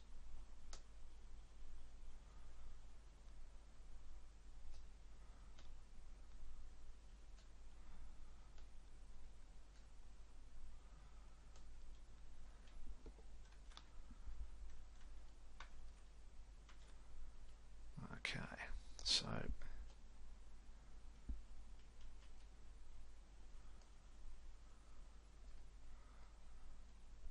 and what we're going to do is use the pinch as well, and that'd be good to sort of sharpen these edges a little bit as well, as you can see.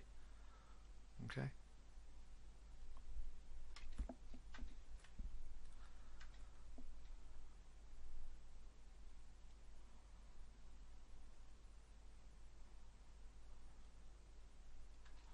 Like so. And then just going to sharpen these up around here as well. So it really does give the mask a bit more menace. There we go.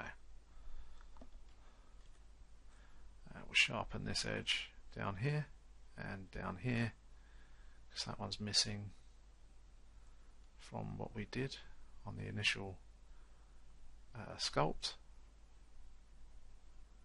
Okay, so that's good. And what we will do is just come around the back, just here. If we just go up another level, just smooth that off just a tiny bit there. And what we'll do is we'll pinch some of this back stuff in where the mask is sort of settled on the back there. Don't want to overdo it because this guy's supposed to be big and a bit of a brawler. So if we just smooth some of that as well. And we'll just bring that up with the standard brush as well. Just bring that back in. That's much better. And just smooth out just a little bit of that.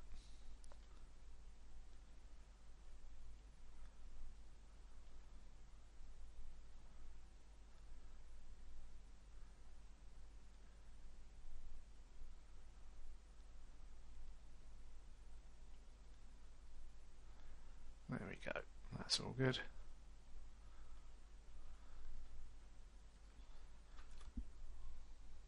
Okay. So it's all looking pretty cool. And then what we're going to do is just smooth off the shoulders a little bit. That's much better. And then we'll try. Let's have a look at the underside here, and just try and give the neck a little bit more sort of definition towards the front there as well.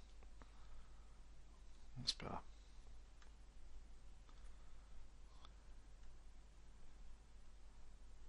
There we go. That's looking much better already. Let's just zoom out and check that. That's good. And then we'll just sort of put these fake sort of shoulder areas in as well.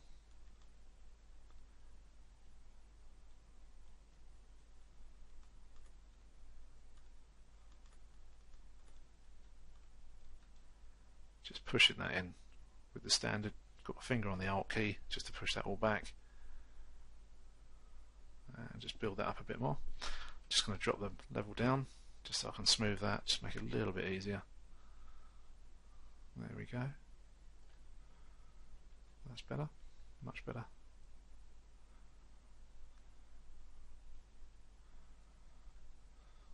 Like so.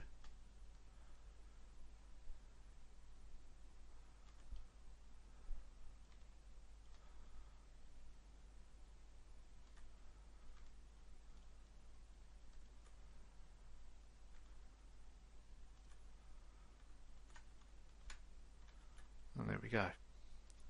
So that's pretty good. And if we just come in here around the eyes,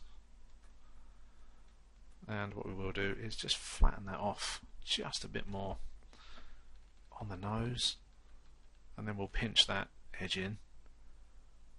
There we go. So we just do that, flatten that off, just flatten the tip off just ever so slightly, not too much. And then we'll do the underside.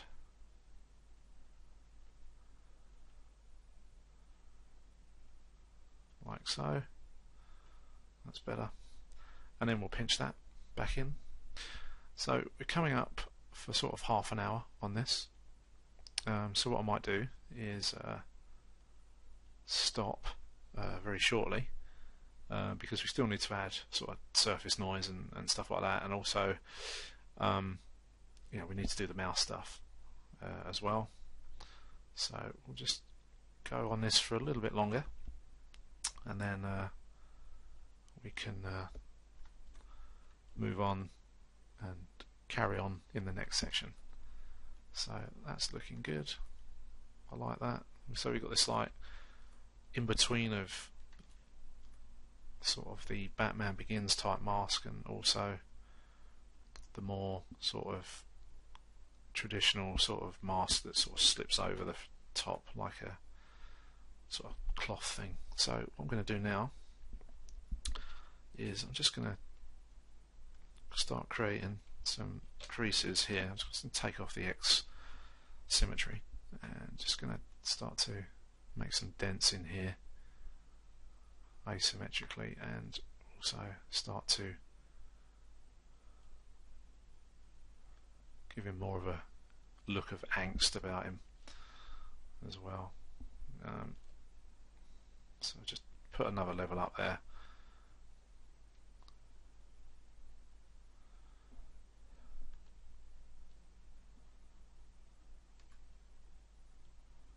There we go. So start doing this. Let's just subdivide that. Just going to go up again. There we go. And then just going to smooth some of this out. That's better.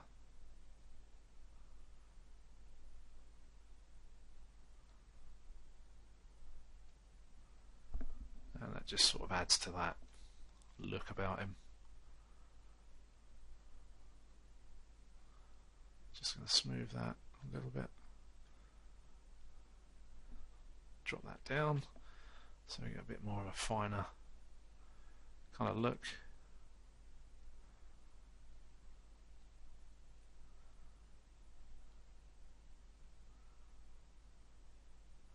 And again, when you do stuff like this, you will have to sort of update your base mesh accordingly, depending on what software you're going into, but usually just do an OBJ and take that across, because of all these little changes that are going on. So I'm just going to smooth some of this out, just around that area especially. There we go. So that's better.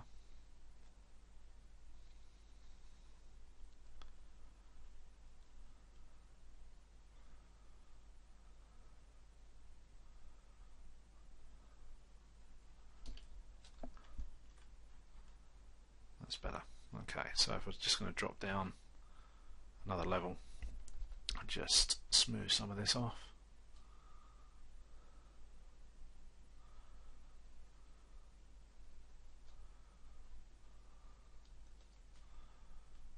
And we'll just add a couple of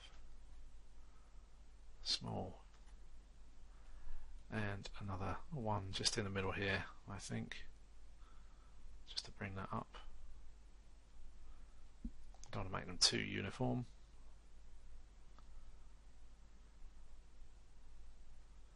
There we go. So just going to smooth this right down.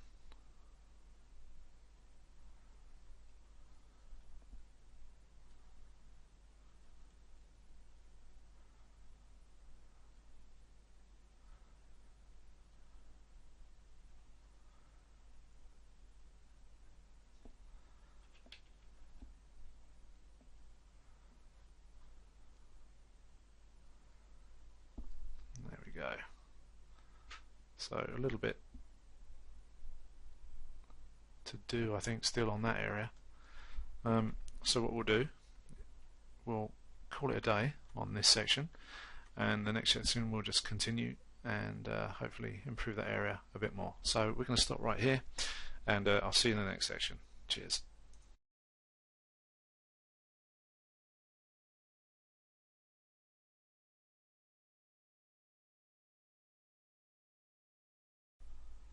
Okay, so welcome back. So what I thought we'd do, first of all, I was just having a look at the front of the mask here.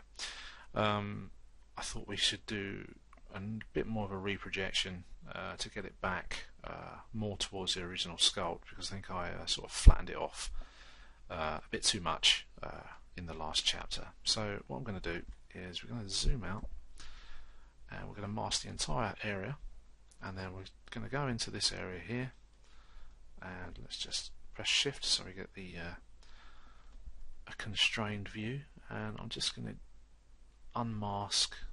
Actually, let's just undo that and just unmask this area here, because I'm not overly happy with what I did in the last chapter. So again, you know, this is one of those things where, you know, you can jump backwards and forwards between your projections and how you want to sculpt stuff.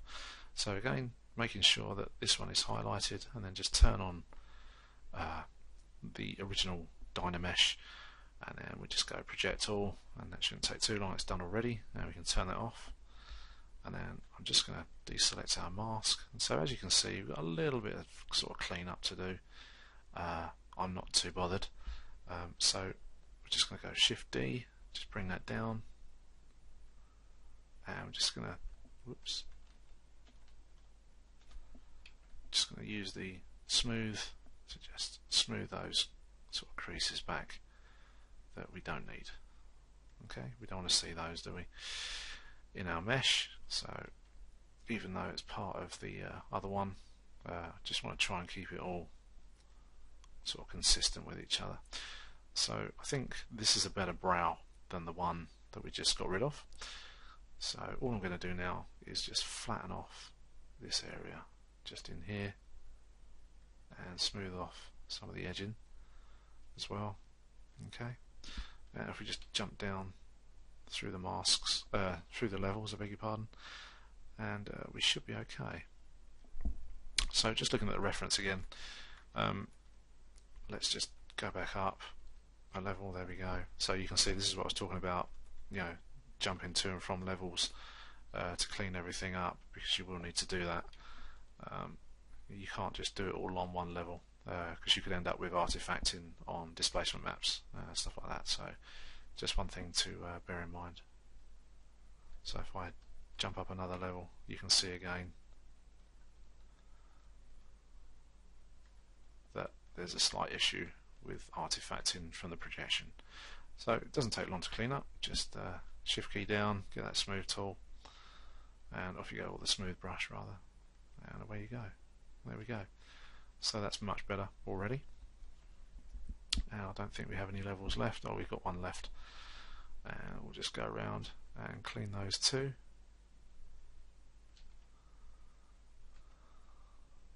There we go. Okay, so what I'm going to do is we're going to sort of just accentuate the brow a little bit more, and then we'll jump into adding some noise onto the actual mask itself, just to give it a sort of a textured surface. Okay, so first of all, I'm just going to grab the standard brush and just slowly work the brow, just to make it look a bit more menacing. And also, even though I'm building up on that, don't forget that you can, you know, invert those areas just by holding Alt down, and it will push the polys in, as opposed to if you let it go, it will build it back up again. So there's all these little things to remember. Okay, so let's just get this sculpt cleaned up in this area now. There we go.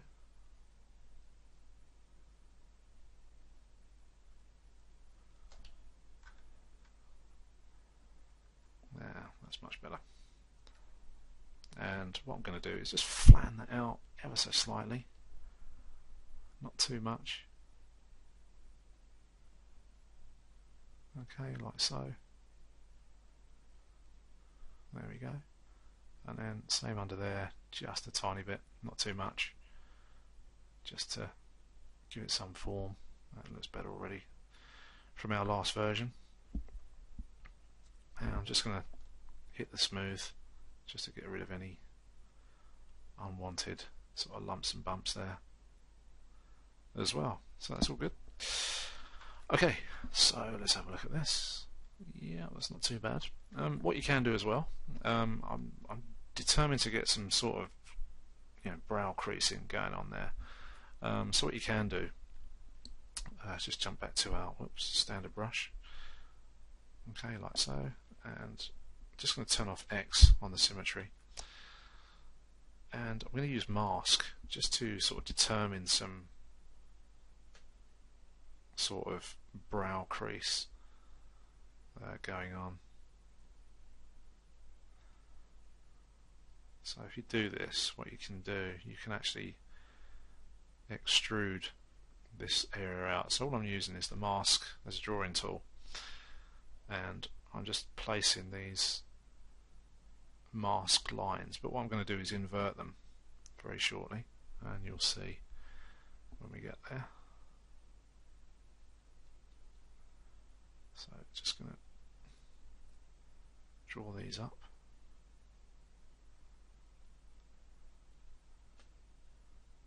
Okay, like so. That's blurred that, I do want to blur that.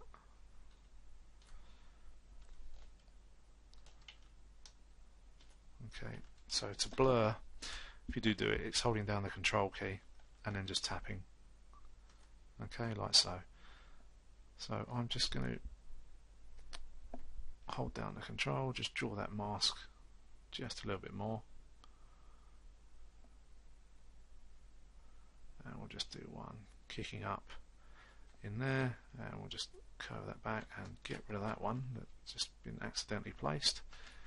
Okay, so if we look at that, it's not too bad. And then what we'll do, if we go down to masking, so we've got view mask which is on, so you can turn it on and off if you want. So we're going to inverse that mask, and I'm just going to turn the mask off. Okay, and if we go to deformation, you've got these fantastic deformation options, and usually what I use is inflate. Okay, so I'm just going to hit 1. As you can see, the area changes straight away. So I'm going to hit 2 just to try and get some build up. So it's not too bad, it may be just too blurred. So let's view our mask. Okay, so I'm just going to undo this stuff. Okay, and what we can do, view mask, and we can sharpen it again. Okay, like so. And I'm just going to go in and just draw in a bit more on this, like so.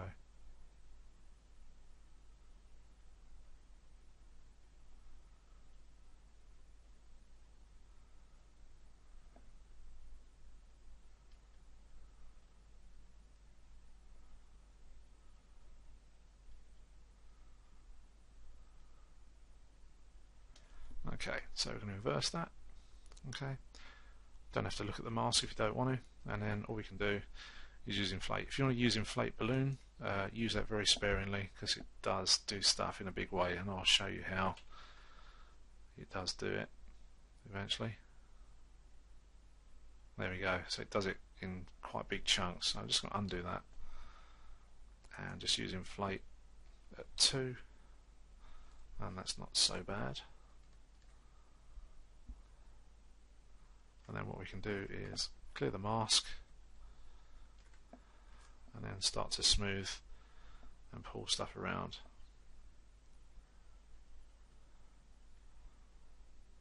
Okay, and then just pull stuff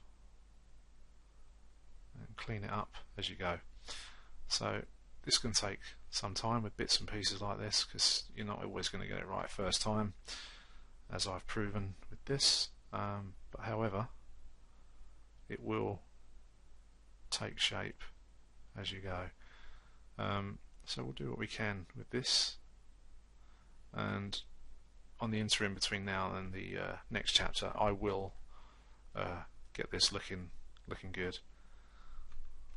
So I don't want to spend too much time just on this small piece for this part of the tutorial.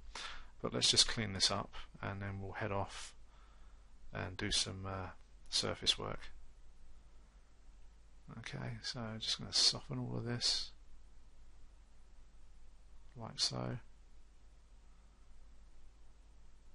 Just get rid of that mess there.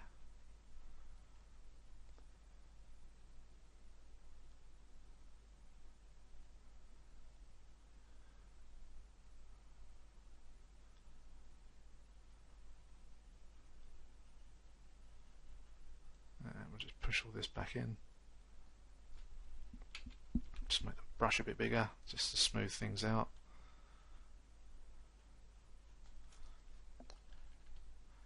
And then just build this stuff up just a little bit more.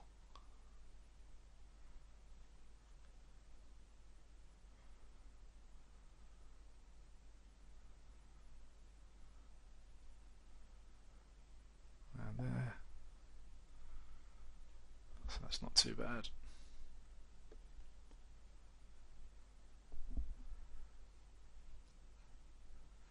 Just bring that off of that one. I could do with that actually there. And then we'll smooth stuff down like so. I'm just going to drop that resolution just a little bit, just to push that back in.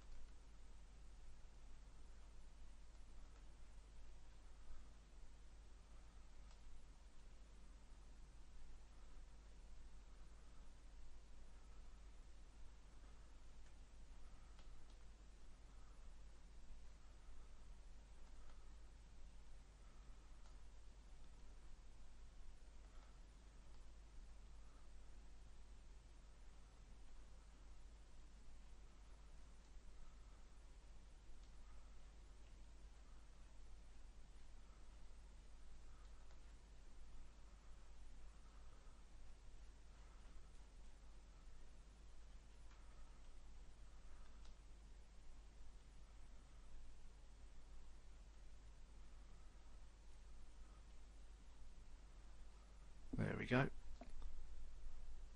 So that's not too bad. Let's just zoom out. Yeah, that's better. What I might do is just soften that just a little tiny bit. So I think it's a little bit too much on that edge there. That's much better. Keep it a bit more sort of random. Okay, and then I think what I will do is just push that in a little bit as well. Just there. And there, and what we can do, so that's much better.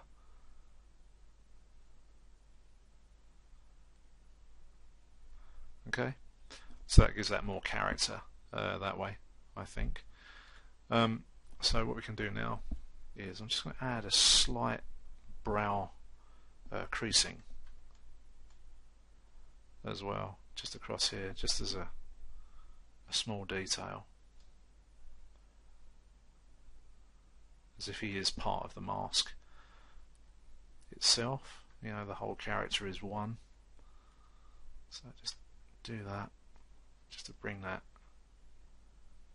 in a bit, and then what I'm going to do is just soften it away just a little bit, but just so there's something there. Okay, that's done. So that's good, and then we'll just move around to the back as well, and then we'll just do the same in the back there, and just not too much.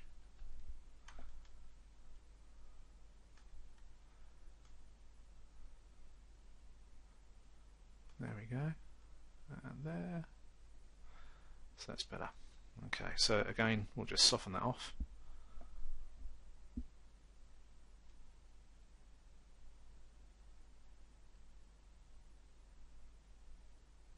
Like so. So it's not too much, but again, it's all part of that sort of character that he is. Okay, like so.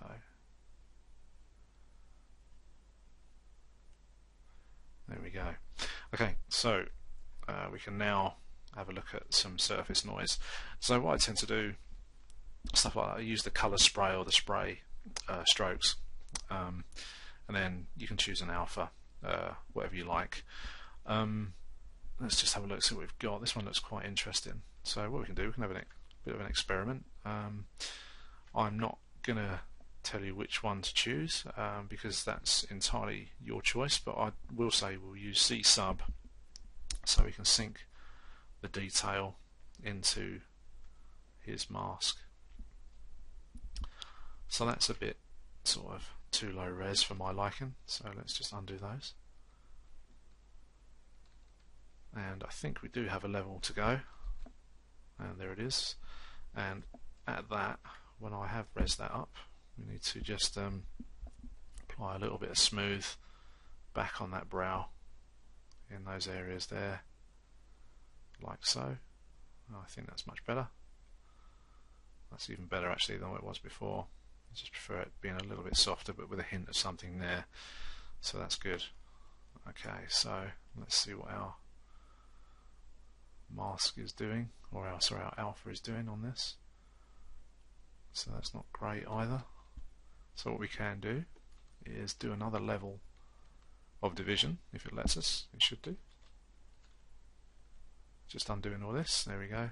So do a Control D. So we're subdividing now. Okay. So what are we at? We should be around 6 million, I think. Yep, 6.5 million. So let's see what detail we get. Ah, that's better. There we go. This is what we want. Stuff like this. And you may notice there's a small line coming off the back of that cursor as I drag. That's the lazy mouse that gets turned on by default. So all we've got to do is cut a stroke, open up the lazy mouse menu and just turn it off. Okay, so what I'm going to do is just quickly smooth that over. And I'm not too keen on that actual alpha, so we'll try another one. What have we got? Let's just have a look at this one. So it's probably a little bit too much as well, so we'll just undo both of those. Okay, so what I may do, let's have a look at the alpha 22. Now this one's sometimes quite useful for skin on these settings and stuff, and I find it very useful.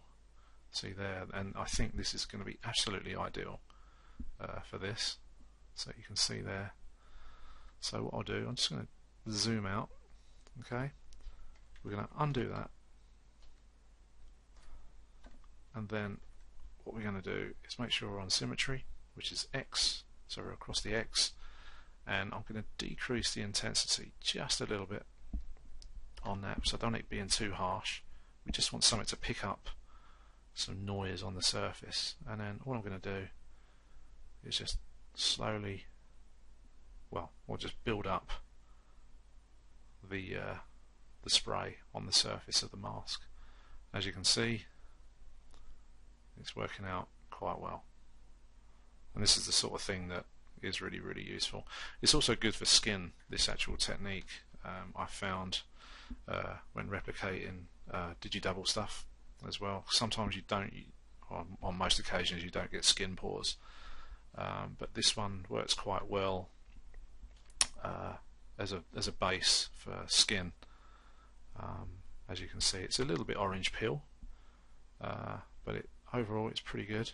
But if you use this gently on skin, then you can, what else you can do is add one of the smaller alphas like these, as you know, to get that sort of you know, the deeper skin pores going on, the more open ones. Almost like what you'd have with stubble, that would represent stubble on a character or something like that. So it's all very useful, you know, little holes in the skin, stuff like that. So as you can see, this is quite quick to do, but I'm just going around making sure that the scale stays the same throughout the whole thing. There we go, we just sort of met the middle there, and we'll just keep going. Just spin that model around. There we go.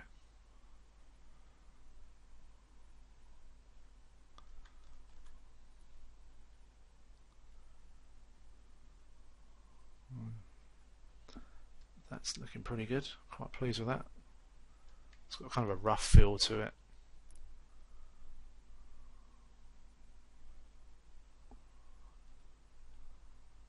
And then what we'll do, we'll use this kind of technique as well for the face, and then that's almost pretty much there. Then we'll just add a little bit of colour. I mean, we're just doing this as a caricature anyway, so we don't have to go into great photographic sort of depths for this particular exercise, but it's good enough to just get you going anyway.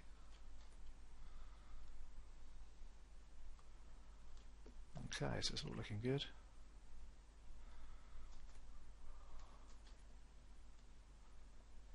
Okay, so let's do the back.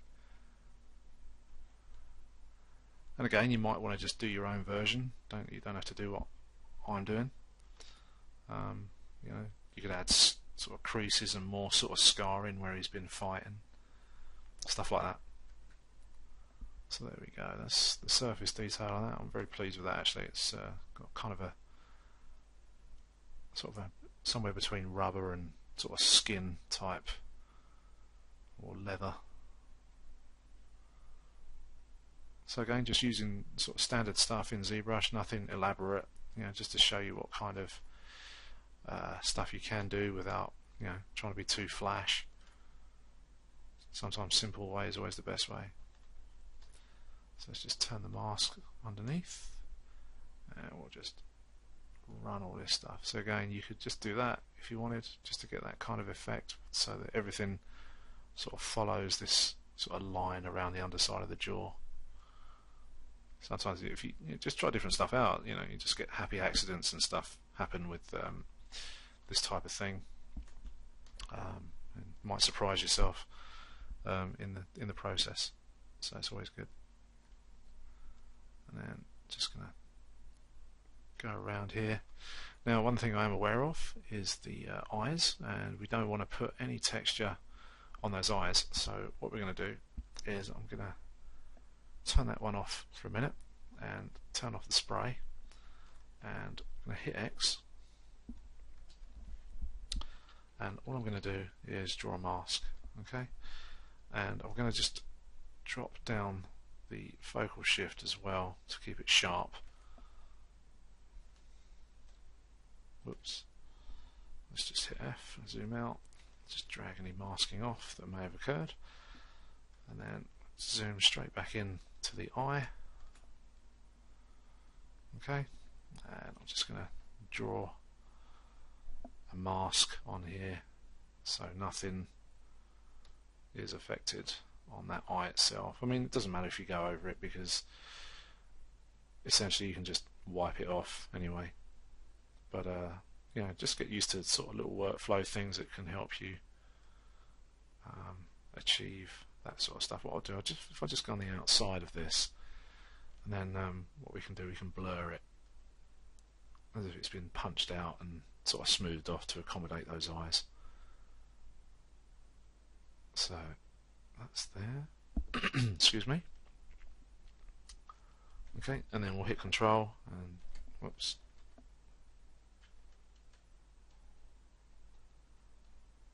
Let's just go down a level. This is another thing, if you go down a level when you've got a mask, because sometimes it does take a little while sometimes to just blur it. So just drop down a level or two and then just go back up and everything should be a-okay with that. Okay, so you should have two eyes. Oh, we didn't. I thought we did. Oh, I must have turned off the X symmetry by accident, so not a problem. So we'll just jump back in, mask that one out. There we go. And we'll do the same again with that. We'll soften that off as soon as we've drawn it. Okay, so Shift D to drop down our levels, Control to blur. Oops. Let's just get rid of that one. Okay, so then Control to blur the mask, and then D to go back up. Okay, like so, and then we can just jump back onto our spray, grab our alpha, and then just carry on. Oops, let's just undo that. It's a little bit too small. So just want to get that all back up to size, hit X, and off we go again. So just jump back down, back up. There we go. So hopefully nothing will now affect the white area of the eye. Okay. And there we go. So the scale is pretty good. Back again for the mask. There we go. So that's all good. And then we'll just go over this like so.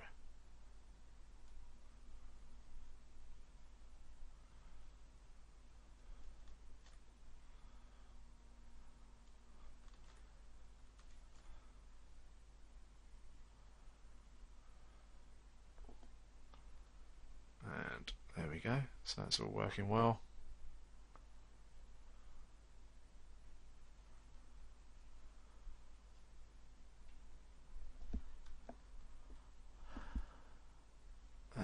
Just there.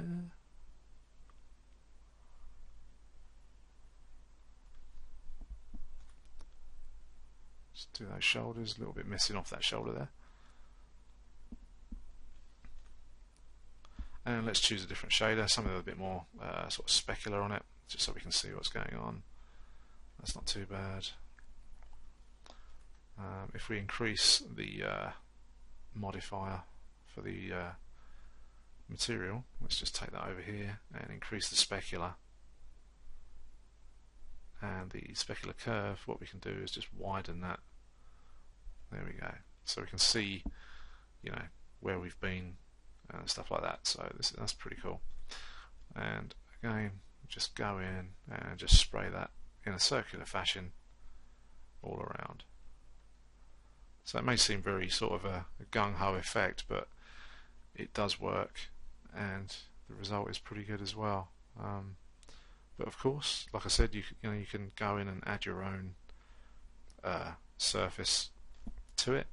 You may even have an even better sort of alpha than the one that I've got here, which is just basically the Zbrush standard one of alpha 22. So let's just put in all this around in there. So that's good. I was going to add this sort of harsh line on the back of the ears as well.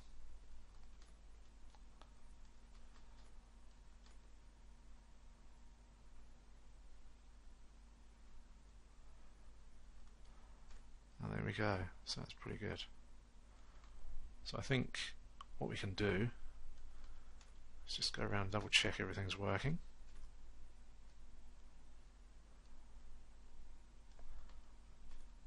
Which is pretty good. That's all good.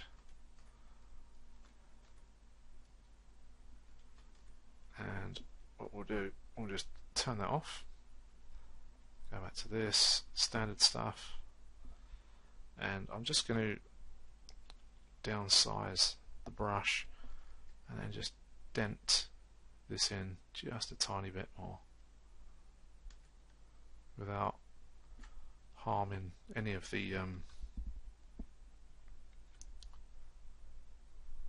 whoops, actually Z-sub that, just push that back in.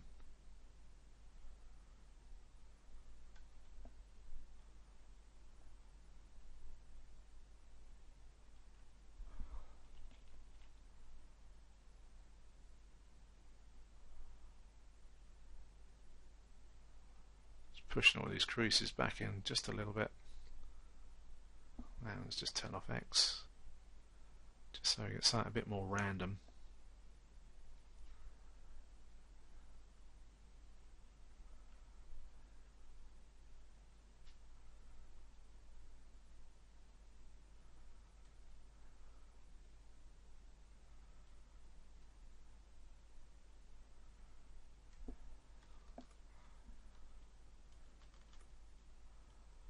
And then what we'll do is with X, I'm just going to push that underside of that jaw in, just to define the back of that a bit more, like so.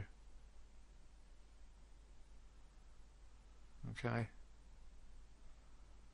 so that's all working really well. And also this, just a slight little dink just under the jaw here as well.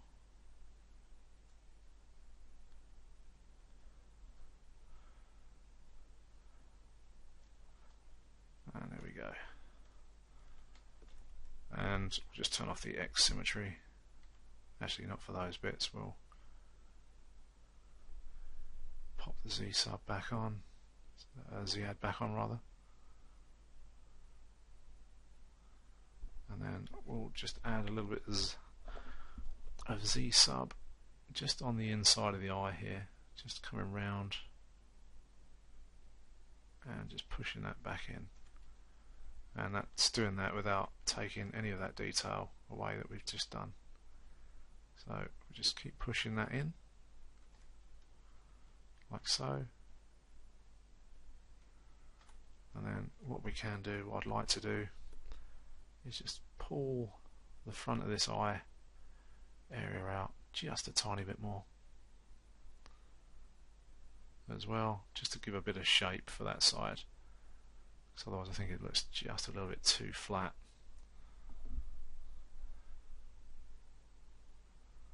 And up here as well.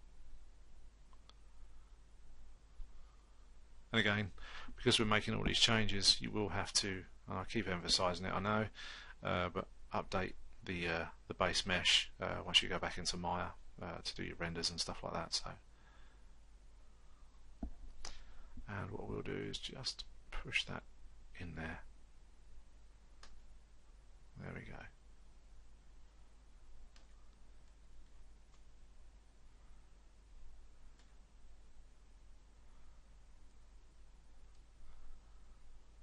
That's better.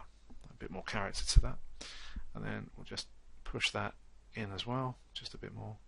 It's probably diverted a little bit from our initial design, but I think it's a lot better for it, actually. Just depends what you're looking for. And there we go. Well, that's pretty cool. And then we'll just turn off X. Just going to exaggerate this guy. You could use inflate, the inflate brush, but sometimes that gives a few unexpected little errors, so you have to be very careful with that one. Sometimes it sort of wraps the polys in on themselves at a certain level of detail, so if you do use that one, just be very careful with that one. It is a good tool to use, but like I say, just use it, you know, be aware of it is more what I'm trying to say. But other than that, no, it's a good thing to have.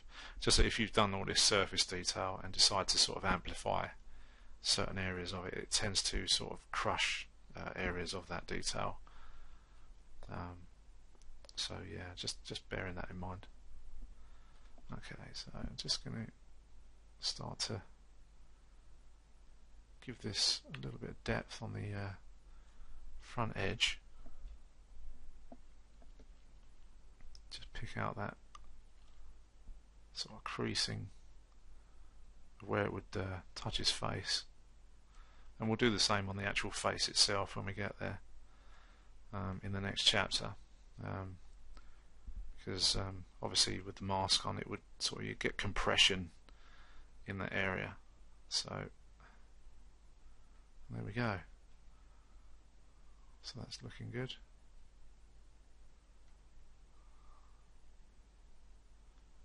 Now I'm just going to push a few little bits and pieces in just to define the face a bit more. There we go. Just push that out. Push that back.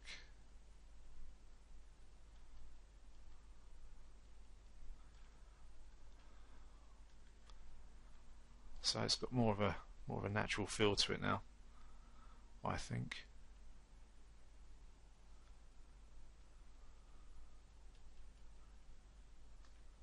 That's the thing as well. If you're making characters with cloth, don't just model. You know, when you come to sculpt it in Zbrush, there is one thing I will say is don't just sculpt in the creases. Try and attempt to put some sort of like a surface noise across it, just to break up patterns and things like that. Because you know, when clothing creases, you know, everything's very, very random. So just, you know, not just the main creases, but you know, just add like little tertiary ones that just sort of flow across the surface, you know, in sort of big ways, and it makes all the difference. So it's just something to sort of be aware of, and I'll show you as well when we get onto the face itself. You know, not just add these little tiny pores, but use bigger brushes to just sort of create like an offset, or take that, just to take that perfection away. Because this is the thing with CG, you know, we're constantly trying to make everything look super perfect when, you know, we're all asymmetrical, or, you know, everything, you know, we're not made perfectly. So there's all these little things to sort of remember, and what I could do here actually is show you while I'm on that subject. Just run a sort of the colour spray, and then just pick a brush. Let's just do that one just out of, you know, let's just be a little bit random. I'll just do it on this one side. But you know, if you go, you know, and just add, you know, just these little extra little bits, you know, just to break stuff up. You know, even, you know, just using one single alpha, you know, just little bits to just break areas up, you know, so you can catch the light in a way. You know, just see, just don't have to overdo it, but it's just things that you can do to just, you know, break surfaces up, you know, so nothing looks too perfect in that way. So it's just worth noting, and obviously, you know, do bigger brushes, less intensities, stuff like that, just so you can't see there's a pattern or anything forming. You know, you can see just as I do that, there's just a slight bump into the surface of this. You know, there's nothing irregular, so to speak, that stands out, but it's there. You know, you can see that there is something on that surface, and it's not perfect. Okay, so just little things to worth remembering. So you can see as I do that, you can see the surface just moving ever so slightly, but it creates this irregularity, and it sort of helps towards the final product. But we'll do more of that on the face anyway in the next chapter. So I'm going to call that done for now on the mask. I think it's good enough for this part. Let's just get our eyes, and let's just pop this modifier away for our material. Go to subtools, and let's have a look at the jaw. So there we go. So that's up next, and yeah, let's get this thing done. See you in the next chapter.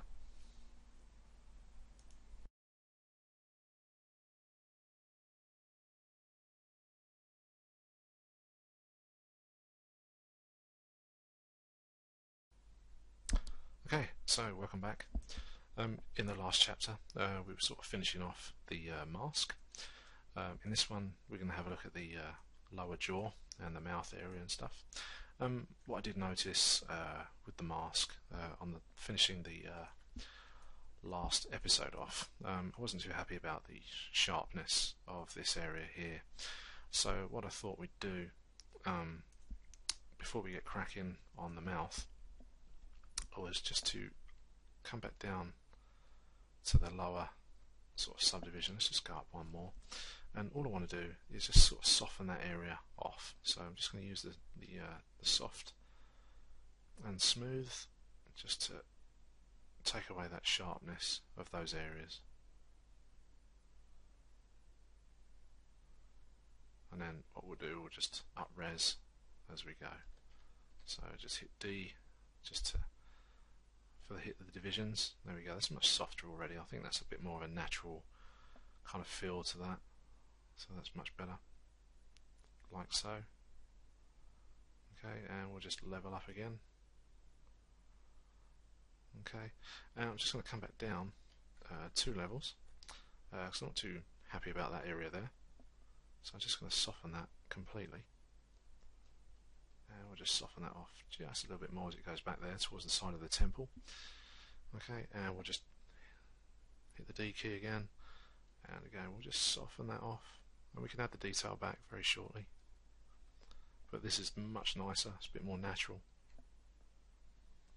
Okay, so that's looking better, and again just using the soft brush or the smooth brush just to get stuff looking better, and then again up another level, that's better. And I think we are on the final level there for the geometry. Let's just have a look. Yeah, we're on level 7. So I'm just going to quickly jump back in and just add back these areas. So we want the spray, and we had alpha 22. Okay, and we'll just drop to sub, and we'll just add that detail back just ever so slightly, just to get rid of that smooth area, and just double check on the top here, that's better. Okay, so it looks a bit more kind of natural now, that's much better. I prefer it being this way. Okay, so that's done. So we can now go to subtool, and I'm just going to put these brushes back to normal. There we go. Because we're going to be doing a little bit of sculpting and stuff before we head off into detail land again. So I'm going to hide the mask, and we're just going to concentrate on the mouth itself. So as we have UVs on our model, this is going to enable us to sort of separate parts of the model out, so when we do sculpting and stuff, other areas aren't affected. So if we just hit polyframe, okay, so at the moment, as you can see, we have or the mesh is one color, okay, but what we can do if we go down to polygroups, because the model has UVs on, you can go auto groups with UV, and then what this does, it separates the meshes out, gives them a different color, and this enables you with the control and shift to hide whichever ones you want or bring them back at the same time. Okay, and it enables you to work on them piece by piece. The other thing you can do as well, so if you notice when we have polyframe on, we might want to work close up on the lips. So a good way of doing that, because we don't have a specific UV, for the lips themselves, because it's all part of the face, what you can do, if we just turn polyframe off, if I create a mask, let's just scale that down. So if we mask this area out, like so, I'm just doing this very quickly, just get some coverage, and then what you can do auto groups with UV again, I beg your pardon, no we don't, we go from masking instead, and you can see there we have a colour on the lips. Okay, so if I do that again from masking, there we go. So we've now got 3 colours or 2 colours for the whole thing. So let's just undo that. Okay, there we go. Okay, so you want to get more accurate masks, so you can do that when you've subdivided the model, and it should be good. Okay, so let's crack on. So what we want to do is we want to get some form put into this. So what I'm going to do is subdivide this a bit more. Let's go subdivision 3, I think that'd be 3 or 4. Yeah, subdivision level 4. So that, I think that's adequate enough for the model at this point. So then all I'm going to do is I'm just going to marquee drag, go down to our subtool. There it is, I thought I'd lost it.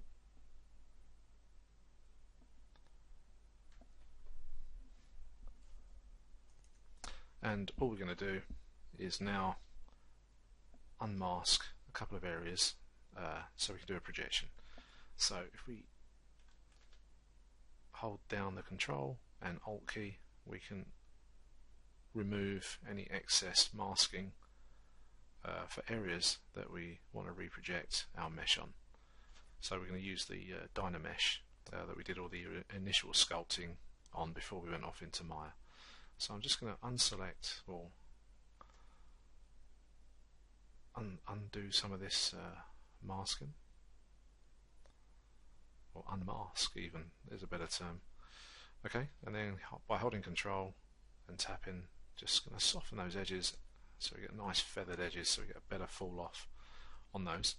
And then we're going to head off back into the subtools palette, turn on the visibility for our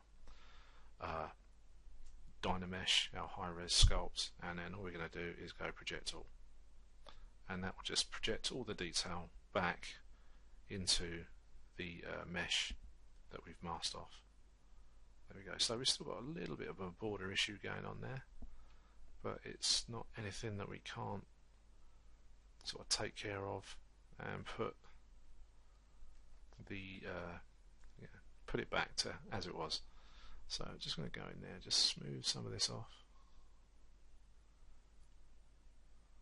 Okay, like so.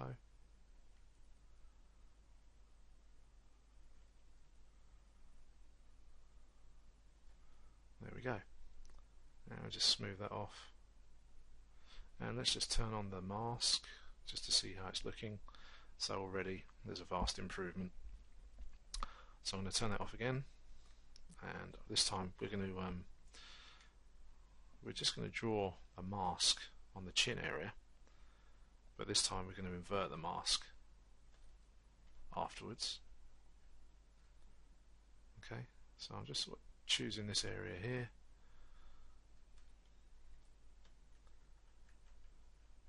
Like so.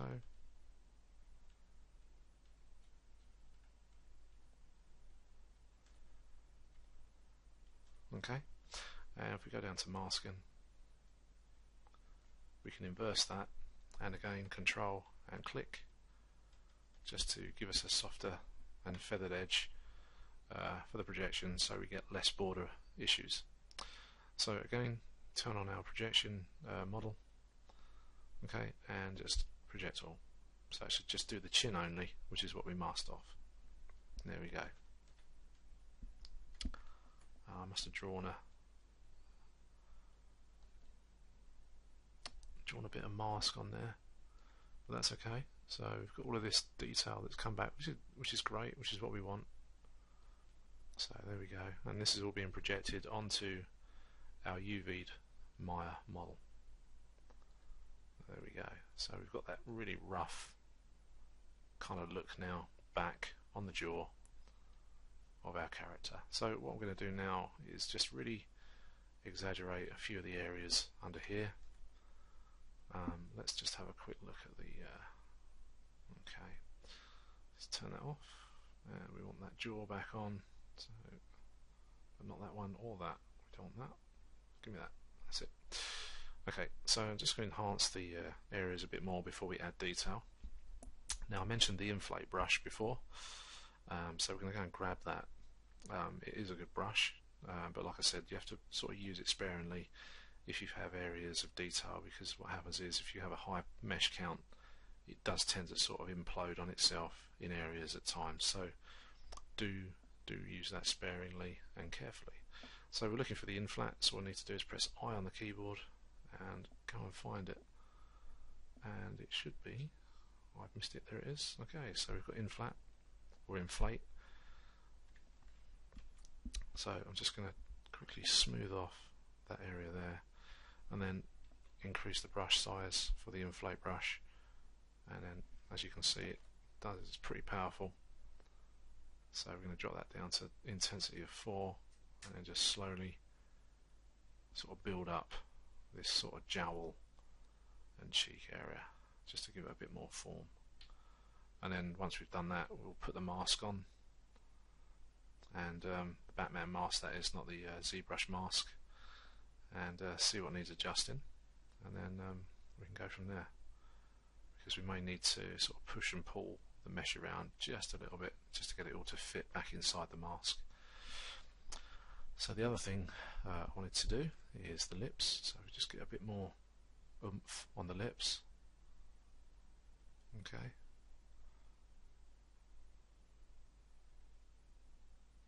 like so, and then just going to zoom out and just increase the brush size and get all this sort of pudged out a bit better. There we go, much nicer already. Let's just do this area. So as you can see, it doesn't take long to do with the inflate. Again, keep the intensities down and build it up. I'll just soften this off under here. That's better.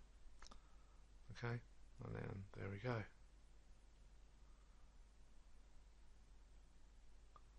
So I'm just going to round that off.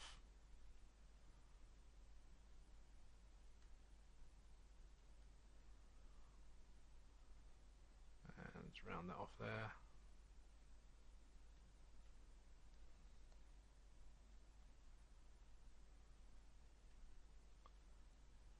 And in there. That's better. And again, you know, as I keep emphasizing, if you take this back into Maya, be sure you update the base mesh. Otherwise all your work won't be as good and it will all be undone. So just a word of warning there. Okay, that's good, it's looking pretty good. So if we just turn on the Batman mask, just have a look at this and see what we've got. So it's a little bit close just there, and maybe a little bit up there as well. But what I think is a good thing, because we can bring the skin forward on that and give it that compression kind of look that I was after.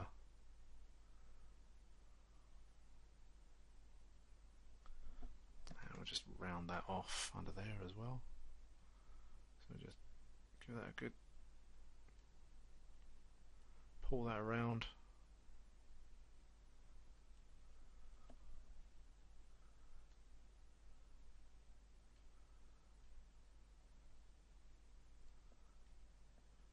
There we go. So a little bit of compression under there on the chin, which I think is worth it, just to get that.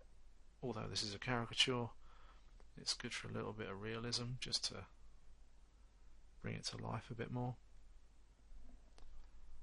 There we go. And we'll just bring this round as well, just up here. And just punch that out. Just want to try and get that corner there as well. There we go.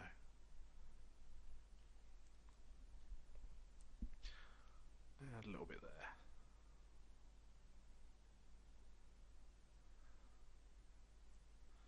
Okay, that's good. So I think that's looking pretty cool. So now what we can do is just jump back to the standard brush. I just want to add a little bit of a dink in the bottom of there, just to whoops, just to give it a bit more depth in there, just to emphasize that sort of muscle area. Just to, there we go, that's better. So I'm not trying to keep it sort of clean, I'm just trying to keep it smooth but asymmetrical as well, because we don't want it to look symmetrical and CG. There we go. So that looks pretty cool. Okay, so what we want to do now is subdivide. So we're going to go up another level, and let me just see how many polys we're at. So we're at 268,000, which is good. And what we can do is, I'm just going to sculpt up just a little bit more on here, and also there, just to bring us that sort of line in the cheek back, which is better. So there we go. So now with the extra division, we're going to run a noise pass across this, as I was talking about before. So really what you can do is just choose any alpha, singular preferably, and then either the spray or the color spray, it doesn't really matter. And what you're going to do is just run a type of noise across the surface of the skin, just to sort of break it up, and it's good for catching light and stuff like that when you go for rendering, and it gives you those sort of imperfections of the skin on the face that we all have. So it's just one of those things, and it's worth doing. So I'm doing this very gently, but you will see the surface sort of start to displace in a way. So let me just bring that up. It's only one intensity,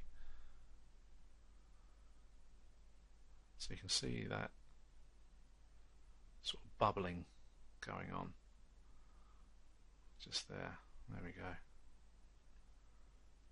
But also it's worth doing it as well with smaller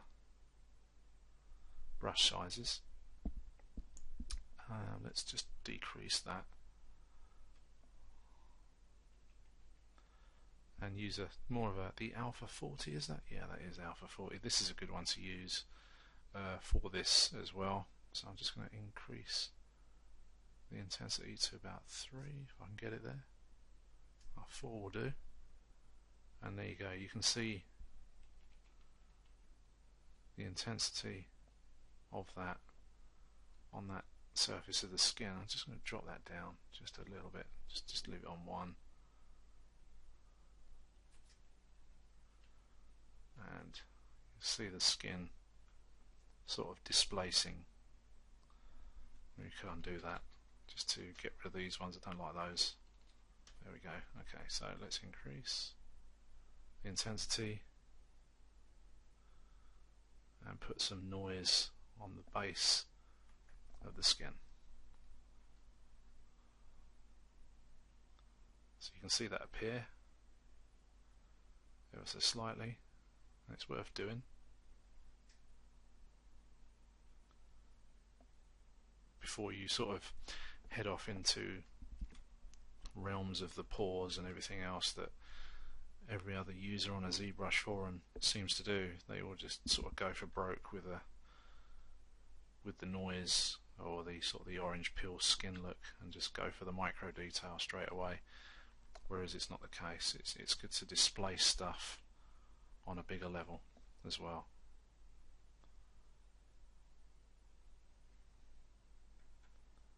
So I'm just running over this so you can see the light catching all the different little imperfections of that actual brush. So I'm just going to increase that intensity. That's too much. 4.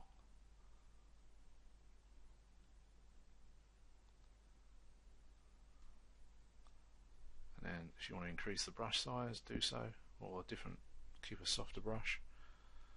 Let's do that one. Let's do something a bit smaller. There you go.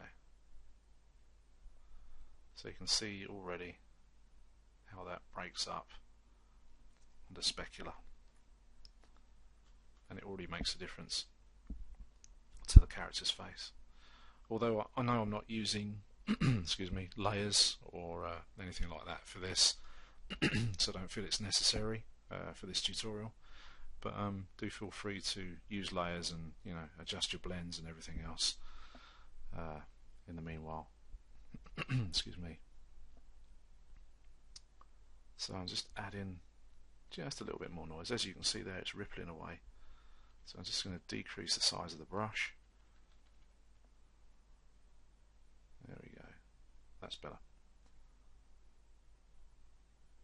So that's how you'd sort of start your base off, or you can start your base off for the skin on your characters.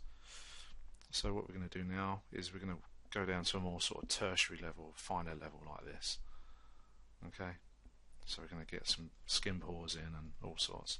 I've just downloaded some images of Ben Affleck as Batman, so you can see this sort of noise going on. This is not a very high res image, although there were a couple. So you can see here, you know, you can see the skin there, but there's also little lumps and bumps as well that just sort of break that surface up, which is what we've just done. But now we've done all those, the big stuff, we can now go in and do the smaller stuff. So we'll be doing that. Okay, so let's get cracking on that. Okay, so we're going to change our brush, and we're going to use the Alpha 22, and going to jump back down in size on that, and we're going to subdivide again and again, just so we can start to get that tertiary detail. Okay, so what are we up to? Up to 17 million, so I think that should be good enough. So let's see what we do. So we're on Z sub, intensity is 4, and let's see what we get. So it's a bit too much, don't like that. Let's just undo that. Smaller brush, and just start to add that skin. So I don't want it to look like this too much.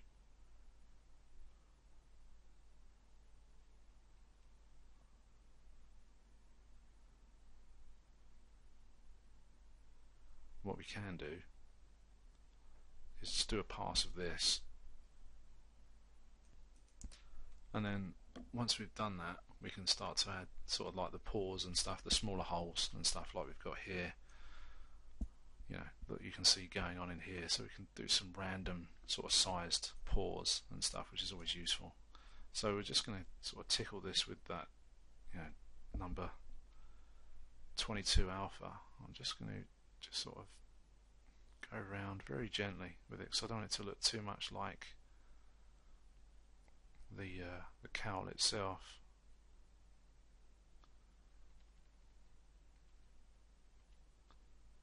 We'll just start to sort of rough that up.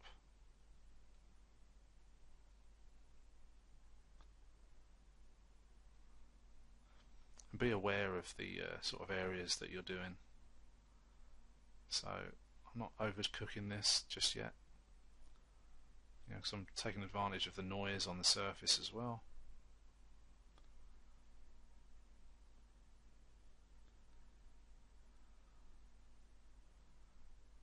There we go. That's better.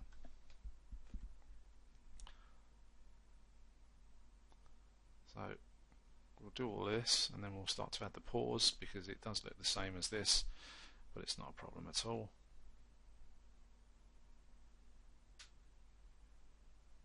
So I'm just keeping it fine.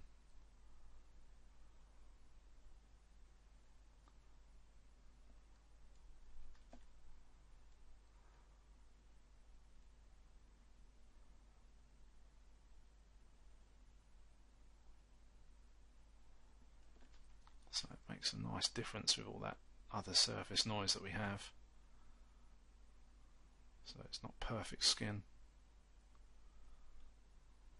Okay, so that's all looking good.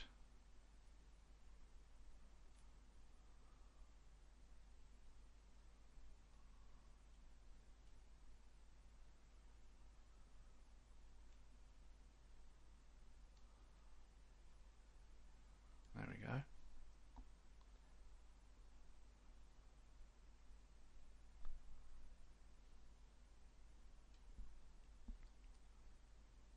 And we'll just do all of this around here. So you notice I'm not using the X symmetry this time, just want to keep it as random as possible. Lots of little lumps and bumps. There we go, so that's better.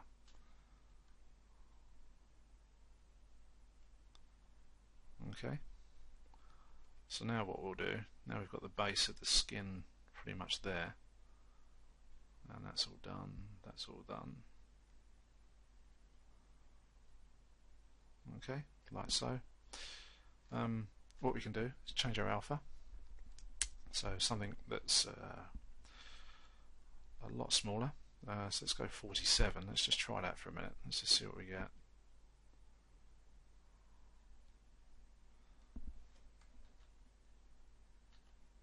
Okay, so I'm just going to increase the intensity to 9 and drop down the brush size.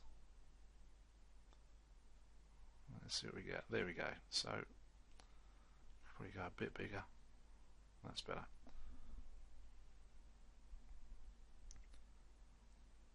So I'm now going to do that kind of stubble look. Let's make this a little bit bigger. There we go. So just sort of holes and stuff in the skin, make him look a bit rough.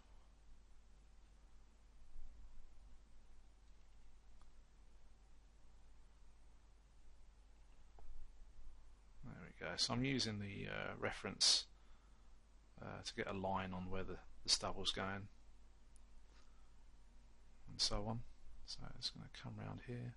So we've got a gap there.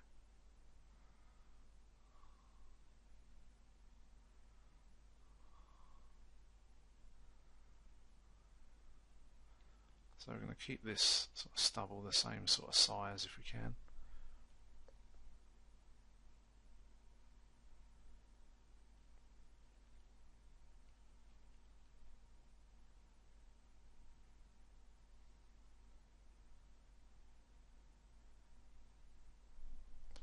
So there's a lot of it along the baseline of the lips, and it's just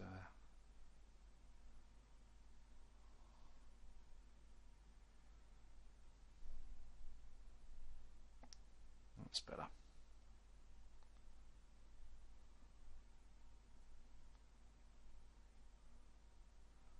Let's bring that round.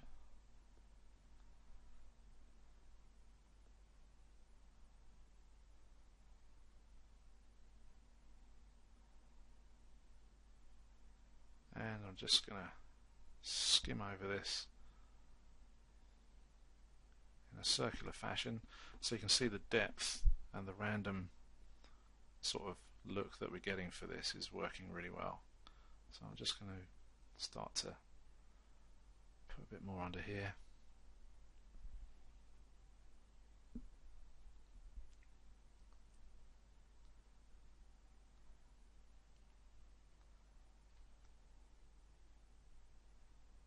That's better. I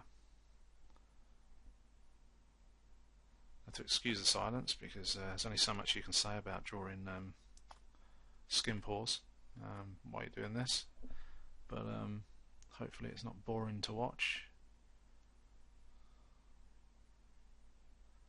And just going to keep this rumbling through. And again, notice I've not used the X symmetry for this. Just want to keep it as random as possible.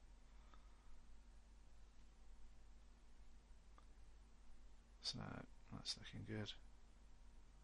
So just increase, take the size up a bit more. especially under here. We do tend to get bigger pores in these areas as well.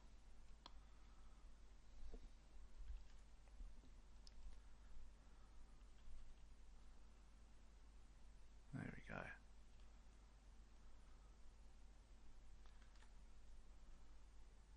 Let's undo that. And just do there, that's better.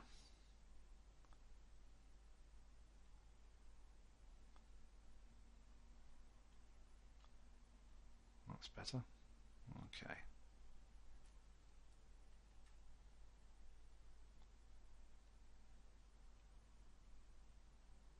And we'll just keep that going. I mean, feel free to download and try out different skins and stuff like that, but I'm just purely using just the standard Zbrush tools. But I'm sure some of you can use actual skin alphas and stuff that's available online. But for the sake and speed of this tutorial, and also the use of people's sort of textures and stuff, we'll keep everything as easy as possible. Okay, so that's good. So I'm just going to add a bit more. Okay, just around there, that's good.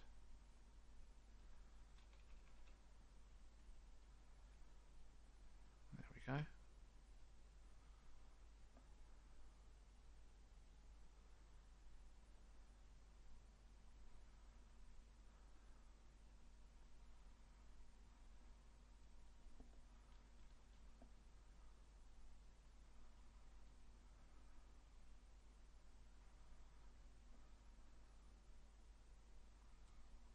Okay, there we go. So that's all looking rough and ready. So let's just increase some of this just here. There we go.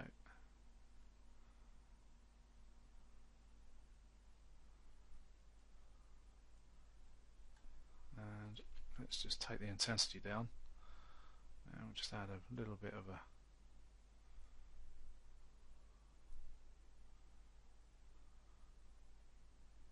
texture to this area. There we go.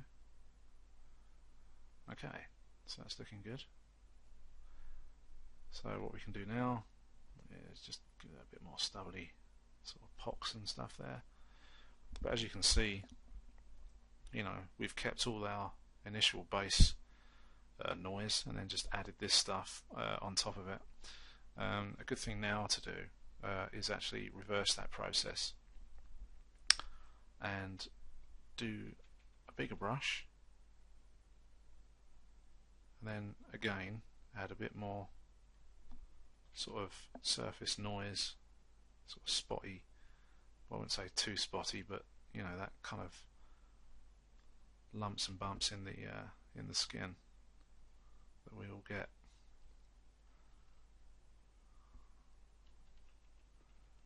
There we go.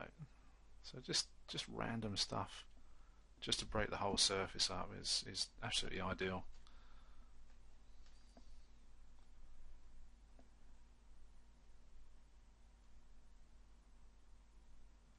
There we go.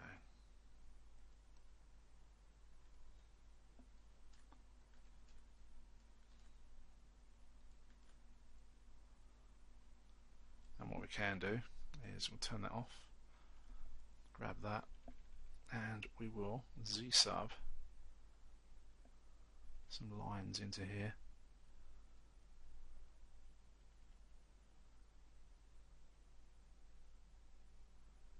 So let's just increase the intensity there,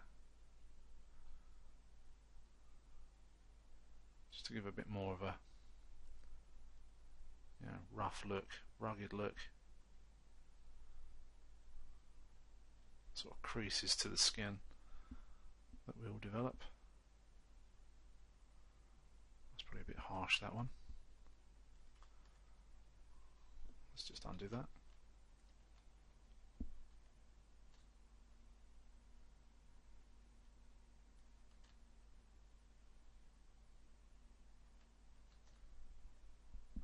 That's better. Okay, so let's undo that and then just add a line in here. So just all these tiny details that you can add after the fact as well.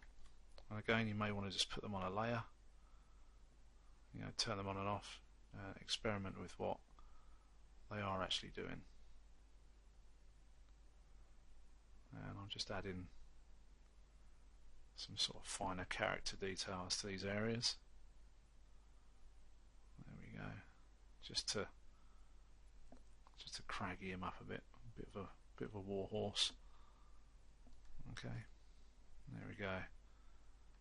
So let's turn off the mask,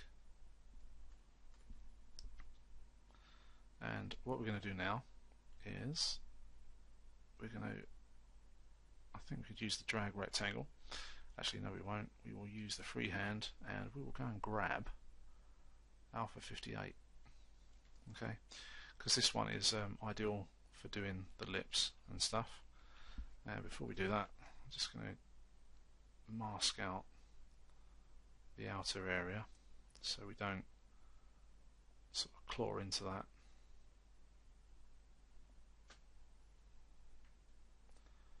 But what I will do is soften it as well. Let's just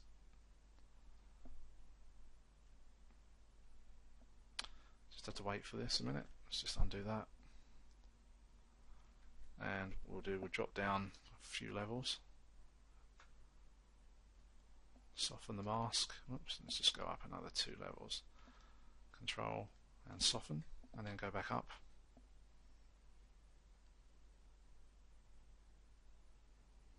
And then we should be alright to actually draw or sculpt back our detail. Okay, let's just double check the geometry. Are we on the right level? Now we can go one more, level of 8. Okay, so let's have a look. So that's a bit too harsh. Let's just undo that. Good.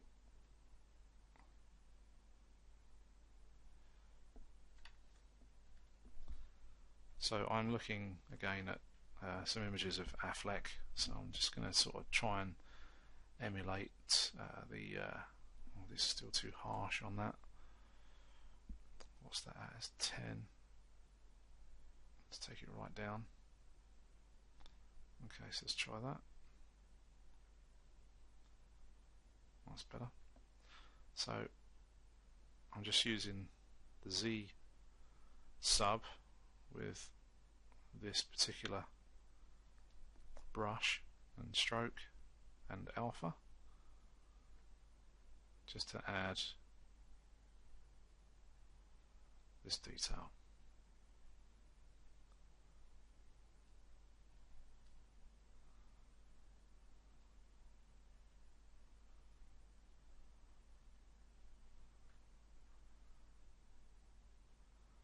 Like so.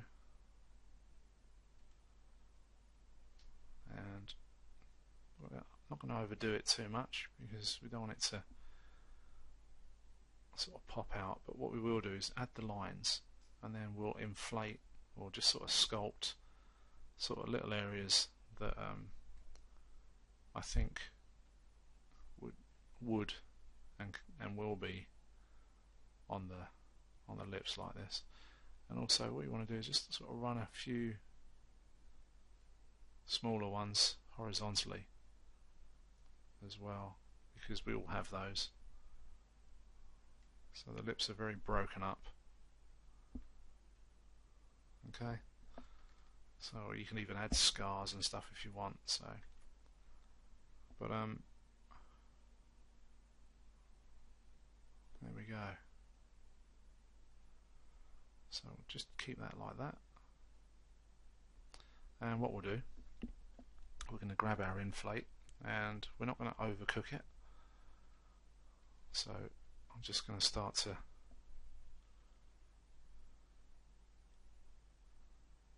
bring and build areas up between so you can see what I mean. Let's just increase the intensity. So just to build up sort of areas on the lips, sort of between, you know, random sort of areas of these sort of lines that we've just put in.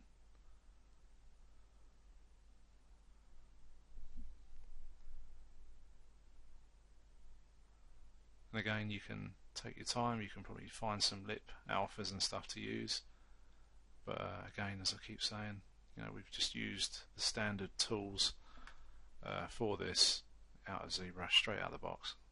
Nothing, no magic, no anything.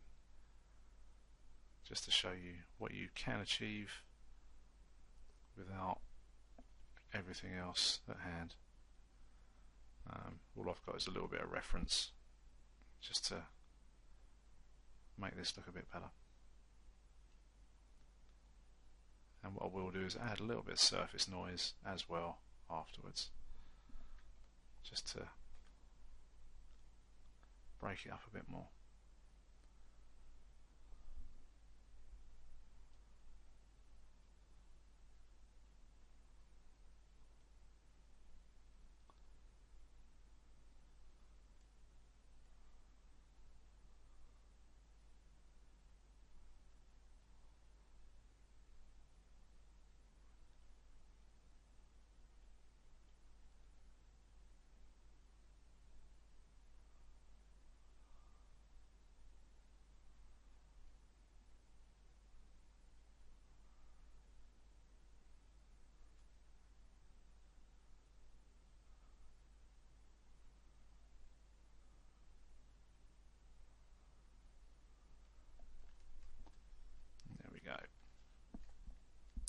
And then all I'm going to do, just to finish this section off, because we're at time, and all I'm going to do is just add a little bit of surface noise across there,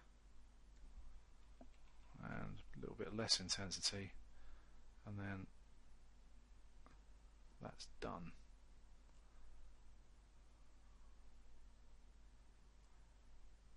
Whoops, too much. Just undo that. And again, come on, that's it. So I'll just do half the intensity on there, and then just bring that all up.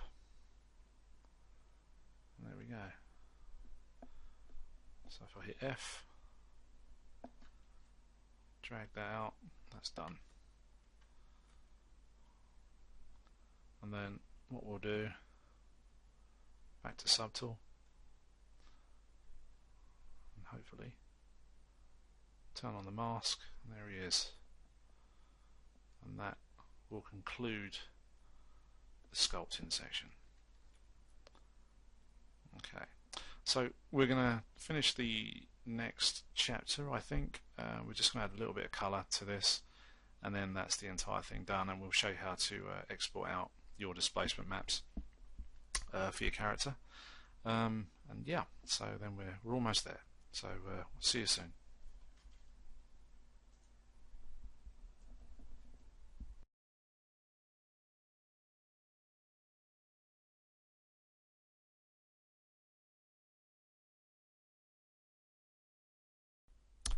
Okay, so welcome back. This is going to be the final chapter for this volume that we're doing this caricature of our Batman.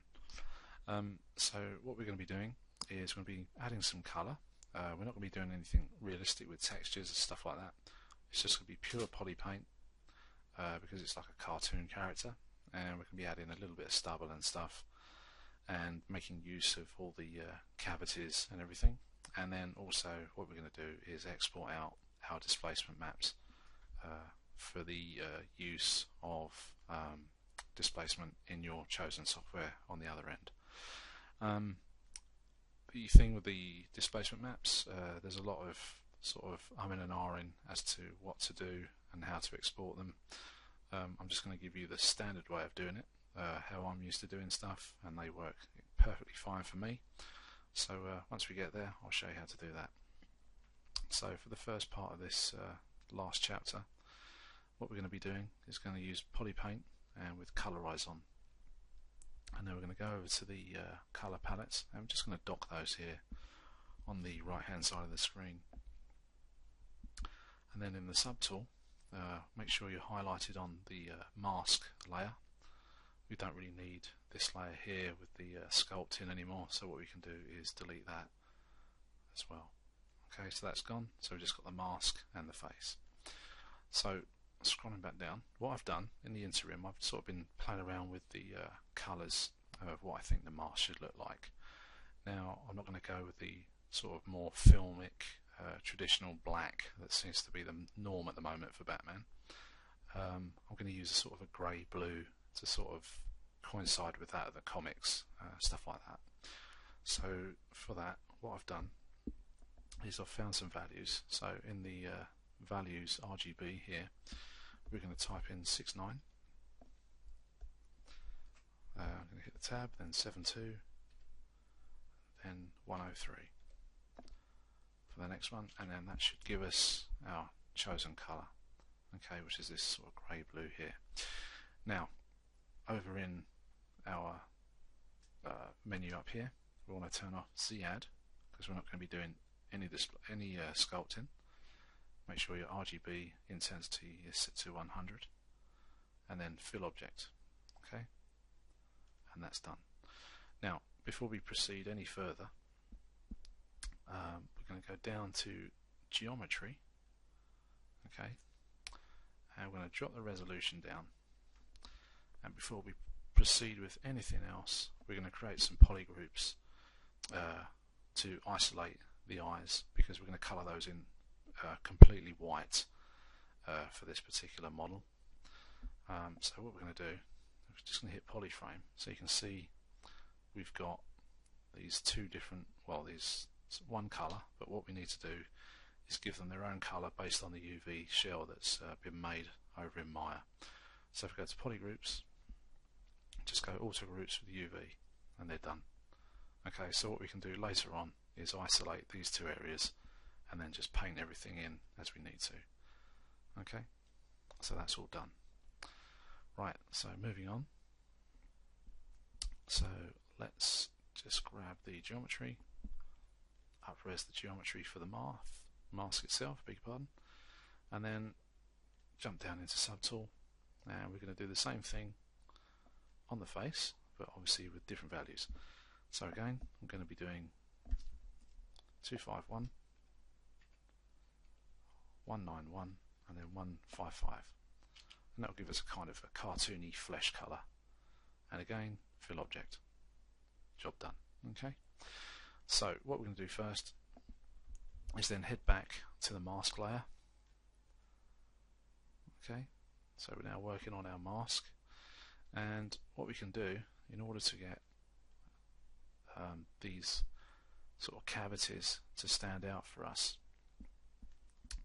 we're going to be using a little bit of masking and also just using the fill object again, and we're just going to colour in a certain colour all of these cavities, so it gives us a kind of a textury feel on the mask. So we're going to scroll down to masking, okay, and we're going to go mask by cavity and just select that, and then you can see everything has been masked in between. So that's every cavity there. So what we need to do is invert it or inverse it, and then turn view mask off. I'm just going to zoom out.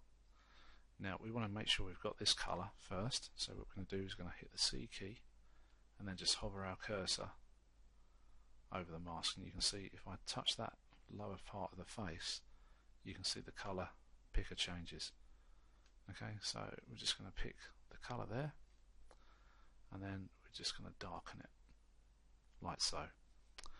And then what I'm going to do is drop the intensity of the RGB, okay, and we're going to fill object, so you can see that it's filled those cracks with a darker colour. So it's not quite enough, so I'm just going to go again, and that's not too bad. I mean, you can keep going as much as you want, or you could do a lighter colour if you wanted. I mean, let's just do this for argument's sake. So you could do this. Okay, so there's all these little options that you can actually do. So we're going to undo that, and we're going to use this one. Okay, so that's fine for me. Okay, so now I'm going to just click and control click drag outside to deselect the mask. Then we're going to go to geometry, drop that right down to the base mesh, and that will enable us to use polyframe a bit easier and just hide the top of the mask itself. And then we're going to go and choose a white colour. Just going to grab our brush here and turn off polyframe, and we're just going to colour these in. I'm just going to crank that RGB all the way up. Okay, and I'm also just going to make sure that nothing else is being affected there, so that's all fine.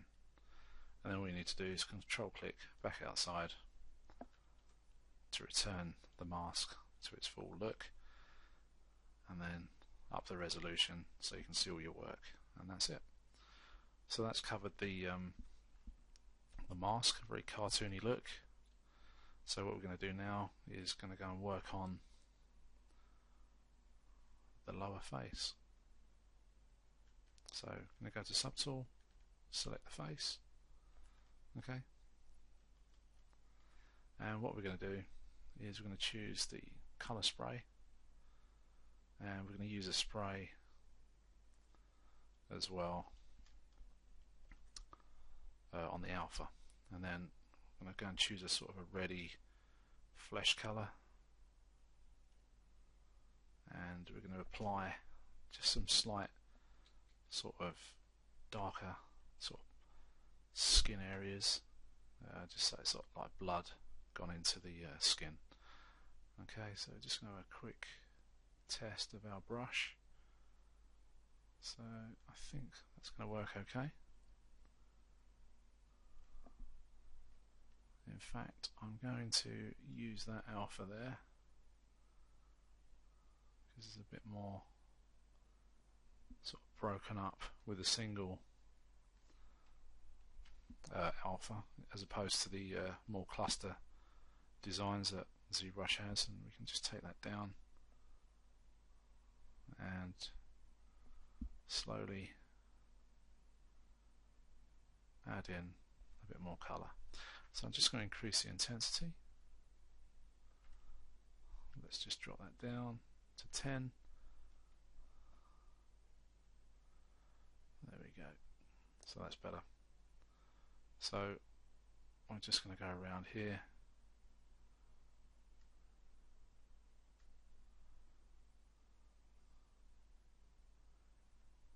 all around the edges where there's that compression between the face and the mask.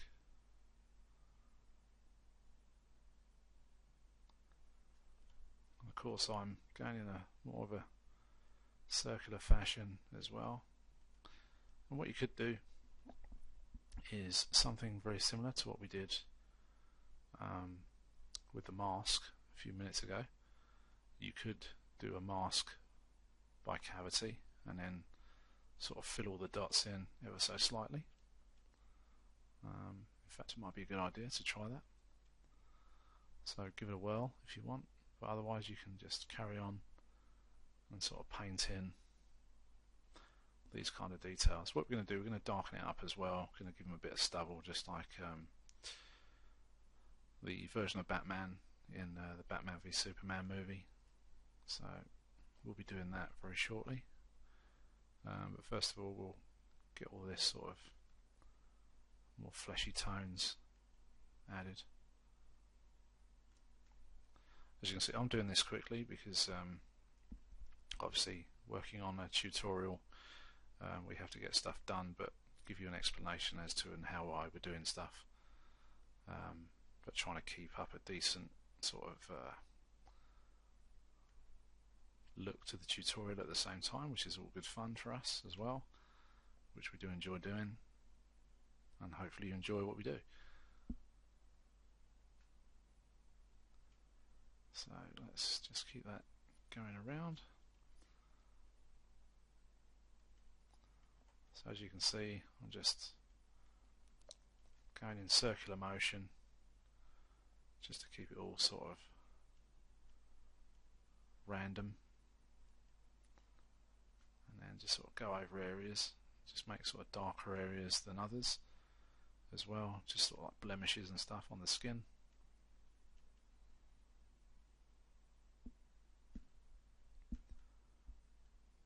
There we go, it's looking good.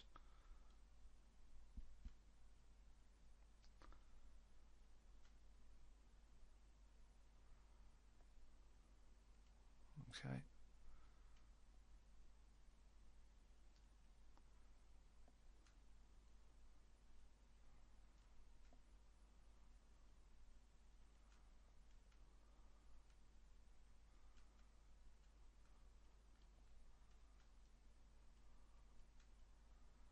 There we go, so that's looking good. Sort of bringing it to life a bit better now.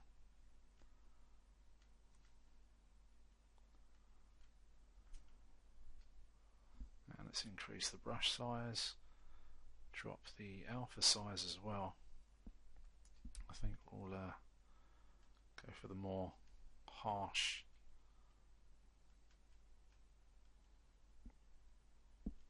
alpha, and I'll increase that intensity actually. Let's just have a look. Yeah, that's better. So again, this will randomize the look of the skin on the face. But feel free to experiment with the alphas and the brushes, because you can get some great effects straight out the box with Zbrush. Very, very useful.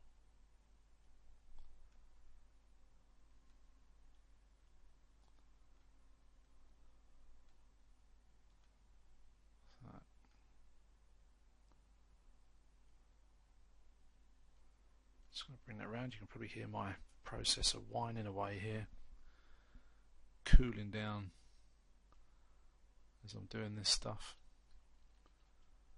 It is warm as well in my little study where I do this stuff. So it all needs to cool down, as do I sometimes. Okay, so that's looking pretty good. So I'm just going to darken this area up just a little bit more towards the edges, and then what we'll do, we'll add a new colour in for the lips as well. So I think that's come along quite nicely on that.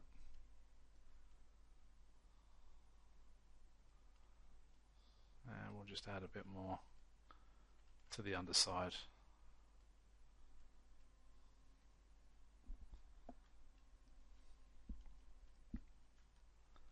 Of his chin as well. There we go. So that's pretty good. Okay, so we're going to choose a colour now for the lips. I did write one down, as I did with the mask. So we want 191, which is not far out on that one. And then we've got 128 and a 145. Okay, there we go. And I'm going to just change to a softer alpha and go to our dots, and then intensity I'm going to drop down a little bit as well. As you can see, the colour's a bit bluer, so just going to nip in there and start to colour the lips up as well.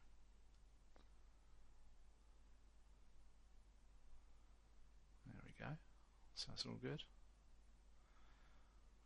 And then afterwards what we can do with the lips is, with all the sculpting that we've done, we can emphasise that in a similar way that we did the mask as well.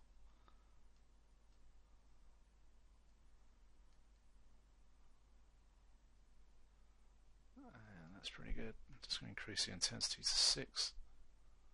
Let's just go back. There we go. That's much better. Again, take your time to do this stuff. You can get some really nice results just doing the hand painting stuff.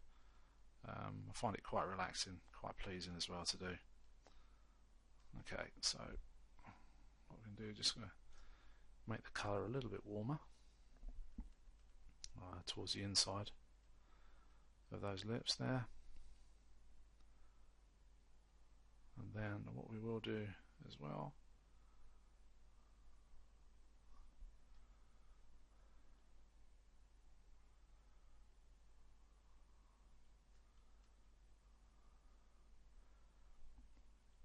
is now, if we go down to masking, mask by cavity, let that kick in, there we go, inverse that again, turn the mask off, and I'm just going to create a bit more of a darker red colour and then just brush in to the insides of those creases on the lips, like so.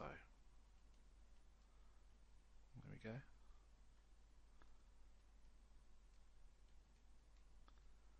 Just to give it a bit more depth.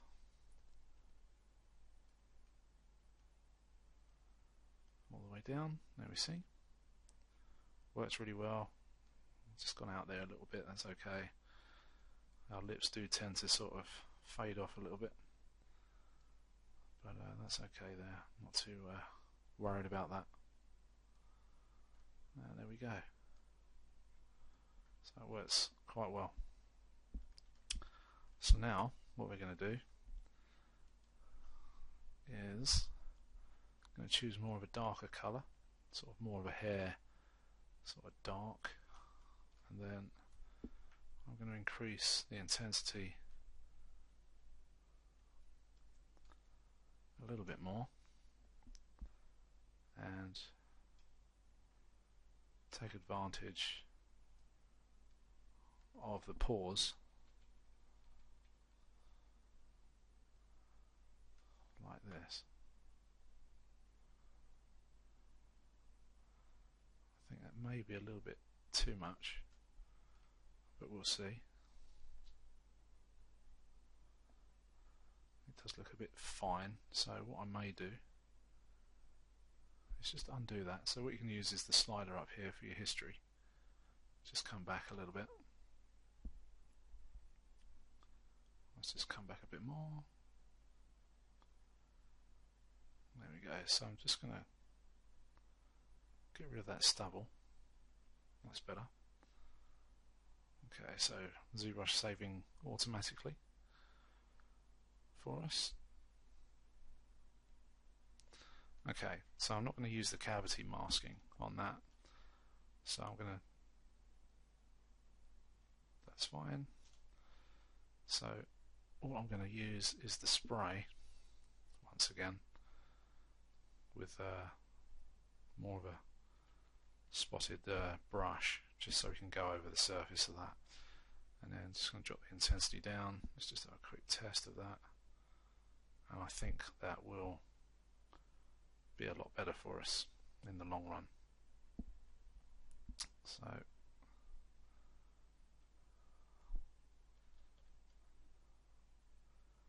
yeah, I think that's better.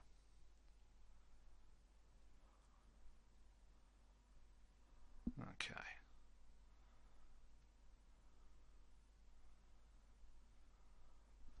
So we're giving this stubble look, which I think is much better than if we did do that with the cavity masking actually.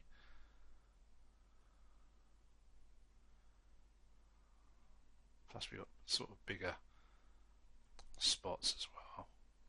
Excuse me, spots as well for the breakup so that's easy to do, and I think that does work really well. So again, I'm just going around in a circular motion.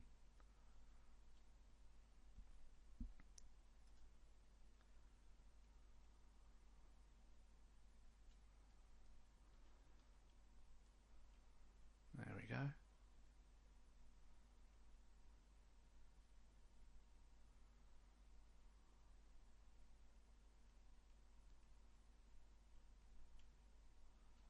So it's working nicely.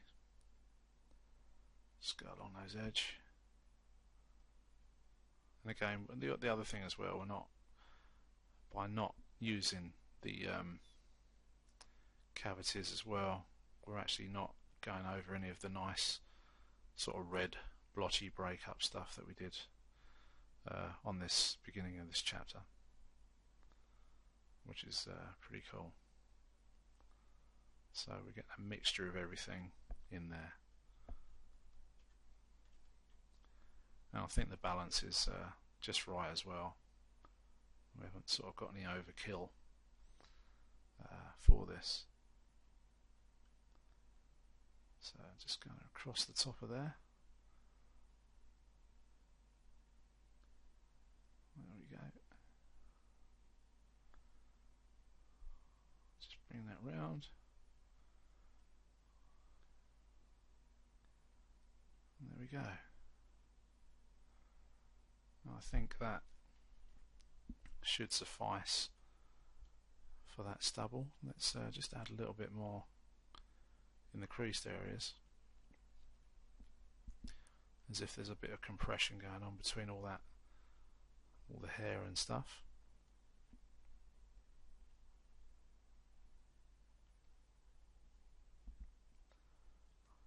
Okay, and just do a little bit more between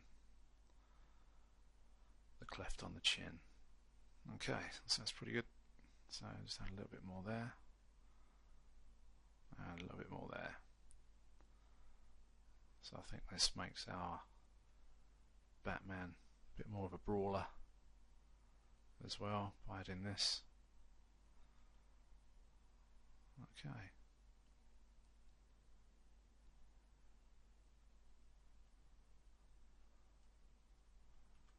And there we go. So what we want to do now is drop the resolution for both the jaw, and if we just jump into the subtool, and also our mask. So what we're going to do now is export out our displacement maps, and I'm just going to drop that all the way down like so. So this is really the sort of final part of the tutorial. So we're just going to put our pen away from our Wacom. So we're going to go to Z plugin. So we're just going to tear that off. Okay, so you want to choose displacement. Okay, up there. It's up to you if you want to do 32-bit and EXR. If you're using something like Arnold, absolutely spot on. We're just going to do the 3-channel. Okay, for this. Leave everything as it is there, and we're just going to hit create all maps. Okay, so this is for the mask. Okay, and let's just go up and we'll create ourselves a maps folder. Okay, now we'll just call it dis maps. Okay, and we'll open that up. So this is for the bat mask, and we're going to save this as a TIFF. And like I said, if you want to, you can use a 32-bit EXR. If you just do it straight out like this will be a 32-bit TIFF anyway. But like I say, if you want to do a EXR, go for it. If you end up doing stuff like 16-bit scale and you're only using mental array, you will have to work out the displacement node within Maya for that, and do your upper and lower alpha gains for that, which can be a bit tricky and a bit of a pain actually. So what we're going to do now, we just go back to subtools, and let's just dock that back. Just getting too many palettes open here. So we're going to open subtool, and we're going to do the face now. Okay, and back up here, and again, same settings, create all maps. So you can see up here, there's our mask, that's all ready to go. And then what we can do now is the face. So all we need to do is just wait for that to export. Shouldn't take too long at all. So here we go, just going to create that map. Map extraction complete, that's all done, didn't take long. That was a 4K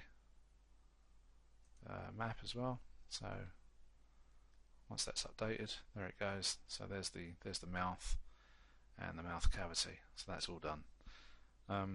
If you wanted to do your color maps, texture from Polypaint, just highlight that, deselect that, and then just choose what size you want, and off you go. So that's all good, so it's pretty straightforward.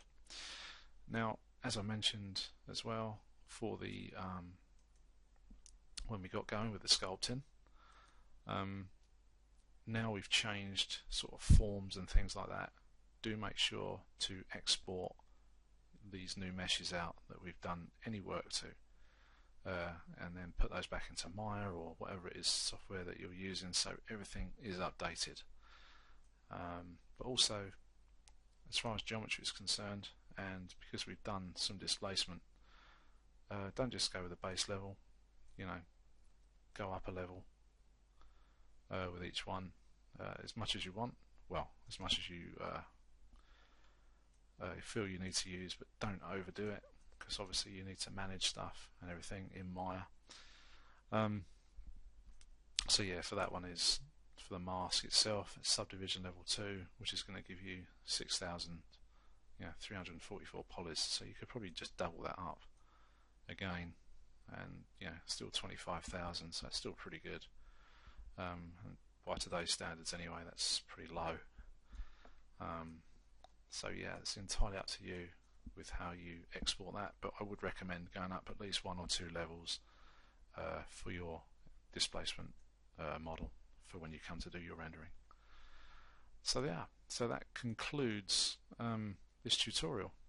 So what we'll do, we'll just put the resolution up just to end on sort of a nice looking model, and we are done. So I hope you found this useful for this first volume for our character creation. The next volume will cover the creation of the body, stuff like that, and we'll try and use a bit of end cloth as well to create the cape, and then do some sculpting, etc.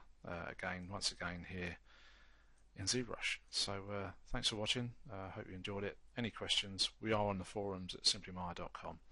So cheers for now.